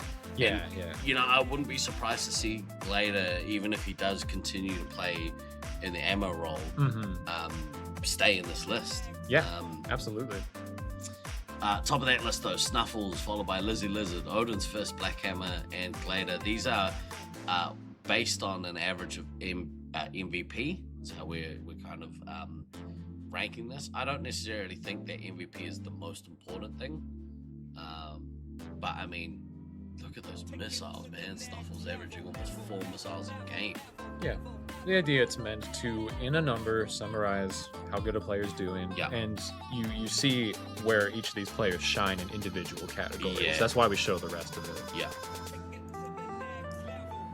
Finally, we're going to have a look at the commander. Oh, yeah. You want to take us through this? Yeah, absolutely. We got Oguri Cap dominating the position with 26 MVP. Slaughtermelon, Kodama, Sparks, and Sabo. Loveland boys representing. Checking out for any cool stats here. I mean, just Oguri Cap with so many more medikits on average than all the other commanders at this tournament. 7.4 compared to 4.69 would be the next highest for Kodama. Pretty even on like nukes. Oguri Cap definitely getting a good missile over the other commanders each game. Kodama's winning on hit diff with a 1.2 and score. Meanwhile, Slaughtermelon, I don't know what makes Slaughtermelon good. I guess he's just here for his reputation. No, he's doing good in all those other categories. He's just not in first. Scrub. Sparks actually has the highest score average of all of them. I've been really impressed with Sparks. he might have one of the biggest egos for a young man I've ever experienced. But to his credit, he's able to back it up, you know? Oh, when you're good, you're good, I suppose. Sucks. I keep telling him, don't let it go to your head, bro. Yeah, he's had some very choice words to say about Rusty, and can only imagine he's mostly serious. What has he said? He basically said that Rusty has somehow cast a spell on everyone to make them think that he's actually as good as he is. Mhm. Doesn't believe that he's as good as he is. Think that he could probably outplay him. So you were sarcastic about the ego then? These Londoners, eh? Yeah, right. Really bumming me out. The Sabo there too, coming in with the pretty good medic hits and hit diff there. Like to see it. Hey Russ, I don't know if you're still around. If you are, we could. Do you want to have a look at a few more stats before we go? We could have a look at some leaderboard stats. Bear with me whilst I try and see what the thresholds for these are. Here we go. I think it's these ones. No, those ones. These ones, top 10. You know what? I think those are okay. So we're gonna have a look. We're gonna move across here and we'll have a look at some individual stats. Let's have a go. Yeah, coming on up. They have so many categories they're not even showing you guys. Yeah, there's a lot of information. Streams have a bright future. Let's have a look. All right, we're gonna do top 5 very quickly on some of the key stat differences, and these are averages across the board. So, all positions. Yeah, not position. We've had a look at the positions, which I think is the best way to break it down. Yeah, if you do it by position, that usually works out well. But these are some of the key stats. So average hit diff, evol at that just over 2 on the hit diff. Beans, Dill, Mr. Mischief, and don't work this tournament, dude. Do not pass go. Do not pass go on that. No shock to see one hits on this one. One hits have a much easier time getting a high hit diff because they have 3 hits that they can tap 3 times. Yeah. Spoken like a boy who's never had. Yeah, exactly right. Throw up the leaderboard page and scroll through. Unfortunately, I didn't add that as a scene. That takes a little work, which I'm loath to do. Let's have a look here. This one's an interesting one. Nukes cancelled. Oh, yes. Oh, my gosh. Slaughter Mounds had 3 cancelled. We saw some real key ones. One specifically in your guys' game today, which really flipped that game in your favor. Was it you guys? No, Loveland A. Yeah, I think so. I can't remember. It was the one. I'm sorry, I was reading Maniac's comment. What did you just say? I can't share a screen. Unfortunately, it doesn't work quite the same way as OBS. It takes a little bit more work. This is high quality broadcasting. Yeah, we don't just share our screen like some shows. Yeah. Slaughtermound getting nuke cancelled. Was that in your game today? Today, did he get Sabo's nuke potentially? I can't remember. I don't know. Was it maybe? I don't think it was, but he got one cancelled. Sorry. Oh, he got one cancelled. I think so. I can't remember. I don't know, man. It's been a long day. Slaughtermound's on 3 cancels. Jackal, Blackhammer, Glader, and Sparks all on 2. I would imagine that there are a few more. We probably should have made this a top 10 list, but whatever. Yeah. We'll stick with 5. Let's have a look here. Rapid Fire's activated. Beans at 37. Disco Monkey 35. Not surprising. Vulcan 34. Using that rapid fire. Good effort. Rocks and Prawn Boy following up 33 and 30 respectively. It was interesting earlier we were seeing like Sparks not use his rapid fire, just sitting with 50 special points. It's like some scouts don't use it. Yeah. It's weird. I don't understand. I disagree with it. Same, dude. I think it's such an advantage to use it. Top 5 accuracy stats. The Fair Turkey sitting just under 95% accuracy. That is incredible. He loves being accurate. Yeah. I mean, if you're not missing your shots, it's such an advantage. Serve them shots. Hit them shots. Yeah. Med's on 90%. You got to be pretty proud if you're averaging a tournament at 90%. Now, both of these players playing a lot of medic games. Yeah, all the top 4 are all medics. Yeah, right. Although Meds has played a couple. Oh, you're right. No, medics, he's played some medic and some ammo recently. Yeah. Meds, why are you playing ammo with a 90% accuracy, bro? It's a waste. Spam them shots. Good to see the Mill rounding out that table as well.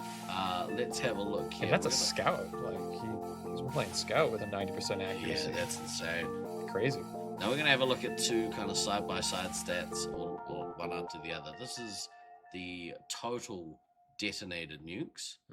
Jackal at 55, Slaughterman 54, Kodama 54, Oguri Captains at 52, and then quite a bit of a drop down of Sweets. Yeah. At 45. Sweets has been great. Yeah, but especially because Sweets has mostly just played Commander. Yeah, well, you look at the standings, like Sweets may not have had as many opportunities to last long into the games as these other top teams, but like he's still really up there, and he has been a standout player in this tournament. Fix the top 5 spreadsheet, no longer needs to be updated. Thanks, bro, appreciate you. Thank you. Now we're gonna have a look at this next one, which is the average nukes detonated. Agreed, Poison Ivy. Your main targets want to be hit when you're the medic. Yeah, that's good. So we went from total, to average per game, which I think is probably maybe a better one. So it's a little bit, I don't know. So it's efficiency with your nukes, but right.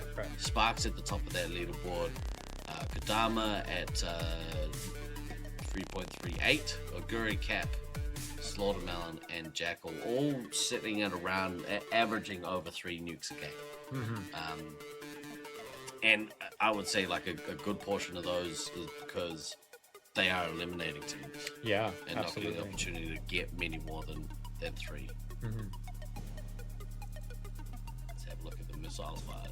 Yeah, missiles. Snuffles. Yeah, they. Okay, I guess we've got a few extra today, but Leech was leading. When I checked this last night. Yep. And you know, I think that's a key thing. So Snuffle's obviously doing work in that heavy role, which is good. Oguri Cap at 55 and as that commander, him, Sweets, Jackal, and at the time of this Leech, all in the main commander role.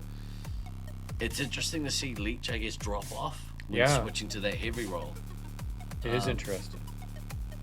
But I get that. I think in my career, I've often had really successful heavy games where I have 10 MVP because I was just tagging players to prevent them from getting it. That's that was my priority. That's your job, right? Yeah. That's your first and foremost job, is protect the resupply. And, you know, you don't necessarily have to get an amazing score. It helps. But yeah. You often have to go out of your territory or neglect responsibilities, certain ones, to get those missiles. Yeah. We'll have a look at medic hits. Good job, Snuffles, 63. Current medic hit leader, Oguri Cap, is out to a massive lead here, 119 medic hits. Not even close. Second place, not too far behind, but actually really far behind. Slaughtermelon on 79, Jackal 76, Kodama 75, and then Sweets at 69. Yeah. Nice. Crazy. 119, that's a massive lead. He's doing work. Yeah. And probably in for some people, they like to know where they're standing for MVP points. So let's have a look at the total MVP points. Let's do it. Unsurprisingly there, Oguri Cap, 418 MVP points. Snuffle's just behind him though. Yeah, by 1. That's insane. Oh my gosh. You know what? So you get a lot of MVP points as a heavy for missiling, right? He is, you know, like very high up on that. Was he at the top of the missiles? Top of missiles, 63, and he had the highest average heavy score. Yeah. Out of heavies. Right. So that's the reason. I mean, if you're excelling as a heavy, you got to be up there. So he's in that second spot. Slaughtermelon just behind him, 390. Jackal doing work, 354. And then in 5th place, it's your boy, the Fear Turkey. My boy, the Fear Turkey. Let's go, dude. What a good effort. Yeah. All right, we are now late for dinner, I think. Yeah, maybe. But this has been a good time. Bro, thank you so much for coming to join me today. I'm glad that I got another opportunity for you to come in and be on the mic. How have you enjoyed it? I've loved it, dude. Yeah. Let me get a selfie with you. Oh, yeah, This is me in my experience. Yeah, doing it live. Like, heck yeah. Bear with us, kids. So, that's a good one. I've thoroughly enjoyed every moment of this tournament so far. I'm so glad that I got the opportunity to come out here and do this live for people. Hopefully we're being semi-entertained, and if we're not entertaining, just mute. Yep. Just chuck us on mute. It's fine. You can watch the games without my voice in the background. But I'm glad you got an opportunity to do the controls too. You got to play with the controls. Totally. Yeah. Yeah, thank you all for your support for the scene and the organizations that are supporting us. And thank you for being out here doing this, man. Like, it's cool to have you on site, like, so that people can hang out with you and come jump in the commentary booth. It's been really fun, actually. Like, every time I've come out of here, out of my cave, and had a quick walk through the foyer, people are lining up. And Ebo Mike said to me before, he's like, oh my God, I went home and spent hours watching the stream back and absolutely love the commentary. So please keep stroking my ego, people. I love it. I respond very well to praise. Mm-hmm. Tomorrow, that man in chat, Rockwood, we got to get you on the mic as well, sir. Please carve out some time, and we'll get you on the mic with me. We'll get all the laser tag podcasts. But we are now going to go have a bit of a feed, have a couple of beverages, and hopefully an early night to bed. I'm exhausted, dude. How are you feeling? I'm exhausted, but that doesn't stop me from staying up until 2 looking at all the stats and games. Well, you still got to do your Zap report as well, right? But I love it. That's so good. One thing I wanted to say earlier when we were talking about all the content we're making is like, one, I hope people feel like it's okay for you to also make content. If there's anything that, and the second thing is like, I don't do it because I feel like an obligation. I do it because it's fun. And if anything is ever not fun, I don't do it. This is all for free, and I think that's part of what makes this so great is like we're passionate. So I love doing it. I will keep doing it. Put some shoes on. Walk with my bare feet. I haven't put shoes on now. I'm looking forward to putting my socks back on. You know, for those of you who are getting a little bit of FOMO, good. It's kind of the point we started. The Resupply podcast actually was born out of trying to FOMO people into coming to Nats. So, yeah, I hope that every little bit of content that you consume, you enjoy. We enjoy making it. Like, yeah, it's. I would assume the same for you is true, but you get a real like sense of creative fulfillment doing this kind of stuff. So, yes, absolutely. Yeah. And like when I was in the scene, like or early on, the people that made content like made it so much more fun. Right. Yeah. I mean, we're all at the end of the day like nerds for this stuff. Yes. And it's nice to have a little bit of representation, like in a internet full of irrelevant content. I'd like to be relevant for someone, so we're in our niche. Yeah, 100%. All right, man. Thank you so much. We're gonna round out day 3. What an epic day! Come and join us tomorrow from. I think we start. The first games are at 11:20 a.m. Eastern time, which is about 2 hours later than we started today. Not super great on the timing for anyone in Australasia. I think it works out well for the UK. Being 27 is not old. True, but being 40 most definitely is. Tomorrow we'll go until, let me have a quick look here. Tomorrow we got the tag for a cause. Yeah, we do. Are you playing Highlander tournament? Oh, of course. Yeah, me too. But if I get missiled out, my ego is going to just like crumble. There is no more like, fight me, bro. Yeah. Game than Highlander. 1v1 me in Highlander. I'm entering. I'm looking forward to playing tomorrow. So let's go. I'll have Now, try to relive some glory. Big question, really important. Are alliances allowed? Definitely not. What does that mean? Alliances in the Highlander. No, like it's a legit super good strategy to, like, I mean, I'm not aligning with you, but I'm also, let's not shoot you. And then I'll backstab you later. One of the most offensive things I've ever heard. No lies. Yeah. Ain't nobody on my team. Ain't nobody on my team. Well, me and your team. You sound like someone who an alliance is going to come along and take your space and just you out of the game. Yeah, definitely. Yeah. Hey, do you want to team up? Yes. We'll be going tomorrow until probably maybe the last block starts at 8:30. So we'll play until that finishes. Probably going to last about 2 hours, 2.5 hours. So we'll probably end up finishing at about 10:30 tomorrow night. So, long day, gonna be a good day. 12-hour day tomorrow. Sounds like I will die alone. It sure does. Are you talking about in life? Highlander, I think. Maybe both. All right, we're gonna get out of here, kids. Thank you so much for joining us on day 3. I look forward to bringing you more laser tag related content tomorrow.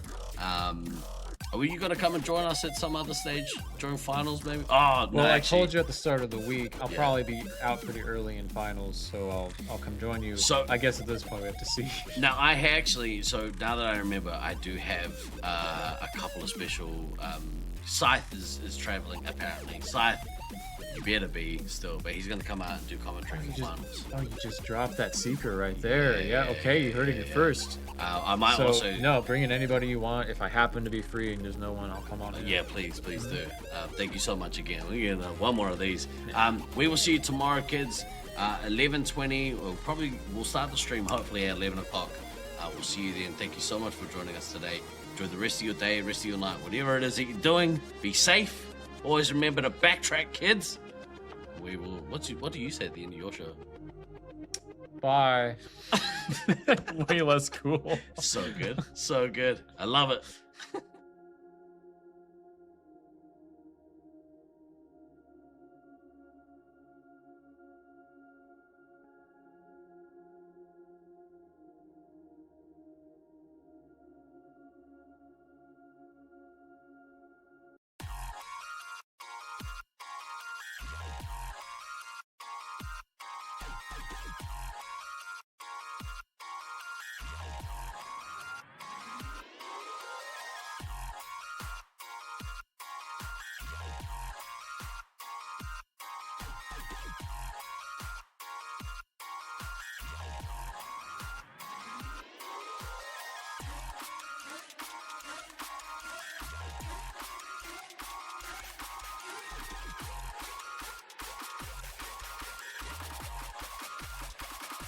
Hey, what are you doing, man?